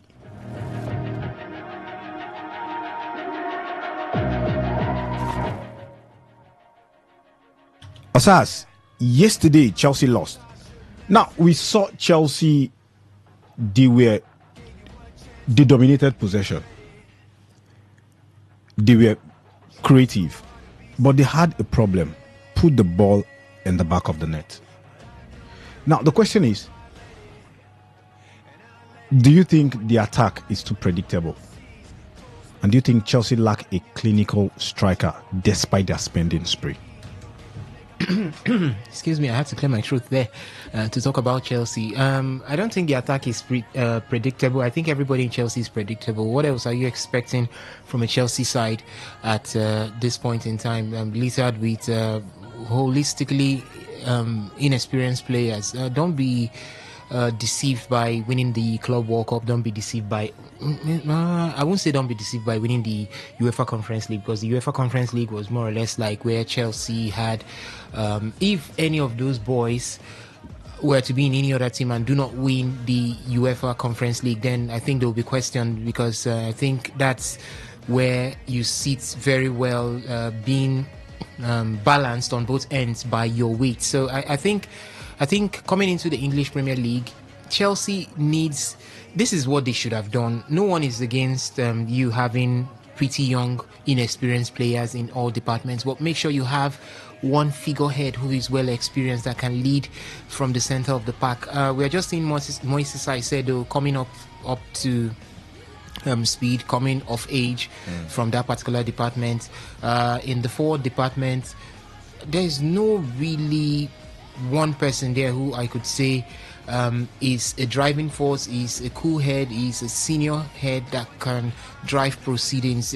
Remember back in the days when you have a man like Andrei Shevchenko, who has done it all through the Italian league, coming into the English Premier League to do it for Chelsea. That's a grown head, that's a level head, that's a senior figure up front. So Chelsea doesn't have that kind of figure. Chelsea is one team that has always had players like that. We could see, I think that was Hernan Crespo. Hernan Crespo. Drogba took over from Hernan Crespo. Level head. Drogba is someone that had done it in the French Ligue 1 for Marseille. I could say Drogba was as big as who would I call now in the English Premier League? I think Drogba had a bigger figure than the Arsenal man, the Swedish Arsenal man, Victor Gyökeres. He had a bigger figure as at then, because he was amongst the big performers in the league, French Ligue 1 for Marseille, before he came down to Chelsea. Chelsea has always had that, but this year, this team, I don't think João Pedro is that mature person to take over the duties that Chelsea's centre forward department is one that comes with a lot of pressure, owing to the fact that you've seen people that have done it before. So João Pedro isn't that man that would have been an outright man. If maybe they had gotten a Victor Osimhen, I would have said Victor Osimhen, I can put it on Victor Osimhen, because all right, he's got a lot going on for him. He's been talked about so much by a lot of persons. Winning the Scudetto in the Italian Serie A, it's enough for a man like that to come in and take up the responsibility of being the centre forward right there. So when a lot of Chelsea fans celebrated when João Pedro came over, he's got the experience for the English Premier League, but is he a man for a big position like the centre forward in Chelsea? I think it is no for me. So you can see they don't have that in the striking department. In the midfield department, you're just having a couple of guys who are of age. I think in that midfield department, that's the only place where Chelsea is having players who have really, really come of age, in the likes of Enzo Maresca, having won the FIFA World Cup, fine, but didn't win the FIFA World Cup as a more established player. Actually, he came winning the FIFA World Cup because what's his name? The Argentine coach Scaloni had to throw his attention to the young boys and say, these are the guys to do this. Because the very first game against Saudi Arabia in that FIFA World Cup, Enzo Maresca was not part of that setup. Did I say Enzo Maresca? Enzo Fernandez was not part of that setup. So you can see how he came through. He was like a flash in the pan, a shooting star at one point, and that was how he clinched that. I had very good time at Benfica, but I think for that controlled midfield, you won't be able to compare Enzo Maresca to Michel Ballack when he was at Chelsea in that same midfield. You understand what I mean? So now, coming over to the defense department, that is where Chelsea has a lot of problems. So much of problems. I expected that they would have gone all out to get a formidable replacement for Thiago Silva. Just one replica of Thiago Silva in that Chelsea's defensive department would have brought some sort of solidity. They just need a man that will say, hey, what's your name? Wesley Fofana. Hey, what's your name? Kobe. Hey, what's your name there? Trevor Chalobah. This is what you do. This is what you do. Stick behind me. Stay behind me. Watch what I do. Do what I do. That's exactly what Chelsea needs in that central defense position, and from that position such a person will control everybody, even Cucurella. Yeah, we might see Cucurella's brilliance. Yeah, very good at on the ball, very good at recovering, very good at going on forward and contributing to the attack, but there are still some lapses in Cucurella's game. Look carefully, you'll be able to see such lapses. Decision making is one huge problem Cucurella has got, which someone with a bigger heart in that defense would have been able to help him, walk him through all of that. So I think basically Chelsea is just a pack of young guys put together who have that drive and intend to make something happen for themselves. That team will gel. They may not gel in this season, but sure they will gel. And also I think a part of the problem, a part of the blame would go to the coach of the side, Enzo Maresca. He's more or less like his boys, very much naive. Where has he done it before apart from the championship? I think Chelsea, right after the period of Thomas Tuchel, have been finding it difficult getting it right with managers. Yes, they've been finding it difficult getting it right with managers, and somehow it has come back to haunt them. So I wasn't really surprised yesterday, most especially after Trevor Chalobah picked up that red card.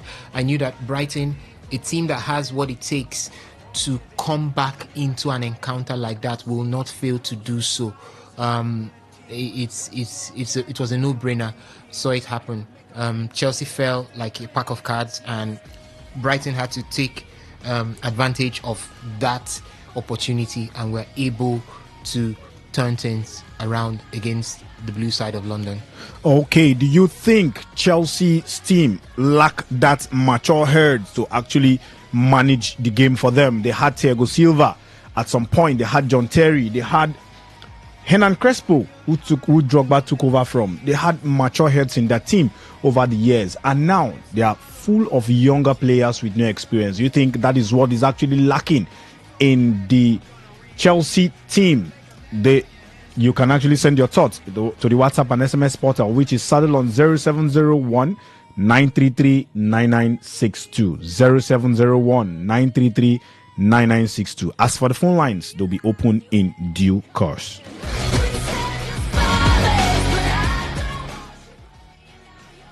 Now let's talk about the big one today. Arsenal visits St. James's Park. Arsenal come into this one chasing every point in their title race. They've been solid, disciplined and deadly in attack, but St. James's Park is no easy trip.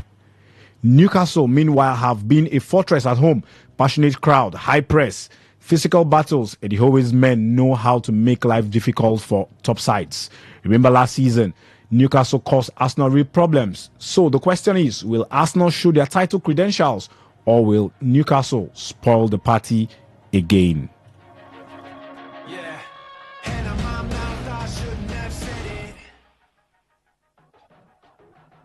Okay, now let's run you down with the lineup in that encounter. Arsenal visiting St. James's Park today. The match will be on by 4:30 local time. Now, here's the lineup for the game.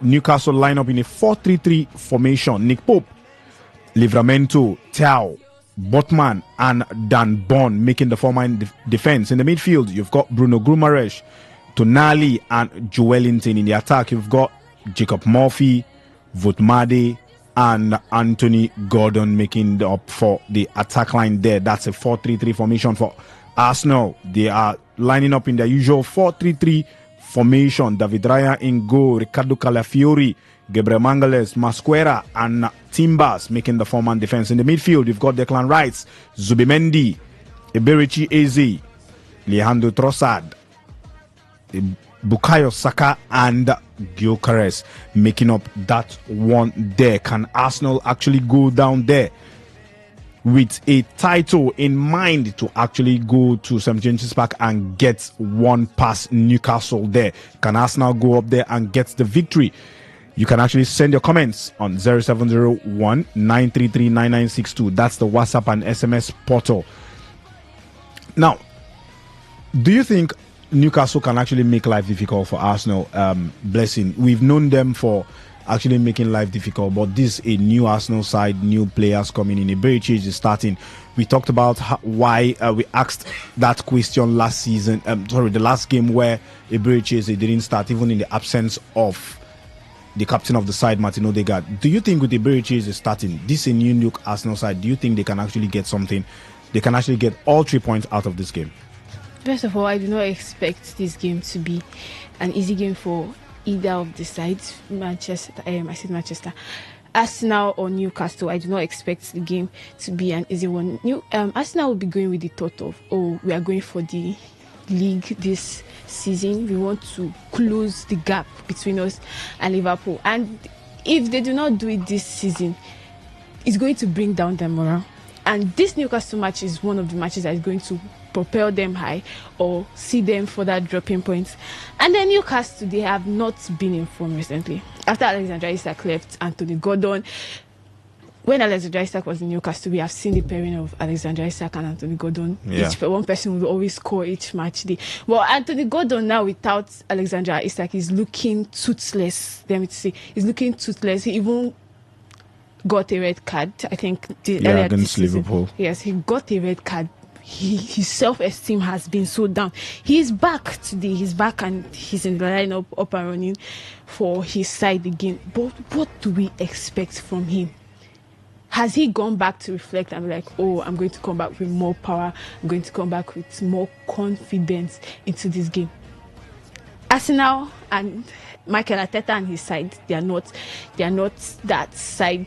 They are not that winning side when it comes to them and Newcastle in St. James's Park. But now they have something at stake. They cannot afford to lose another point again today. We saw the last time it was a 1-1 draw against Man City. They cannot afford to keep on dropping points against Liverpool. Liverpool, they dropped points yesterday, but they are still on top of the table. And the Liverpool that we know, they might bounce back anytime. If Arsenal take that, this is just an opportunity for them to grab. If they do not grab this opportunity, they are going down. They know what is at stake for them. And Newcastle, even though they are not that formidable these first few games of the season, they would not want to relax based on the last head-to-head that they have gotten. They know that, they have always been making life difficult for Arsenal. Even though they are not that strong again, they would come all out to still make life difficult for Arsenal. So that, even if we have been bad, even if we have not been playing well, anytime it comes to Arsenal, we can come out and show what we have. So overall today, I just know that this game is going to be a competitive game. Both sides are going to come all out, and I hope to see a lot of goals. I hope Newcastle would be more clinical today to get those goals. Even Arsenal, their front line is good, is so beautiful. Their defense, Arsenal defense has always been good. This season, they have been fantastic this season. So in all, we just want to see a competitive game today. Okay, we just want to see a competitive game today, Osas. Yeah, it's in as much as it's going to be a competitive game, but I think it's going to be a banana peel for us now. Newcastle, they haven't been in the best of forms of recent, but they haven't been really, really bad at the St. James's Park. That place looks like a fortress for Newcastle at this point. Last time Arsenal was able to get a victory at the St. James's Park was sometime in May 2023. So it's been a long time for Mikel Arteta. Call that more than 2 years right now running, and you've not been able to get a favorable result. And even before that, it was always a roller coaster experience for Arsenal whenever they go to St. James's Park. So I think at this point the pressure is on Mikel Arteta and his boys, because so much is being required of them right now to cover up that space. Before the loss of Liverpool yesterday, so many persons were questioning their ability and credibility in winning the English Premier League, and this chance that has been created by Liverpool will definitely place much of the pressure on the shoulders of Mikel Arteta and his boys as they travel out there to see if they could get something meaningful. If anybody who says Arsenal will just go right out and beat Newcastle, I think you might not be looking at the history books or the statistics table because Arsenal have always been most likely dominated by Newcastle whenever they meet at the St. James's Park. So it's going to be an end-to-end affair. That's what I see from here. It's going to be an end-to-end affair. But I think the better team, the team that has it more within their sleeves when it has to do with composure, would definitely be the one to take this one. But I think, if I may look at it, it could settle for a draw and both sides share the spoil. Okay, Osas is saying it could settle for a draw and both sides take the spoil. Well, the phone lines are officially open, 0810 9510 951. We are using just one line today, 0810 9510 951. That's the phone line. For the WhatsApp and SMS portal, it's 0701 933 9962. Phone lines are officially open, 0810 9510 951. Call into the show. Arsenal fans, do you think you can actually get all 3 points against Newcastle United at St. James's Park? For Liverpool fans, do you think this is a repeat of last season? Your team will bounce back. Do you think you can actually win the league? Last season you lost against Nottingham Forest and you went on to win the league. We have a caller on the line. Hello, good evening. Good evening, my people. Good evening. Your name and your location? Felix the Backerman. Felix the Backerman. Go on with your contribution. Okay, let me start. Let me start from Liverpool. If it is a wake-up call, see, it's some of us that are fans that are watching this game, both the neutral and the fans, we expect too much, as if this team will not lose match one day. Even the coaches know that days like yesterday will come. Liverpool is a good side, but one of the things they refused to do last season was not beefing up their defense. That's why they went for Gay. Just like he pointed out, Konate is not a consistent player. Today he will be too good. The next match, you will not find him anywhere. That was why they needed someone like Gay. So I think they are good to go. That match yesterday was expected because one day a team will lose, just like Madrid lost yesterday. You can't be winning. One day somebody will plan for you, give you until they give others. I remember it was a late goal that they gave people late goal. So they gave them two, made them collect. And as far as now, this game today, just like the lady there that spoke, they don't need to lose this match. Because if they lose the match or draw the match, they are dropping form. Because Liverpool have lost already. It's for them to, as they go all out and win this game. Newcastle is not in form. Notwithstanding that Newcastle will just line low for Arsenal to beat them like that. But that shows that you want to win the league. If you want to win the league, these are the matches. These are the places you need to go and win. If you cannot win there, then there is a problem. Thank you. All right, thank you, Felix the Backerman there. If Arsenal doesn't get to win this one, then it's a bye-bye to them. Well, Newcastle, it's not an easy team to actually get past. We've seen them actually lock horns against the big side and cause them troubles. Let's see who is on the line. Hello, good evening. Hello, good evening. Good evening. Today's Sports Live. Your name and your location? Yeah, good evening. That lady said that to me. Yeah, they greet you too. Yeah, this is a regular caller. What is calling Mr. Liverpool? Mr. Liverpool. Where are you calling from, Mr. Liverpool? From Oyibo. From Oyibo. Go on with your contribution. Well, as the last caller said, you know, sir, maybe some days we have to have that you can't sometimes you expect our club. But it still has happened. It says not much what you used to do 5 minutes ago. And now the God that I did not regret the way of God. For I say, even if it, I was clamoring, but with that defender, but mind Van Dijk, finish that enough play game. After we collect a lot of because for that, I don't know what's wrong with that. I don't know whether if they want to go to Madrid, I don't know whether this thing that is playing this, what is play at Marseille, they have total cost. It's set for us to let transfer with us. Let's wait for January for the time because that's true.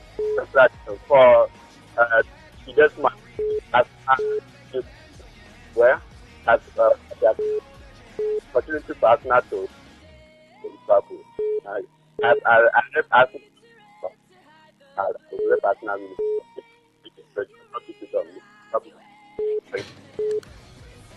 All right, Felix, the Liverpool man there saying he wish Arsenal, of course, no Liverpool fan wish Arsenal to win. So that's his thoughts, though. The phone line is still open, 0810-9510-951. The WhatsApp and SMS portal, it's there for your taking, 0701-933-9962. Hello, good evening. Yeah, good evening. Good evening. Today's Sports Live, your name and your location?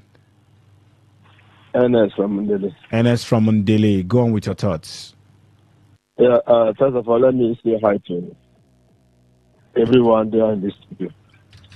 They greet I would like you. to talk about Liverpool. Okay, go on. Before proceeding further. You see, what happened to Liverpool yesterday might be a wake-up call. Might not also be a wake-up call. Because all this while, it has been coming. Just that there was no team that was able to exploit their weakness. And for quite some time now, since Crystal Palace and the Liverpool has been meeting, but you could see that Crystal Palace is that one thing that has actually galvanized a way to play against Liverpool. And whenever they play against Liverpool, you see that Liverpool struggle to win. And I want to tell you that when it comes to a football team, there's nothing that is actually 100% perfect. There must be a kind of a loophole. But loophole. But the truth of the matter is that every manager that wants to win a trophy must know how to manage a loophole in his team. So anything that is, just as an example, Barcelona of last season and this season, they have one loophole that people keep on talking about. What is that loophole? The high line. And despite the fact that they play high line and all of that, the manager was able to manage that that loophole, and he was able to get a victory. Not just one, not just two, but he won about 3 trophies with that. That's what loophole. And they will get started this season. He changed it to every other thing. So it's all about the manager being able to manage his loophole. Maybe you cannot manage against everything, but you can manage at least to at length, and that is only that will give you victory. Now, number 2 is Arsenal. You see, I for quite some time now, I have seen that the Arsenal team is not used to squad depth, and you could see that last season, season before last, when Arsenal don't have that squad depth, they were playing well. But this season, they went to the market and gathered the squad depth, whereby both their defense, both their bench and the people on the pitch, you wouldn't know which one is better. Every one of them is good. Look at how boring Arsenal football. It was only against Manchester City that they played very well. Maybe because it was a match between a master and a boy. That was why they were showing some class to tell your master that, come on, I can do this thing you taught me. You understand that? So every match that Arsenal have played this season, it's been difficult for them to win. And I also see the same happening today against Newcastle. Because Newcastle is another team that has, just as Crystal Palace has galvanized a way to play against Liverpool. The same thing Newcastle has done against Arsenal. It's not going to be different today. It is only luck that will make Arsenal win that match today. Except luck, I don't see Arsenal winning Newcastle because with or without Isak, Newcastle is going to play against Arsenal. Do you know that you can you can lose your full camera. But as long maybe the full camera, I mean, is a good scorer. But as long as the person orchestrated everything in that thing, is still up there. You can still be gathering what the results. I'm not saying in essence. Now look at Barcelona, for example. You could see that for about 3 or 4 matches now, Lewandowski hasn't started for Barcelona. Yet, they are getting results. It's been, what is his name? Ferran Torres. What is his name again? Marcus Rashford, the one that just came today. Because the people that is orchestrating that thing, they are still there. Even when Lamine is no longer there, the midfield is still functioning. Because the person orchestrating that is still in the team. So they will always get results. So the absence of Isak may not change anything. It's just that it might reduce the number of goals scoring, but they can still have that winning mentality. Because people orchestrating that is still in the midfield or by the wing. For example, Anthony Gordon is still there in the team. The other Brazilian player, Jolinte, is in that team. So I don't see Arsenal winning Newcastle today, except by luck. Are you getting my point? Hello? I can hear you. Then I don't know whether I should be allowed to talk about United and Chelsea. Go on. Okay, fine. Let me first of all talk about Chelsea. Yesterday there was in the fans arena there was this argument about whether Chelsea miss what is his name again? This guy from Man City before he became a Chelsea player. What is his name? Kopama. Please remind me. Kopama, yes. Whether would they miss him? So then we are coming before the night saying that without Palmer we'll be winning matches and all of that. I said no. See, yes, Palmer may not give them what they want, but in as much as everything is concerned, now that Palmer will be missed. You know why? You don't just go to every year you buy 10, 20 players. Because Chelsea of last time, like let's just say the time of Mourinho. Yes, they buy players with the big amount, but they don't buy as much as they are buying now. What will you do? You just go there, buy a couple of players to join with the one that have been there already. Not just go and buy new team. Even though they have that experience, it will be difficult to have that cohesion because it will be up and changing. So it won't work like that. It is until when you have a continuity with the ones you have. Let me take an example. You have like 10 good players today, and maybe there's a little somewhere. Okay, let me just try to see how I can prefer this area. You buy 2 or 3 players. At least they will still have that good. But whereby you just have you have players, you want to go and buy 100 players. Everybody must not play in Chelsea. Every promising or potential player must not play in Chelsea. Have that continuity. It's very important. When you have that continuity, if it's not coach, it should be players. Not just top and changing every time. Therefore, United, and again, sorry, let me say with Chelsea. One number thing again is that whenever they have a man down, they are always threatened. Like, they don't have that confidence in themselves that we can beat a team with 10 men. And it is high time Enzo Maresca start building that mentality that because they are world champion, therefore, even though we are 1 or 2 months down, we can still do something. We can still get results. Stop panicking. Be able to organize your day so that you can get results. Despite the fact that you are a man down. Then for United, I think their own is over. Yes. For example, these people don't know what is the problem. Is it coach? Is it player? You don't even know what is the problem.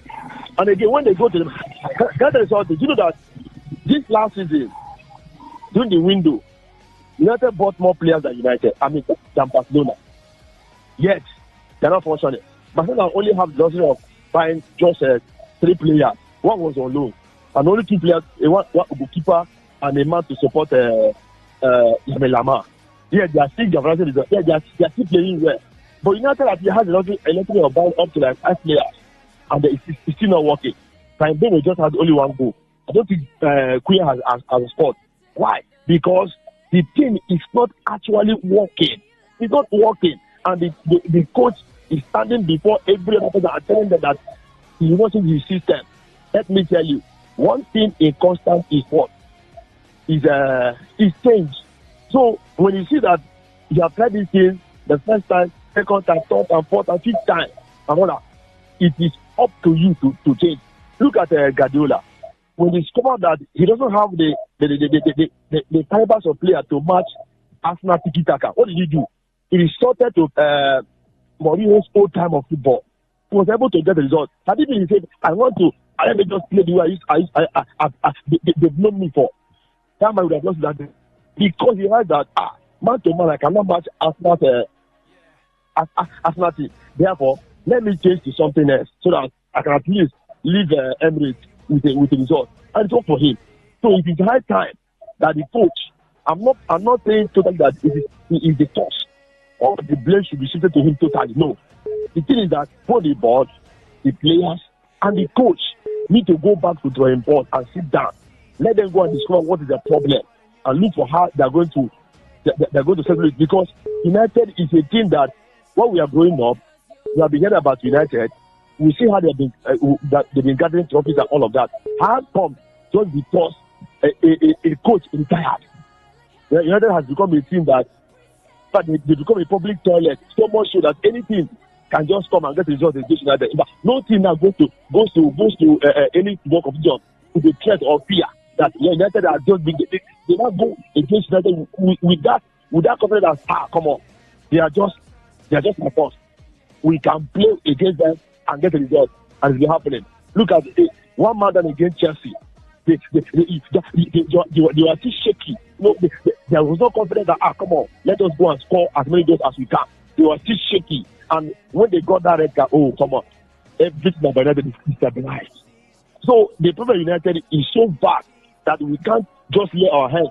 This is where the problem is coming from. Is it goalkeeping department? Is it defender? Is it midfielder? Okay, can you imagine yesterday? Even the match against Manchester City, this guy, their so-called captain, is nowhere to be found.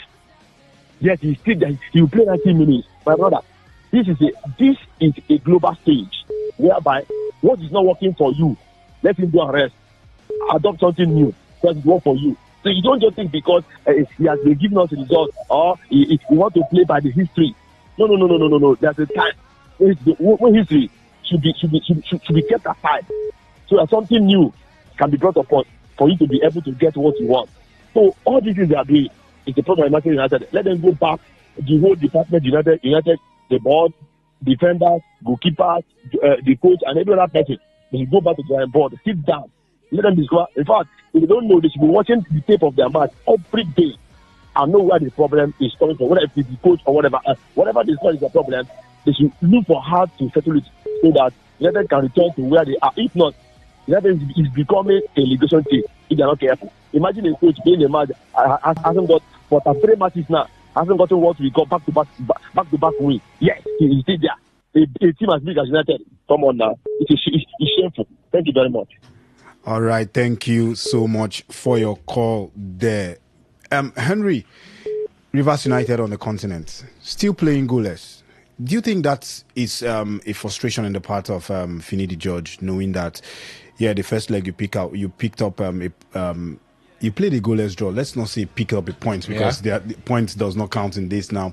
So, do you think it's going to be frustrating in the part of the manager, knowing that if the Congolese side gets a goal, it becomes a problem? I mean, for Finidi George, looking at this game, he'll be looking at it and saying, the longer this goes, the more confident Les Arcs will end up being, because they'll be looking at it and saying, we just need to nick one goal and we're through to the next round. Rivers United made a mistake by not scoring away from home over there in DRC. Kwara United will tell you, we just need to score one goal and keep it tight at the back.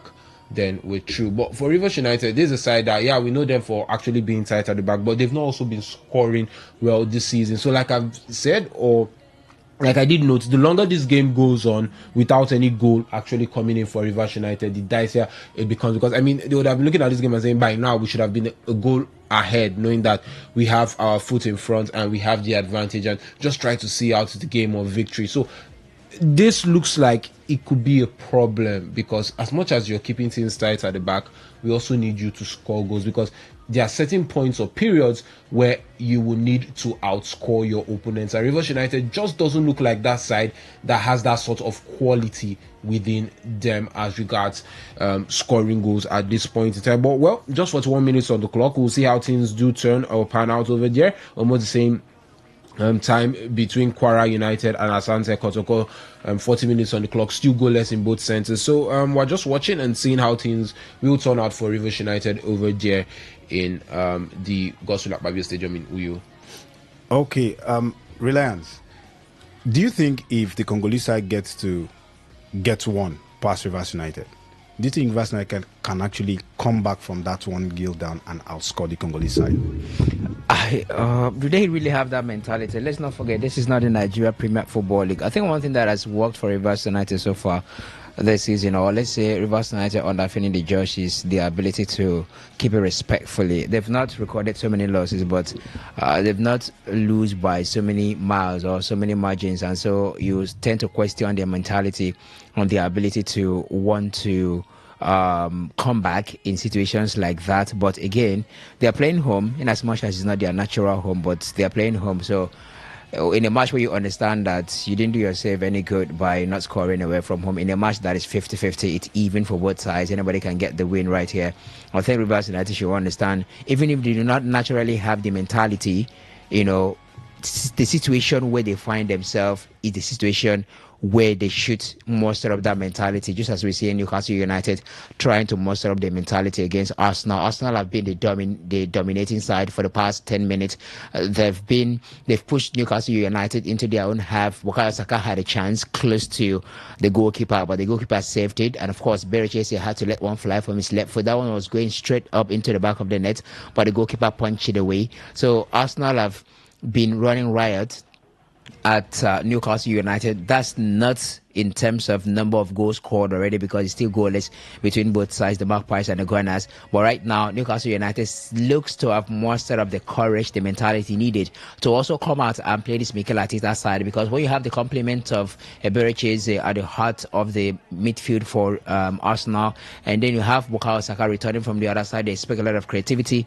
You expect your defense line to be carved open, and then when you have Rice, you know, just shielding the defense line, then it becomes very difficult for you to get past Arsenal defense line, a team that knows how to defend. But as it is right now, Newcastle United looks to be the team that's asking the questions. They've had back-to-back corners, Dan Burn, Thean, all looking to see if they can get one into the back of the net and go ahead to take the lead, because they are the home side in this encounter. And it's a very important match, by the way, because with Liverpool dropping points yesterday, you expect that Arsenal should be able to capitalize and close up the gap. But let's see what's going to happen.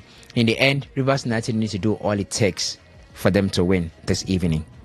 So Rivers United currently playing out a goalless draw at the Godswill Akpabio International Stadium over there in Uyo, and Kwara United also playing out a goalless draw against Asante Kotoko at the MKO Abiola Stadium in Abeokuta. So Nigeria, two of Nigeria's representatives on the continent, trying to see how they can muster victories to find their way or book their place in the second preliminary rounds of the CAF Champions League and Confederations Cup respectively. We had Remo Stars moving through, or will you say making it through to the preliminary rounds of the second preliminary rounds of the CAF Champions League after defeating Zilimaju on Friday 1-0. And Arsenal look to have gotten a penalty here as things stand, and it could spell trouble for Nick Pope as he could be sent off here. Victor Gyökeres pouncing on a poor back pass, and actually Nick Pope rushing out to try and clear the ball, but instead got the man as Gyökeres was able to touch the ball just in time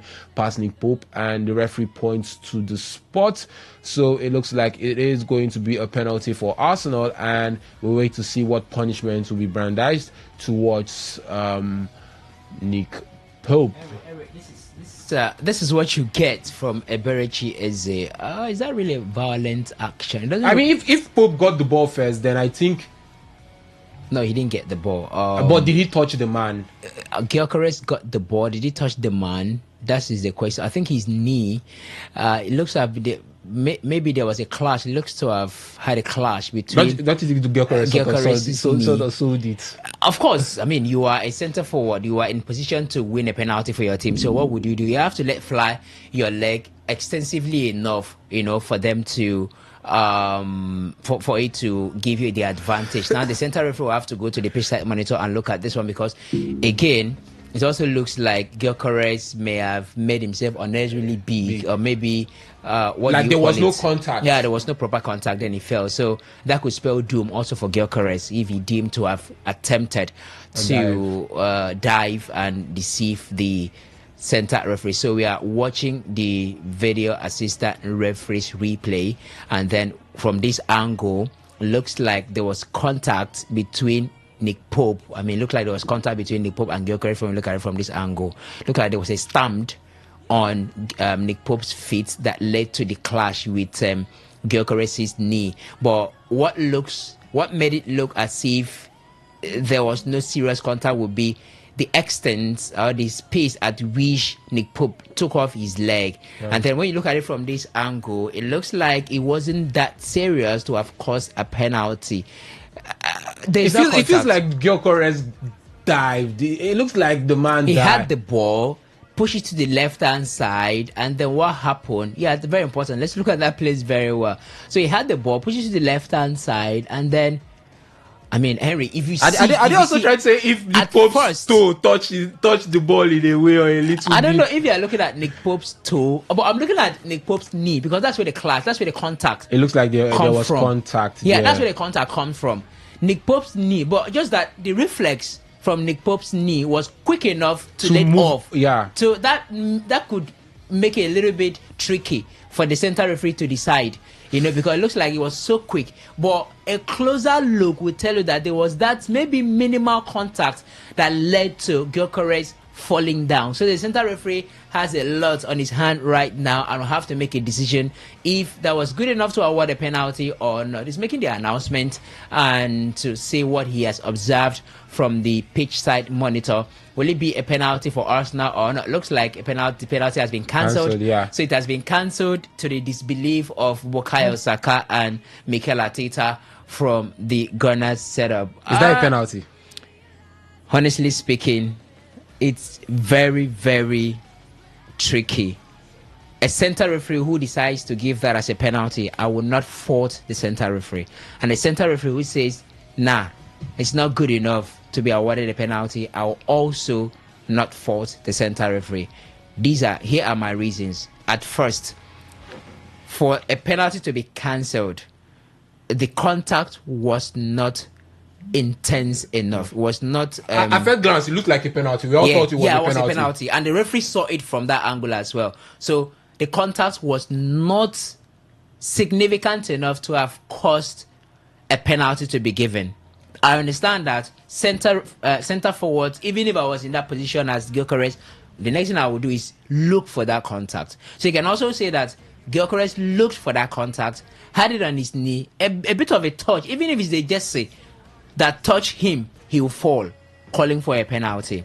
That's reason number one in favor of not awarding. Awarding a penalty is that there was a contact. From what I've seen, from the two angles I've seen, there was a contact. Minimal or not minimal, maximum or not, or maximal or not, there was a contact.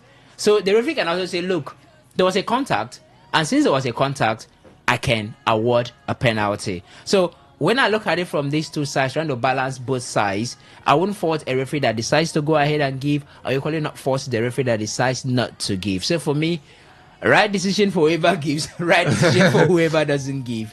It's a very tricky situation. Okay, so we still goalless over there at St. James's Park. Usually a very tightly contested game and quite a heated fixture, this game between Newcastle and Arsenal, and Newcastle trying to advance. Well, this is still Today Sports Live on your premium talk news and sports radio station, Today 95.1 FM, and you are here from now to the 5:30 mark. with me, Henry Ogugo, and Reliable Reliance. We'll be giving you updates as regards what's happening at the Emirates Stadium, and also get to talk about Nigerian football things happening as regards our football in the country, Nigerian teams on the continent. I know I don't tire for Super Eagles small, but Super Eagles is still part of Nigerian football. So anything as regards Super Eagles, we go still talk about LFM. So it is what it is. So yes, this is still today's Sports Live. So take a seat, fasten your seatbelts, and let's get this ride on the road.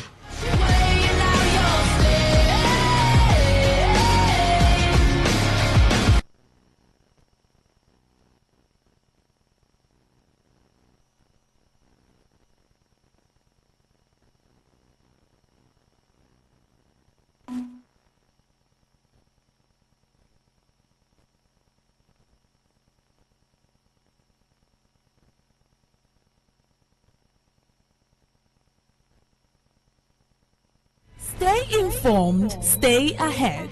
Tune in to Today 95.1 FM for the latest news and exciting sports updates. Your trusted source for everything you need to know.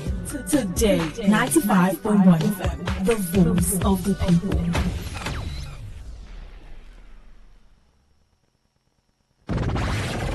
The station with the... As the voice of the people, we make sure that no one misses out. On Today 95.1 FM, there's something for everyone. Our tech show, because tech is new money. Our kids show, because we love the little ones. Our Gospelration, because it's the moment of truth. Our High Life show, because High Life is vintage. Our sports show with the adrenaline. Our midnight show, because we care about your love life. Our nostalgia drive, because... Okay, well, this is still today's Sports Live on your premium talk news and sports radio station, Today 95.1 FM. Like I did mention, still Henry Ogugo here with you in the studio, and Reliable Reliance is also here as well. So, I mean, let's get into, or we will be getting into the thick of the actions, but still goalless over there at the Emirates Stadium. Arsenal 0, Newcastle United 0, Arsenal 0. Nothing really clear cuts created yet, although Iberichi is, he did have a chance at the end of or early on in the game to actually try and create something, but it is still goalless over there at the Emirates Stadium. Now let's get to talk about Nigerian teams on the continent. Yeah, we were talking before we got into the whole Arsenal team, Rivers United, Kwara United. It is still goalless in those centers. Oh, Rivers United have actually taken the lead. So it's Rivers United 1, Les Ags of Congo 0. So Rivers United fans, you can breathe a sigh of relief in a way. You don't breathe first. Let's reverse it. Because an away goal, an away goal, and there's 1-1. If these guys find a way to score, it spells doom. And honestly speaking, I don't think Rivers United is well placed to take on that mental pressure when you concede at home, because this is the final leg. So anything that happens here, there is no chance for redemption. So they'll have to hold on to it. They'll have to look for that second goal and get it. Ordinarily, I don't expect Rivers United to struggle against Les Ives of Congo. Honestly speaking, I mean, this is a team that has not really been active for a couple of months now. You've been active. I expected Rivers United to first leg go there and get the win, but they couldn't do it. Now back at the Gospel Okpab International Stadium, all left to play for. I expect them to run riot at them. I expect them to win 2-3. At least you've placed this team. So let's say that in the first leg, it was just the first test, right? And so for that reason, you need to size them up, know where they are coming from, know what they can do, know what they cannot do, know their strengths and their weaknesses. Now you've been able to see that after playing them in the first leg. You come back home, you're now more balanced, well placed, with more knowledge to be able to exploit their weak points and then turn their strength into weak points and exploit them. So with the competitive advantage that you do have, Rivers United should be able to win this team convincingly. Now it's left for them to look for that assurance, to look for that consolation or compliments. That was a chance for Arsenal, by the way. Calafiori with a header, but was not well directed off a free kick that Arsenal had, but he was well guided, and so he had to head that one away after Gyökeres headed that one in from the right hand of the attack for Arsenal. So that's the situation. Rivers United should be able to beat this team very well and then prepare for whichever team that they're going to face in the next round, because you've had the competitive advantage over this side. And we know that football most times doesn't work according to theory.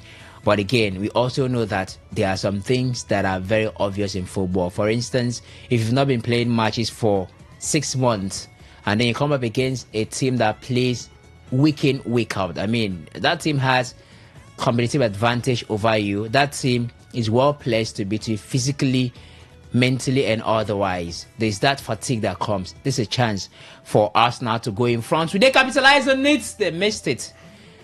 I think Nick Pope had his hand on that one. It looked like that the sent it to woodwork. the upright. Yeah, we'll actually confirm. Yeah, but it looked like it hit the woodwork. That looked to be the woodwork there. But we'll wait to see if Nick Pope actually had his hand on that one. But Reliance, it also looked like an Arsenal side that usually this game tends to be troublesome for them. But it just feels like Arsenal are up for the battle today against Newcastle. Get the first goal. You have 5 minutes to do that. Before the first 30 minutes, you can't be playing like this, Henry. There are not so many teams in world football right now. That was the woodwork. Pope didn't have his hand on it. There are not so many teams in world interclub football right now, Henry, that has the mental toughness, the capacity to not convert chances like this and still find a way to dominate up until the end. Because when you are in advantageous situations like this and you fail to capitalize on it, you fail to maximize it and make it fruitful, eventually you tend to get hurt.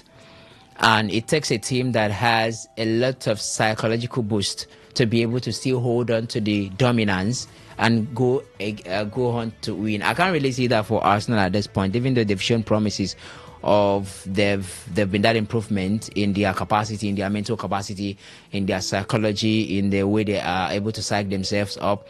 But I can't still see that 100% with Arsenal. So in the next 4 minutes or thereabouts, or at least in the very first half, they have to go in front, come back into the second half, be a bit more stable. They've been able to create so far. They've been able to carve Newcastle United open. And I think this is one thing that Eberechi brings that I don't think what's his name? Odegaard actually brings. Now, Eberechi is more adventurous from what I've seen. Eberechi has the eye for those through balls more than Odegaard. He has the eyes for those through balls more than Odegaard. Recall how they got the equalizer against Manchester City. That through ball that he spotted Martinelli at the right position and decided to let one go from the heart of the midfield. And we saw that one that almost got them a penalty. It was equally a through ball. We've seen about twice or two times that Eberechi, who has the ball right now, the chance strikes inside the box but blocked.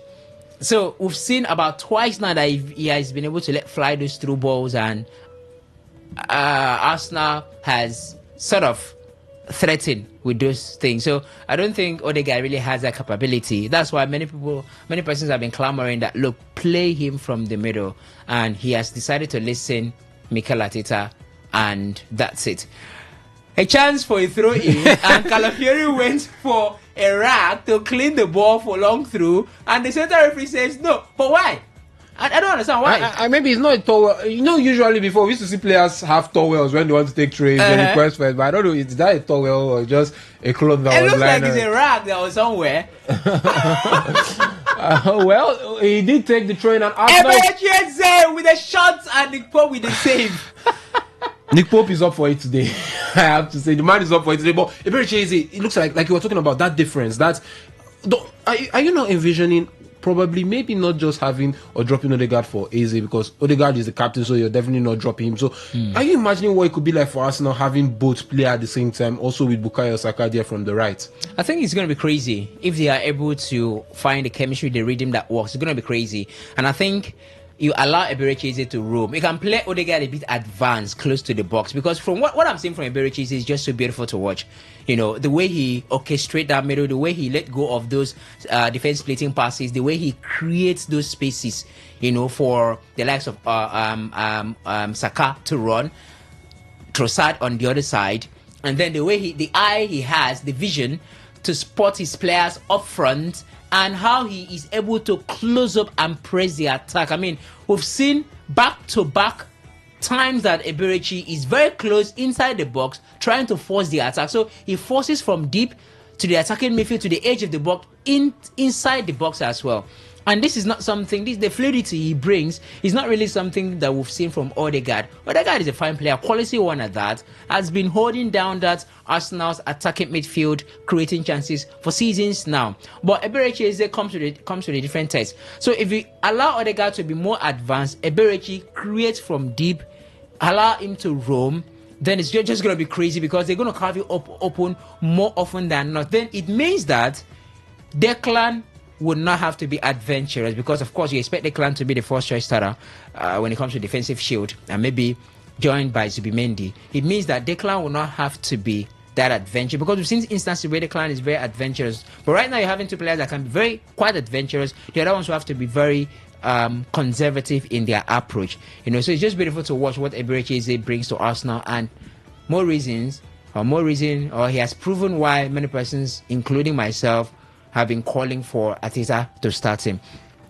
So for Rivers United, just get the job done. Find that second goal. Once you get that second goal, it's almost done.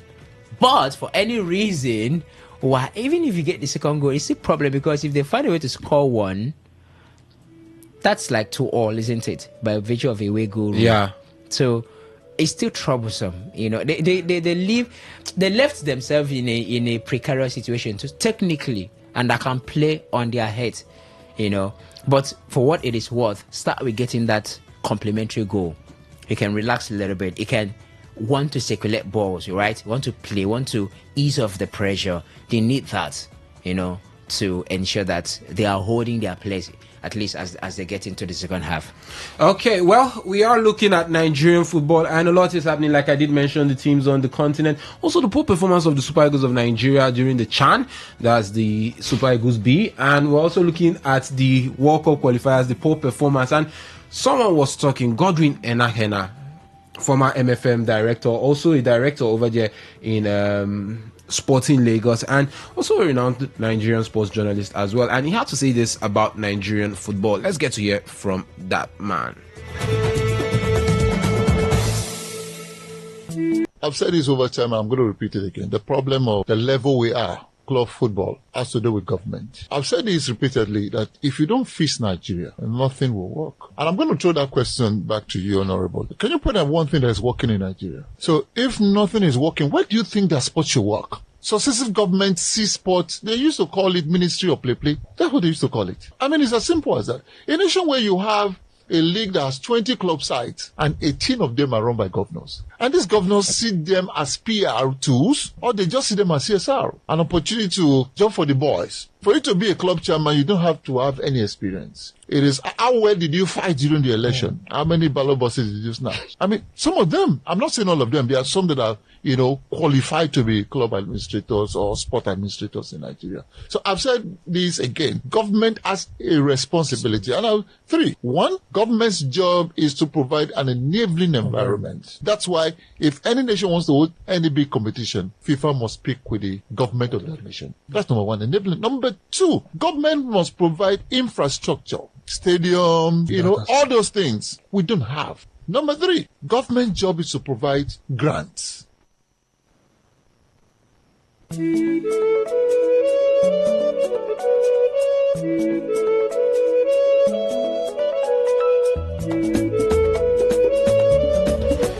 Now, Reliable Reliance, that was Godwin Enahena talking. And he was like, how do we expect Nigerian football to go forward or grow when everything is in the hands of the government? We look at the teams on the continent. Barry Remo Stars. Let's start with the Nigerian club scene before we get to the national team. Remo Stars, privately owned, but they're playing in a league dominated by government clubs where we get to see a lot of shenanigans happen. You look at Abia Warriors, government owned. Rivers United, government owned. Kwara United, government owned. And we all know how these clubs are being run. First off, who are those in charge? Barring Abia Warriors, who have John Newcastle United have just got Votemadi. You don't give him that. I mean, it felt like I had it, like I saw it coming because the corner came in, and when the camera panned to him, I was just like, don't allow this guy to have the freedom, because if you allow him to have the freedom, he punishes you. He has that aerial ability and the accuracy with his head. So a corner came in, pass, of course, and then Votemadi was allowed to stay. He has the height, so you need to unsettle him. But the defense line of Arsenal failed to do that, and he had the chance, and then headed Newcastle United home in the 33rd minute of asking. I don't know what they are complaining, Bukayo Saka and Trossard and all. I don't know whatever their complaints are, but it's clear that Votemadi has given Newcastle United the lead. It was in the middle of them. They should have defended this one better off. I mean, look at it. Okay, they are complaining there was a push on Mosquera. So let's see if that was very obvious. So I don't think that's enough. I don't think that is enough to call it a foul. Yeah, he had his hands on, was that Mosquera or Mosquera?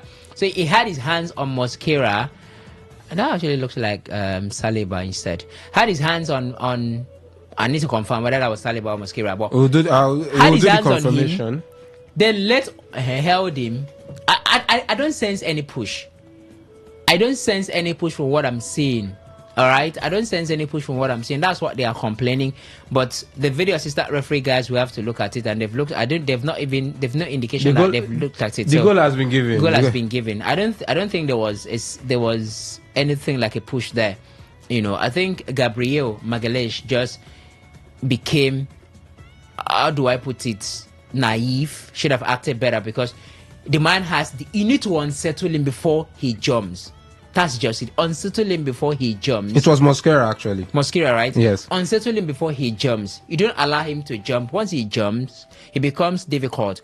Gabriel is frustrated at the moment, and is trying to see how much he can psychologically play into the head of Votemadi, who has given Newcastle United the lead. So, back to Godwin Inagina and his thoughts. I agree on one part of what he said. Is there anything working in Nigeria? Okay, entertainment. Yeah, entertainment is working because, I mean... But is it in the hands of the government? It's not in the hands of the government. Okay, I'm looking at what's working. Okay. Entertainment is working, both music and movie. So that's working because it's not in the hands of government. Is there anything in the hands of government that's working in the country? I can't think of any. Even Nigeria's educational system is a mess. It's a complete mess. Power, mess. They mention things very obvious. I'm looking at things that people are not actually looking at. Probably is not so obvious. The aviation industry is pretty average at best. It's just there. Healthcare is poor. Healthcare, where all the doctors, one jackpot finish, now they talk. It's difficult to find anything that's working. I don't know anybody that can find something that's working. But what I can say is that it's difficult to find something that's working in the country, controlled by the government. So I agree with him on that part. Almost nothing is working in the country as it should. Can sport work? Yes, it can. Is Nigeria's sport in the hands of the government helpful? No, it is not. Like he said, I mean, during the AGM on Saturday, the governor of Oyo State, Seyi Makinde, just said that he would love to host the Super Eagles in Ibadan. And so for that reason, they are looking at how they can work on the Lekki Salami Stadium, whatever needs to be improved upon, just because you want to have the Super Eagles. What does that tell you? PR. Akwa Ibom has enjoyed that for years now because they have the infrastructure. Of course, I envy them. Any country, any state, you envy them, right? Because again, the federal government will have to pay. We know that, you know how these things work. Sometimes the governor will just say, okay, I want to host, so they will want to take care of all the expenses. But for using that facility year in, year out, something should enter the purse of the state government, because it's not the federal government's own property. That's talking about the Gospel Bible International Stadium. So states will envy them. Abia will split there. Abia State.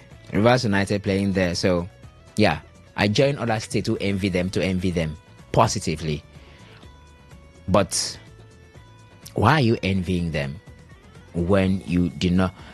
When Godswill Akpabio, then governor, built that stadium, it was not, I want to host Super Eagles. The idea was, there was Uyo Township Stadium. It was not doing, but even the Uyo Township Stadium recently, Udeme Emmanuel, before he left, carried out a lot of renovation. If you go to, is it Eket? They built one in Eket. Mm-hmm. There's a stadium where that was a Super 8 competition that they held some of the games in Eket. In Eket there. So the idea was, let's improve upon sport infrastructure in the state. That stadium, Uyo Township Stadium, and some other places. Have you asked yourself, why is it that the first ever Niger Delta Sports Commission, Niger Delta Sports Festival went to Akwa Ibom State? The reason is not far-fetched. They have the facilities to host it, and they are ready to host it. With the facilities and everything, you can host it. There's a secondary school, Cornelia College, you know you. Yeah. They have sizable sports facilities. So that was the idea. The idea is, let's revamp sports infrastructure in the states. That was what Godswill Akpabio thought of. He did not build it on one to the host Super Eagles. What am I driving at? PR. Sheyi Makinde would do that. Maybe first lift of the Lake Salami Stadium, and the NFF will it's fit, or let's say CAF decided to pass it. Has to approve. It's fit. In my tenure, we hosted the Super Eagles. So it's just the same thing talking about. It's not about PR. Even in Akwa Ibom State, in the ways you look at it, it's PR. It's still PR, even if you're investing in infrastructure. But see, do you know what makes Akwa Ibom different? They've reaped the benefit of having a foundational thought of improving sport infrastructure of the state. But how has it affected the state-owned team also as well? What do we call them? Akwa United plays at that stadium. But, yes, I know they play at the stadium, but you're talking about the fact that the best stadium in the country is in the NNL now at this point in time. Or it's being used in the NNL. Now, I'm talking about sport infrastructure first. Okay. We want to talk about administration. Of course, it's put on. Administration, look, again, he may have been influenced, or should I say the running of Akwa Ibom United may have been influenced with the MPFL or Interclub Football Nigeria mentality of course, sign 20 players, some of those things that are not ideal, that shouldn't have happened. I will agree. But for what it is worth, when the now sports commissioner was the chairman of Akwa United, I'm talking about Edapo Obasi. Edapo Obasi is a seasoned sports journalist, has served in many technical committees of the NFF and in CAF. So you'll be looking at him, you're thinking he's a square peg in a square hole, right? Because of the experience, he has that sports background, so he should be able to run the administration. And of course, credit to him, Akwa United won the very first MPFL trophy after 21 years in existence. Paul Bassi made the share of that. He also had 2 ITL Cups. He's no longer the chairman of the club at the moment. He's now the sports commissioner, so he had to relinquish that. But the fact that it is still under government, you can also see is the reason why they are in the NNL. You can also see the reason why anybody in that position, right, will be influenced to do things government way, not sport way. So it explains a lot. That's the one part. Let's come back to Rivers United. The then commissioner, I'm not sure they've sorted out their issues. Barrister Christopher Green, then commissioner, is seasoned football administrator by virtue of experience serving NFF executive committee, and some CAF committees. So you expect that he has the experience. He come on board. It didn't take a long time. Rivers United won the first league. They became the first league champions by virtue of being renamed Rivers United from Dolphins. Now they were seasoned campaigners on the continent, albeit I think it was only one that they were able to make it to the group stage under Stanley Guma. But the thing is, he's still under the government. So he himself is a politician. So he will still be influenced, because let me tell you why I'm saying that even if me that entered up, I'll try as much as I can to do things the way it ought to be done. But if take for instance who was in charge. Let's say let's say you were in charge of which club in Imo State? Heartland. Was it Heartland? You've do your, by virtue of your football knowledge, technical what's required. You employ a coach that is fitting, that you think would, you understand, and the coach is beginning to get results. Governor stood up from the call you and say, "Oh boy, pursue that man, bring this person back." What you go do? No, what you go do now? I'll resign. Okay, you resign, right? Yeah. So these are the things, these are the issues. So that is why it becomes difficult, and that is the angle that Gowin Nagana is coming from. It becomes difficult if you're working inside that kind of system for you to, if you can only do as much as you can. When there is conflict of interest, order comes from above, you have to submit. That I'm talking about this in some of the clubs that we see people who have the experience, who look like square pegs in square holes, right? Being in charge of affair. But in majority of them, as Gowin and Agena mentioned, it's about who fights were during election. Oh boy, chairman of Club A. You, chairman of Club B. Political appointment. So provided Nigeria's sport stays in the hand of government, in the stranglehold of government, it is going to be difficult for it to thrive. It has to leave. Can it live right now and thrive? No. But there have to be that willingness on the part of government to let go. Let's go. Set the infrastructure, set the ball rolling. Ask questions. At the end of the season, invite somebody into, right now that is still in the hand of government, right? Because again, Henry, we do not have enough infrastructure in the country for sport to be totally privatized. The government will have to set the ball rolling. Don't you think we could also do it in a way whereby set the ball rolling as regards maybe hands off the leagues and the clubs, then also give the enabling environment for private investors to come and put in that infrastructure. That's what I'm telling you. To come and put in that infrastructure. That's what I'm telling you now. They have to let go. They have to set the ball rolling. You have to make it attractive for, because I can make Rivers United attractive enough for, permit me to mention Julius Baker to say, I want to buy over this club. How do you do it? Proper branding. At the end of the season, even at the end of the season, private investors here, Rivers United declares so amount of profit, so amount of losses. The books, you sign a player and we know how much the player is earning. There's transparency and accountability. There is that belief that we can come in and we can own this club. It will also make it easier for people in the MPFL board to be able to sow, because I tell you what, there are some persons there who really want this thing to work ideally, and there are some persons who don't want, because they are benefiting from it. So that's how you set the ball rolling. The Adoke Mesimaka Stadium is not a stadium that an international team should use. It's not in the state. Let me not say it's not a stadium. It's not in the state at which an international team should use. You look at, because anybody that wants to work at Adoke Mesimaka Stadium right now, Henry will spend, if not more than how much was spent then to build that stadium. Because they don't allow many of those things, they don't scatter finish. So anything you want to do there is as good as building a new one. So you now go there, remove those pillars, revamp, and you keep it and make it attractive. You see private investors coming in to bid. This one say, I want to. So they have to let off. And how do you let off? Some infrastructures in place, accountability, transparency. People in charge should be accountable. People in charge should be people that have the knowledge, the technical know-how to do so.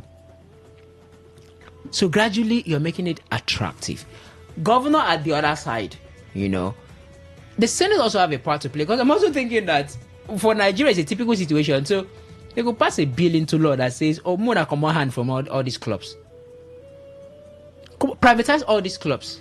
But don't you think it's the NFF that will have to push for such a bill? Like, would the NFF actually want to push for such a bill?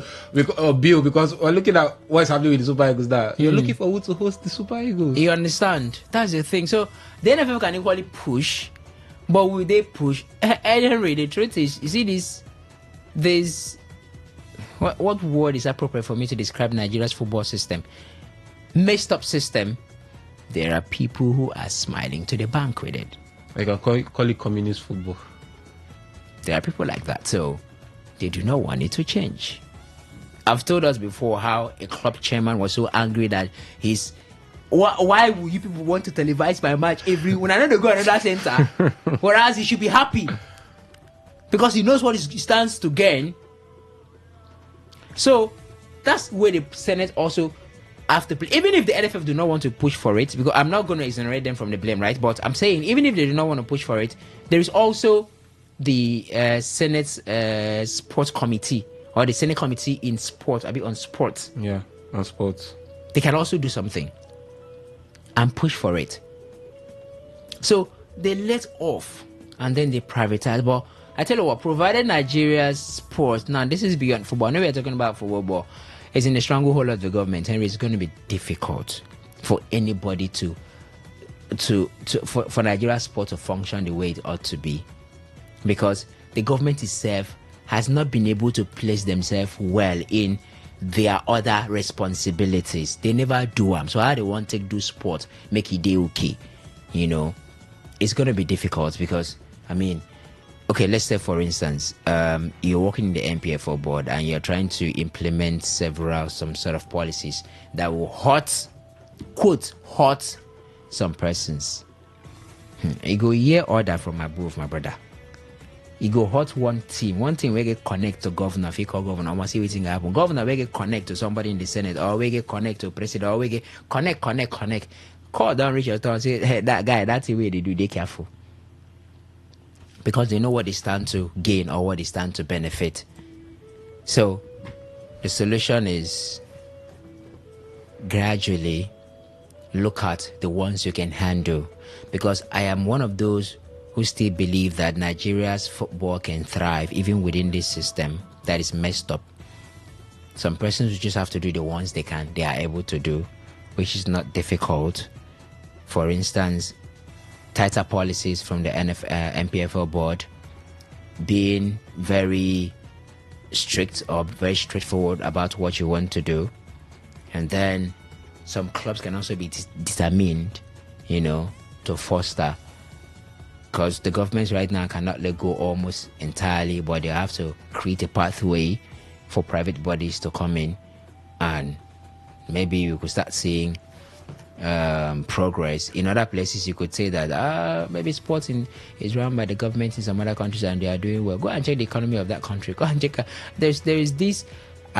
Sports in Morocco. I know there are privately owned clubs in Morocco, but Henry, in Morocco, government have done a lot to revive their sports. That's been intentional.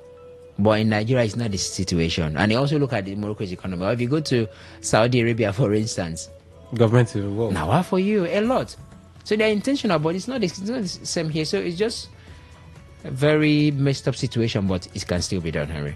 Okay, now let's head over to give you results of or score lines of things games actually happening in the NPFL. Kun Khalifat are currently losing at home to Barao by 2-1. Barao just taking the lead. Nasarawa United are leading Katsina United by 1-0. Warri Wolves leading Shooting Stars by 1-0, while Wiki Tourists are leading Enugu Rangers by 2-1. Most of those games are in the 60th minute mark, barring the Nasarawa United and Katsina United game. And by 5:30, we'll have Ikorodu City take on Enyimba. Well, Reliance, it looks like there's some bad news on the continent. It doesn't concern Rivers United. It concerns Kwara United, as they have... Kotoko don't score. Yeah, Kotoko has scored. So it's Kwara United 0, Asante Kotoko 1. So is this goodbye or bye-bye for Kwara United? Well, it's not bye-bye. They have to score. Can they get the victory? Can they even score? Can they equalize? Let them score. If they equalize and it's 1-1, if it ends 1-1, who goes through? Kotoko. They won 4-3 in the first leg. But is there no consideration that in the first leg we score more goals than you've scored in my home? There's no consideration. You're down by 1 on aggregate, so there is no consideration. No, they should think about it and say Kwara United scored 3 goals. You only scored 1 in my home. I scored 3 in your home. But I considered 4 in your home, and you didn't concede in my home. But you've conceded now. It's 1-1. If Kwara United scores 1, but I considered 4 in your home. You and only I scored 3. But you only considered 1 in my home. And you only scored 1. Anyways, it's a case that they needed to win. Kwara United needed to win, so it makes it even more dangerous. That they considered 4 away from home, it was a sign already that they are bound to concede. All right, there's this team, but it also means that for Kotoko to concede 3 at their home, it also means that they are open to conceding. So it's a case of Kwara United know what to do. They can still score, Kotoko can still concede. So I don't think it's done yet. Let's see how things progress, because not so many teams will put up that kind of performance away from home that Kwara United put up in the first leg. So let's see how the match progresses. Okay, 0810-951-0951, 0810-951-0951. Let's see if we can take 1 or 2 calls. Yes, as regards everything we have been discussing, Rivers United is on the menu as well as they're on the continent, leading by 1-0 against Les Arcs of Congo. And we also have Asante Kotoko defeating Kwara United at the MKO Abiola Stadium over there in Abeokuta. And also MPFL results, scorelines currently at this point in time, not yet results as the games are still on. Kun Khalifat losing to Barao by 2-1. Nasarawa United currently winning Katsina United by 1-0. Warrior Wolves are 1-0 up against Shooting Stars, while Wiki Tories are 2-1 up against Rangers International. Also, Godwin and Ahena talking about the fact that sports and in the tandem of what we're actually talking about, Nigerian football cannot grow as long as it's in the hands of governments. Talking about government using it as PR or corporate social responsibility tools and to appease followers or supporters by appointing them club chairmen or we say administrators. 0810-951-0951, 0810-951-0951, or you can send your thoughts to the SMS and WhatsApp portal, and that one is 0701-933-9962, 0701-933-9962. It's currently halftime in the game between Arsenal and Newcastle United, and Arsenal are still losing by 1-0. Nick Voltemad with that goal for Newcastle United, as they do lead the Gunners by 1-0 over there at St. James's Park. You also see Arsenal coming back in the second half to actually equalize and probably go on to win this game, or you feel the Gunners will fail to capitalize on the fact that Liverpool did drop points yesterday in the English Premier League as well. SMS and WhatsApp portal 0701-933-9962, 0701-933-9962. Elder from Weibo, we have seen your message from the SMS portal. You are free to keep your thoughts coming in.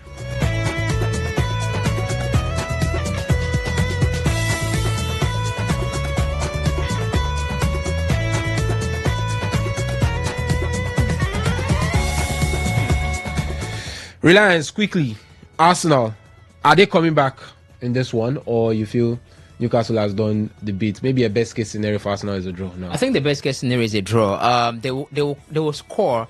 Remember what I told you, that it can't be, you needed to score in the first 30 minutes. You can't be piling up those kind of pressure and getting those kind of chances without nicking one. You just needed to score one to build the momentum. There are not so many teams who are able to have that mental toughness to be able to hold on to that dominance even after failing to score in the first 30 minutes or thereabout, after dominating that much.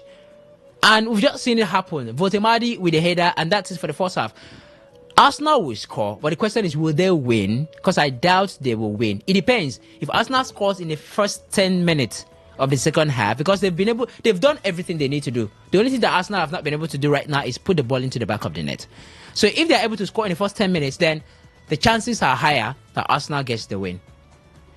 Okay, this one from the WhatsApp portal. Although you were talking about what they were talking about in the first part, you said Crystal Palace place are in UEFA competition, they have a place in UEFA Conference League. Remember, they won the FA Cup last season. So for this season, Crystal Palace will be playing 3 games a week. Yes, they will be playing 3 games a week, but they have not yet started playing 3 games a week. Well, Reliance, quickly before we get to run out of the studio, are Rivers United going through? Yeah, they're going through. Kwara United.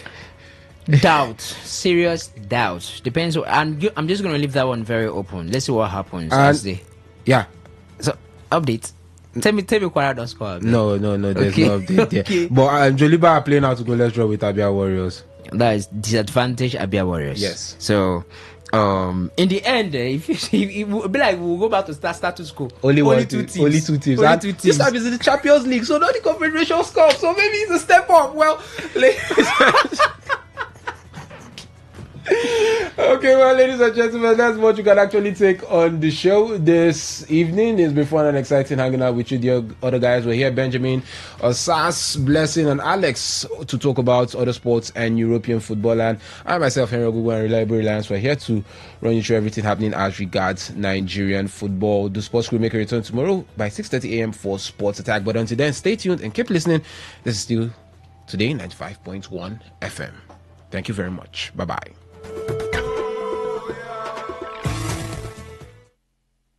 Bentoni Bags Limited. We produce polypropylene branded nylon bags for companies and market use. Oh yes, are you into rice production and packaging of all kinds? Our PP polypropylene bags is specially made for you. Bentoni Bags Limited. We produce top-notch branded bags, nylon for companies' use. Whatever business you are doing, you need our bags for packaging and easy movement. Our products are shopping sacks, agro sacks, nylon, twine, nail sacks, and general PP woven sacks. Locate us at plot in 23 Harbour Industrial Layout, Atani Road, Onisha, behind the former Paul Mike Sports Stadium, Onisha. Our contact phone numbers are 0913-966-3639 or 0813-928-4850. Bentoni Bags Limited. Bentoni Bags Limited. Originality is our name. Unleash the power of the airwaves with the ultimate radio experience. Tune in to Today 95.1 FM, the voice of the people. Don't just listen, immerse yourself. That is 100% true.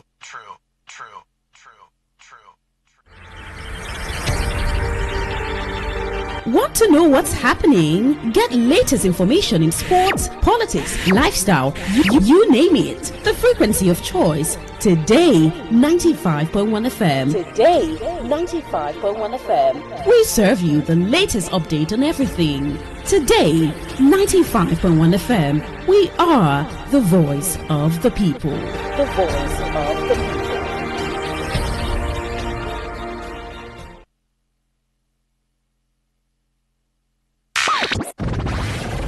The station with the... As the voice of the people, we make sure that no one misses out. On Today 95.1 FM, there's something for everyone. Our tech show, because tech is new money. Our kids show, because we love the little ones. Our Gospelration, because it's the moment of truth. Our High Life show, because High Life is vintage. Our sports show with the adrenaline. Our midnight show, because we care about your love life. Our Nostalgia Drive, because old is gold. Our show for young people, because Gen Z code is on. Our Pidgin Bit, because na Naija we dey. Our Book Review, because books are a mirror. Our Big Stories, because big things only. Our health shows with seasoned health experts, because we care that you're healthy. Our eyewitness report, because we want to hear from you. Our reggae shows, because Rastafari. One love.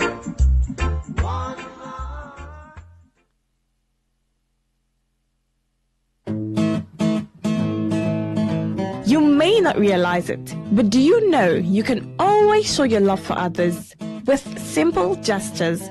Here are some of them. Always look for the good in people. There are two sides to every story. We have our good and bad sides. So, look for the good in people. Focus on people's potential. Everyone has potential. So, rather than put them down, help them realize it. Choose to love. If you're given an option between giving love and receiving love, choose giving, because that is a more practical choice. Treat everyone as equals. This means letting go of all the prejudice and partiality. See people for who they really are, not their jobs, not their apparels or bank accounts. If everyone does this, then the world would be a better place. Love yourself. You cannot give what you don't have. So, before you try to love other people, love yourself first. Forgive. We all make mistakes. So, whether it's a family or a stranger, the best way of showing love is forgiveness. Everyone deserves a second chance. Show compassion. Care for other people. Care for what they are going through. Do what you can to help. Give back to the community. Remember that a single drop of water can cause countless ripples. That donation, no matter how small, can inspire others to do the same. Smile, even to strangers. Remember that you're never fully dressed without a smile. So, do not underestimate the power of a smile. Not only does it lighten up your face, it will also brighten up another person's day. Be the spark of positivity you want to see. When you smile, 95.1 FM, voice of the people.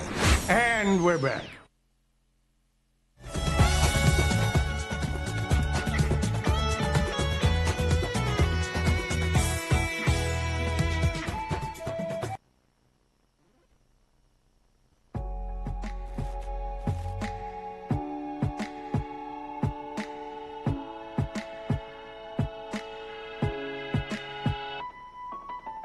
I'll smile, I know what it takes to fool this town. I'll do it till the sun goes down and all through the night time. Oh yeah, I'll tell you what you wanna hear. Keep my sunglasses on while I shed a tear. It's never the right time. Yeah. I put my arm around so you know how strong I am.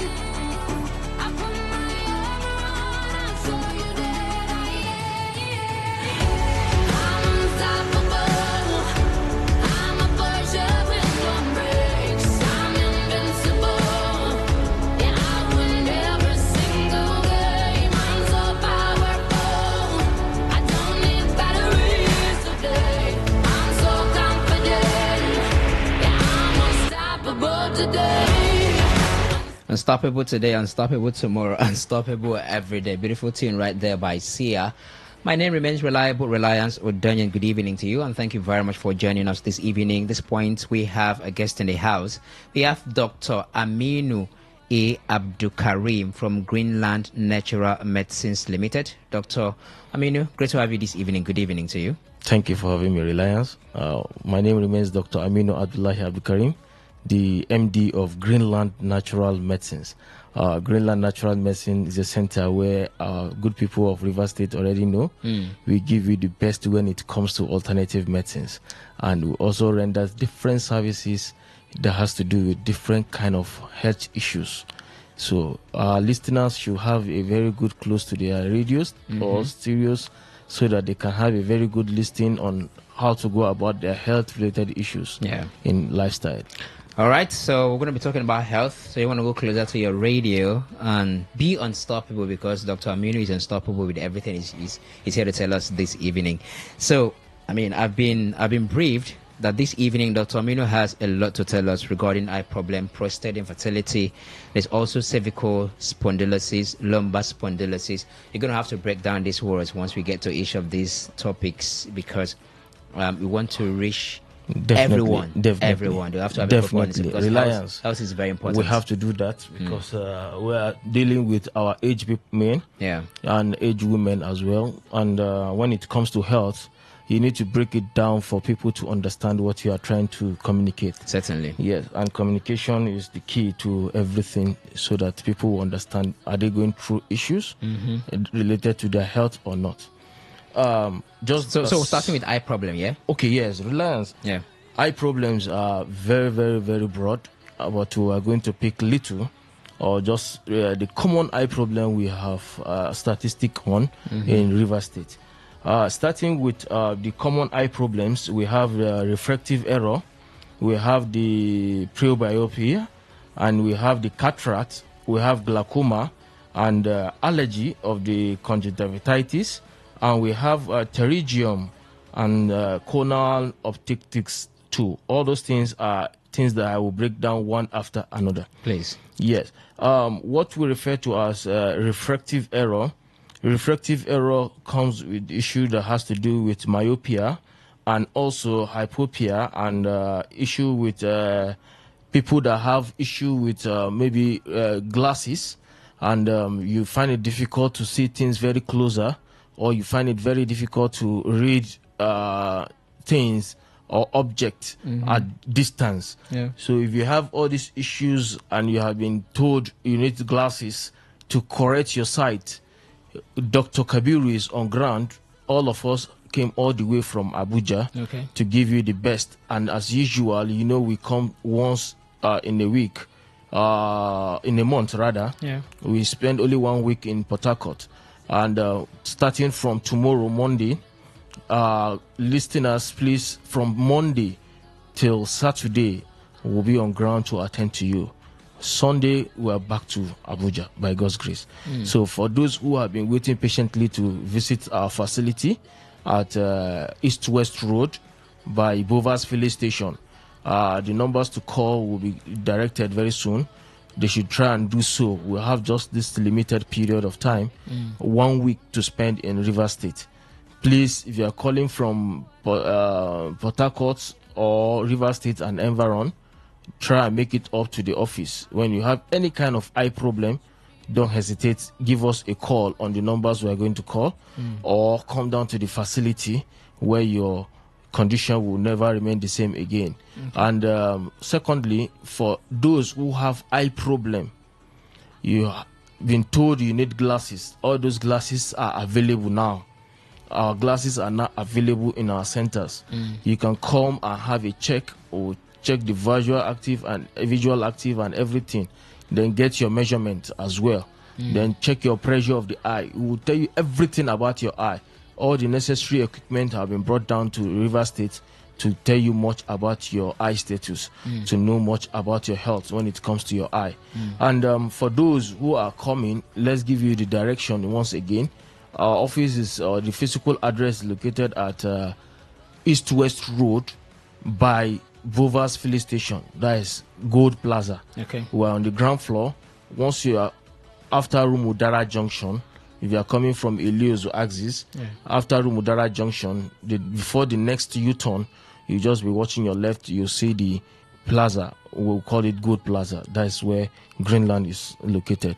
And for any kind of eye problem you have, be it glaucoma, cataract, pterygium, I said I'll break it down, but you have to break it down because time, I know we have we do not have much time, but I'm thinking like a listener right now. So I'm in the house listening to this program. Dr. Aminu is speaking regarding eye issues, and I'm thinking, what if I'm not sure whether I have eye problem or not, but maybe I've been having itches or something, you know. So I just want to be certain that, okay, this is, I really have to make a move before it becomes too late, because from my little experience with health, the older you become, the more complicated these matters tend to be. So somebody wants to be certain, is this something I should be concerned with? And that's why you might want to break down these things a little bit so that they can have a proper understanding. Thank you. For the refractive error, I've made mention of that. It has to do with myopia, hypopia, and so on, things that has to do with your eye. Maybe in terms of your vision, you cannot see things closer, or you see things far. You can't see the things far again, and so on. So that is for refractive error. Those are things that we usually correct by the use of glasses and so on. Then for the cataract, which is one of the common issue, the clouding of the lens of the eye, this one is a serious health issue. When you have cataract, you'll be told maybe you need to go into surgery and so on. We have a well-researched alternative way of taking care of your cataract for you. And this has that's been like proven. having something block your eye. Yes, you're not that is able the to see lens it. of the eye. The lens is just like the lens you have in your camera. That is the major, captures. that captures pictures, captures information, sending to the brain and so on. So this very lens has things to do with the blurring of the vision, and you find that the major blindness in Nigeria come as a result of cataract. And secondly, we are going to discuss on glaucoma. Glaucoma is one of the major issue too we have in River State here. The optic nerve is the one that controls the pressure of your eye on how you see, or you can send information to the brain by mere thing of what you are seeing, the object you are seeing. So this optic nerve, once there is a damage on the optic nerve, you will have issues to deal with in terms of maybe side headache, or you find your vision become very blurry. or you find it very difficult to even assimilate or confront a light while driving, and so on, then it can give you serious issue when it comes to vision. Sometimes it's one of the leading cause to blindness. So if it's not taken care of early, when you have like some terminal illness like high blood pressure, diabetes combined with glaucoma, is a serious issue. So please, if you know you have this issue, you don't hesitate. We have brought you so many things all the way from India that will help you to take care of that. I mean, if I allow you, I know you go on and on. It's your field, your expertise, so I know you will go on and on because our time is limited and there are still other topics that we need to touch. But just before we move on, I just want to ask, so these alternative treatments, and because I need to have a level of confidence on the health institute I'm going for. So can you give us a little bit of background that will give us trust on Greenland? Are you certified? The equipment and everything you are doing, are they properly licensed? That gives trust. Thank you, Reliance. I so much appreciate this question. Greenland Natural Medicine has been existing for 23 years now in practice, and everything you are buying in Greenland or used in Greenland are NAFDAC certified. That is one of the agency. Then we are trained personnel, medical personnel. We are trained medical personnel. And not just medical personnel, we have now integrated the alternative medicine into practice. And secondly, we have been in this practice for years, just the way I said earlier, and it has been proven very effective to take care of all these conditions. I think that's us. And the eye doctor too is a well-trained medical personnel, and he's there to attend to you. All these things we are talking, we have specialists on each department that has to handle those issues. Not the same person who will take care of your eye, the same person will take care of your spine, the same person will take care of your prostate, urologist, and so on. No, we have a specialist on each department. All right. The only thing we do is we use alternative medicine to take care of you, but we run our practice as a hospital, just like a normal hospital. All the equipment we use for diagnostics are normal equipment you can find in any eye clinic in the world. Yes, those are the things we use to take care of your eye. All right. So let's move on. Now, is there any further information I want to talk about? Because I want us to move to prostate. Yes, the numbers to call for our listeners, the numbers to call are 080 34 64 22 72. Let me take the number again. 080 34 64 22 72. The second number to call is 080 23 92 42 41.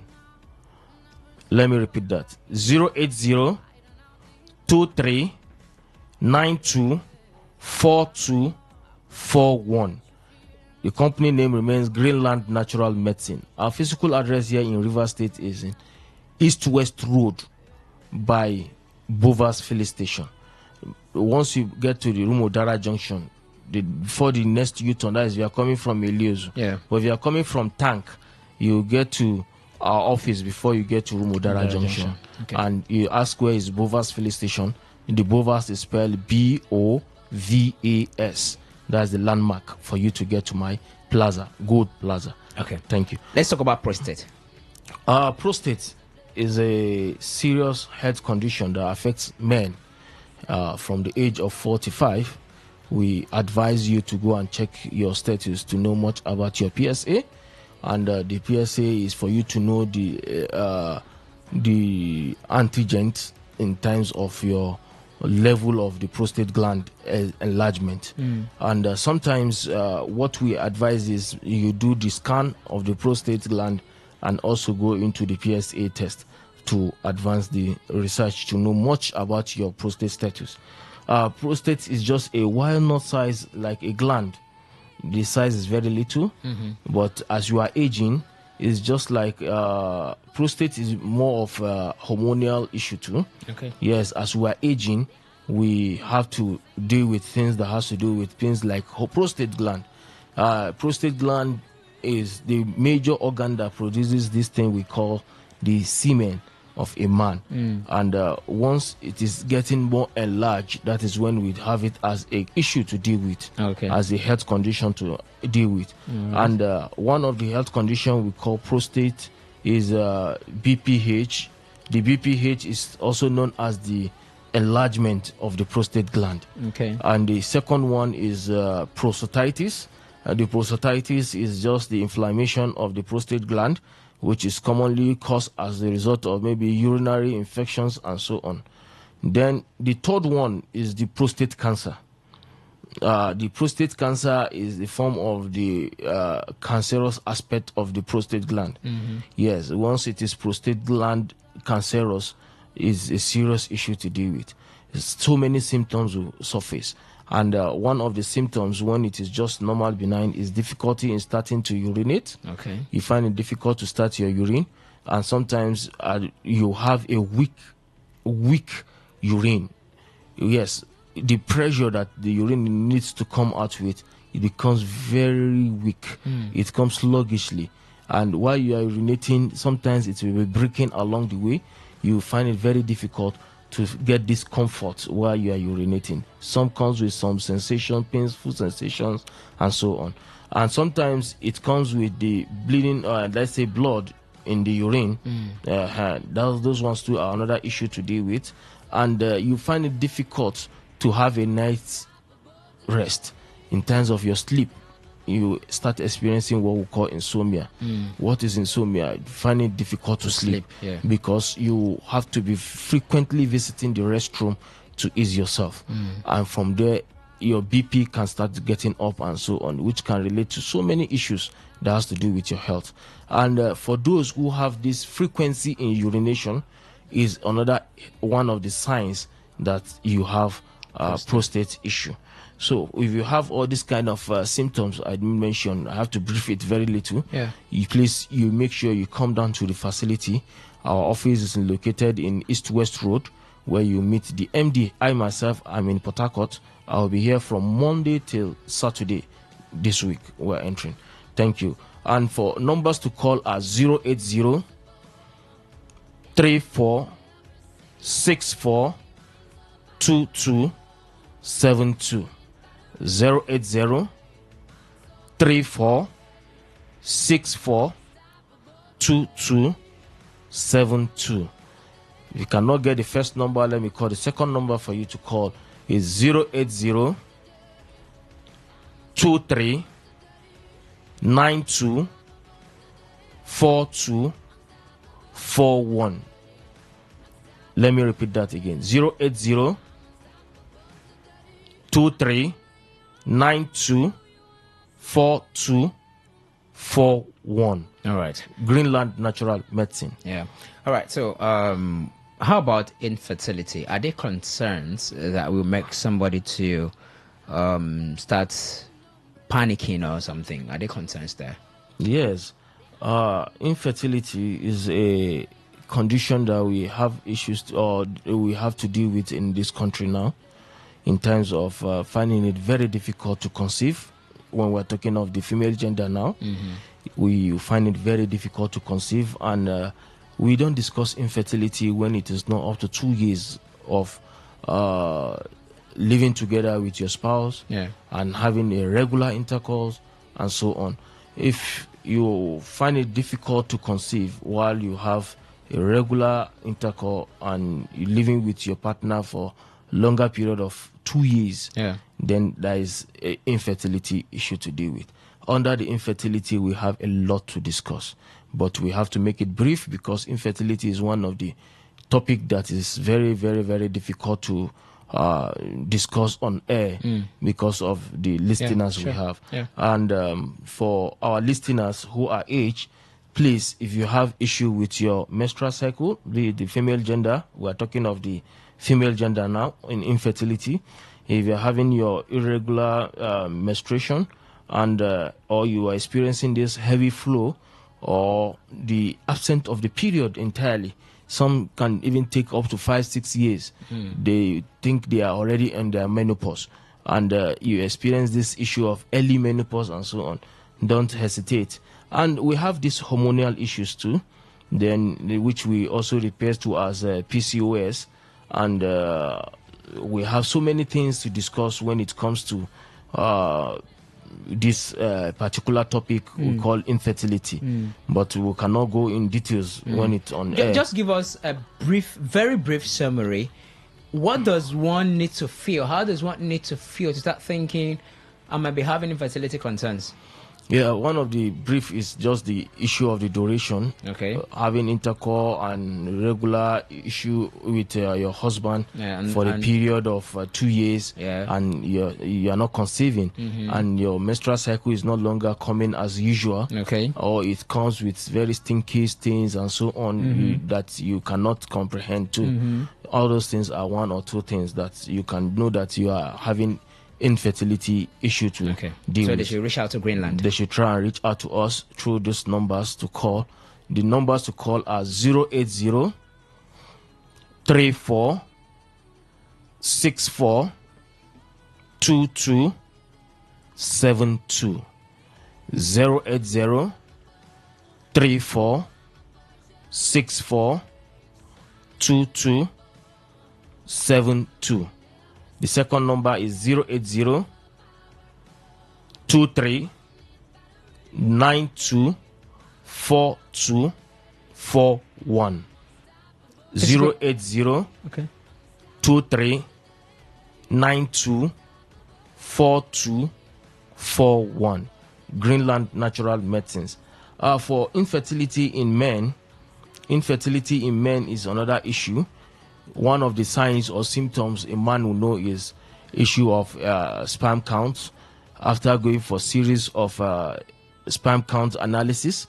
And you now find it difficult to have a good quality sperm, which we also refer to as isospermia, oligospermia, and so on. If you have all these things, some things that has to do with fertility as well. And even the prostate gland we just discussed now can also affect you in terms of your fertility as a man. And this can also result to so many things. You have this thing we call the low sex drive.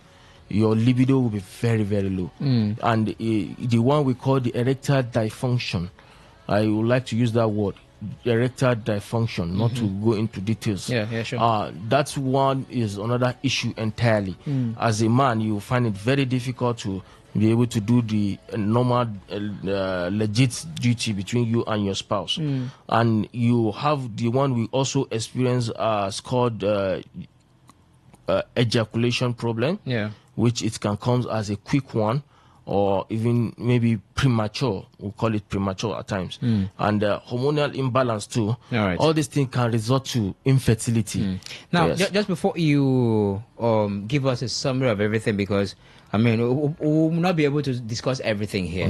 People that also need guidance, I want to believe they can equally reach out to you. All right? If they notice one or two health abnormally and they want corrections, I want to believe they can also reach out to you. So just in summary, tell us, I mean, we still have lumbar spondylosis, cervical spondylosis, and all of that. So just summarize these things for us and tell us, if you feel this, you have concern, reach out to us. If you feel this, you have concern, reach out in summary, because we just have about a minute or they're about to wrap it up. Okay, the things we do in Greenland Natural Medicine are broad. We cannot just summarize them in a minute, but I will just advise for those listeners, they should pick up these numbers to call. And we also address issues that has to do with your spine. If you have anything that has to do with lumbar spondylosis, cervical spondylosis, or you have rheumatoid arthritis, osteoarthritis, and even gout arthritis, you find it very difficult to walk from a distance to distance, and you find it very difficult to even squat. Sometimes you can't even clap in the church. Yes, you find it difficult to do so many activities for yourself, and so on. If you have all these issues, don't hesitate. Give us a call on those numbers we called 080 34 64 2272.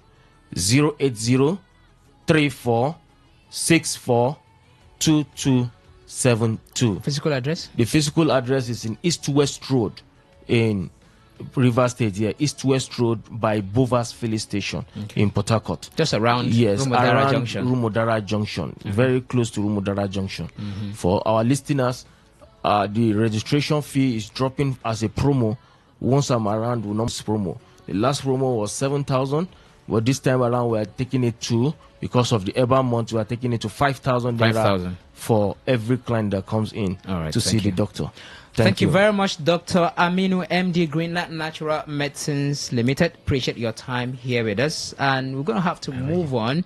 You can reach out to them via the contacts being provided. Up next is News Update, 6 p.m. Queen Chima is in the studio for that.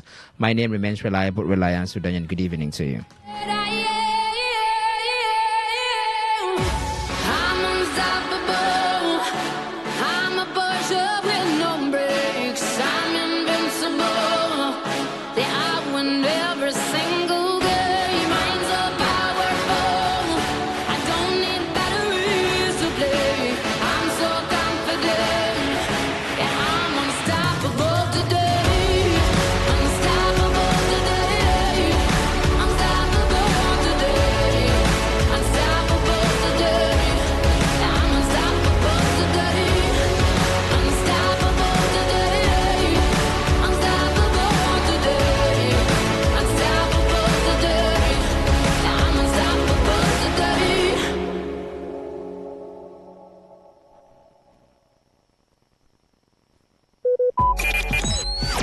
Talk radio. I listen to a lot of talk radio. 95.1 FM.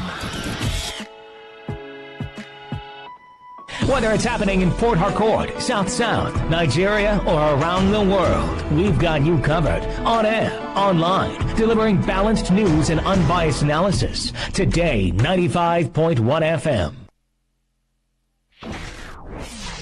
Today, 95.1 FM, Port Harcourt. News update.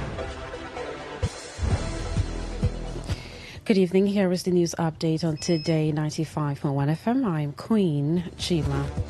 The federal government has held a special Thanksgiving service at the National Ecumenical Center in Abuja to offer prayers and give thanks for the nation. The Thanksgiving service, which was part of activities to mark Nigeria's 65th independence anniversary celebration, drew top government officials and security chiefs, including Senate President Godswill Akpabio and Secretary to the Government of the Federation, George Akume, as well as their spouses. The service came days after the government unveiled the official theme and some of the activities slated for the 2025 independence celebrations. This year's anniversary is tagged Nigeria 65, all hands on deck for a greater nation. Meanwhile, the Secretary to the Government of the Federation, George Akume, says the challenges confronting Nigeria did not begin with the current administration and that President Bola Tinubu has embarked on bold reforms to tackle some of the challenges. Akume stated this during a special service organized to mark the 65th Independence Day celebration at the National Ecumenical Center in Abuja. He noted that every Nigerian has a role to play in building the nation. He reiterated the commitment of President Tinubu to transforming the nation, as he noted some of the reforms that the president has embarked upon, including the removal of subsidy, among others. The SSG further called for cooperation among three arms of government. The Socio-Economic Rights and Accountability Project, SERAP, has urged President Bola Tinubu to urgently disclose details of the selection and appointment process for the successor to Professor Mahmood Yakubu, whose tenure as the chairman of the Independent National Electoral Commission, INEC, will end in November 2025. SERAP urged the president to disclose the number and names of candidates for INEC chairman and whether the Council of State has been consulted or would be consulted in making the appointment as constitutionally required. SERAP also urged Tinubu to use the opportunity of the appointment of a new INEC chairman to reconsider his appointment of at least 3 alleged members of the All Progressives Congress APC as resident electoral commissioners, recs of the INEC, and to nominate non-members of a political party as replacement. Professor Mahmood Yakubu will leave office as INEC chairman in November, having completed his 2-term tenure of 10 years. President Tinubu is expected to appoint his successor soon, subject to a Senate confirmation. In a letter by State Deputy Director Kolawole Oluwadare, Serap insisted that the selection and appointment process for Yakubu's replacement should not be a closed shop, adding that a transparent and accountable process would serve legitimate public interests. And on the foreign scene, the United States has reinstated full visa validity periods for Ghanaian citizens, a move that coincides with Ghana's recent agreement to accept deported West African nationals from the U.S., including Nigerians. In a post on its official X account, the U.S. Embassy in Ghana announced that the maximum validity periods for all categories of non-immigrant visas for Ghanaians had been restored to their previous length. The decision restores visa privileges that had previously been curtailed during a diplomatic rift over deportation cooperation. In 2019, the U.S. imposed visa restrictions on Ghana following disputes over the repatriation of Ghanaian deportees. The timing of the U.S. announcement has raised speculation, particularly in light of President John Mahama's recent remarks regarding deportation cooperation with Washington. According to Mahama, the first batch of 14 deportees, including Nigerians, a Gambian, and others, had already arrived in Accra.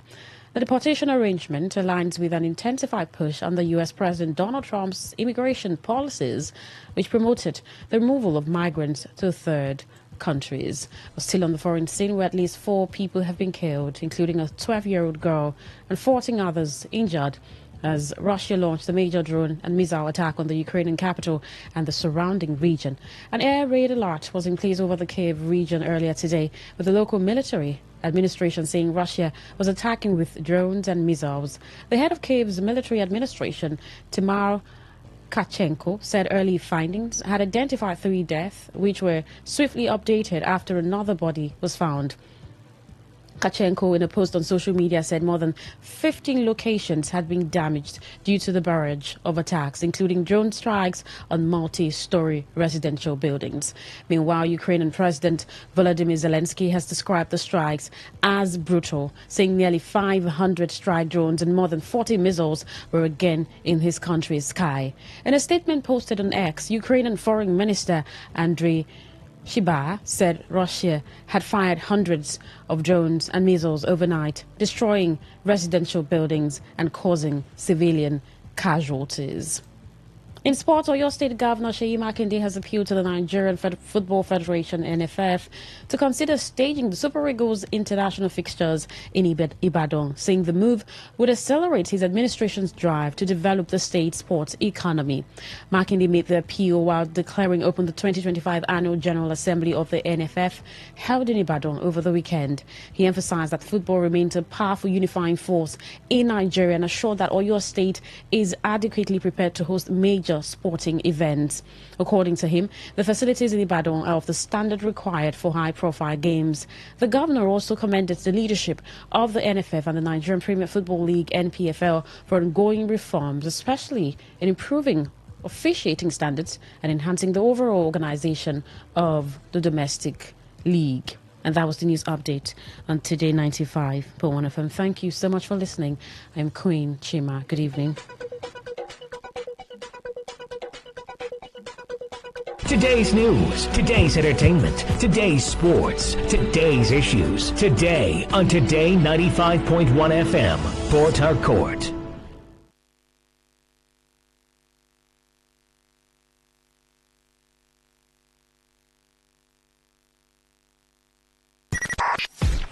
.1 FM, Voice of the People.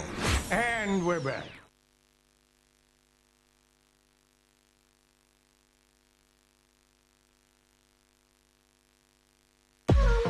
What's a successful business without sales? And what is sales without an audience? Well, do you know that you can reach 8 million listeners across 6 states in 2 geopolitical zones all at once? How? With Today 95.1 FM, you can get millions of people to know about your business. And what does that mean to you? More sales. Call 081 389 2850 now for more information.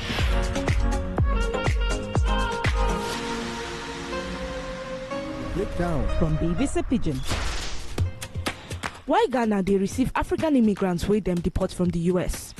The US government recently deported 14 people from different countries for West Africa to Ghana 40 more West African deportees from the US, they're expected in the next few days, and this don't cause conversation for the region. According to the Ghana government, most of these deportees for the first batch are Nigerians, while the others are from the Gambia. So why Ghana accept this offer? Ghana President John Mahama said no be big issue if the country receive US deportees will be citizens of fellow West African countries, even including Ghanaians. He say ECOWAS get free movement protocol, where be say any citizen of West Africa, they're free to travel to another West African state and stay there for at least 90 days without any visa.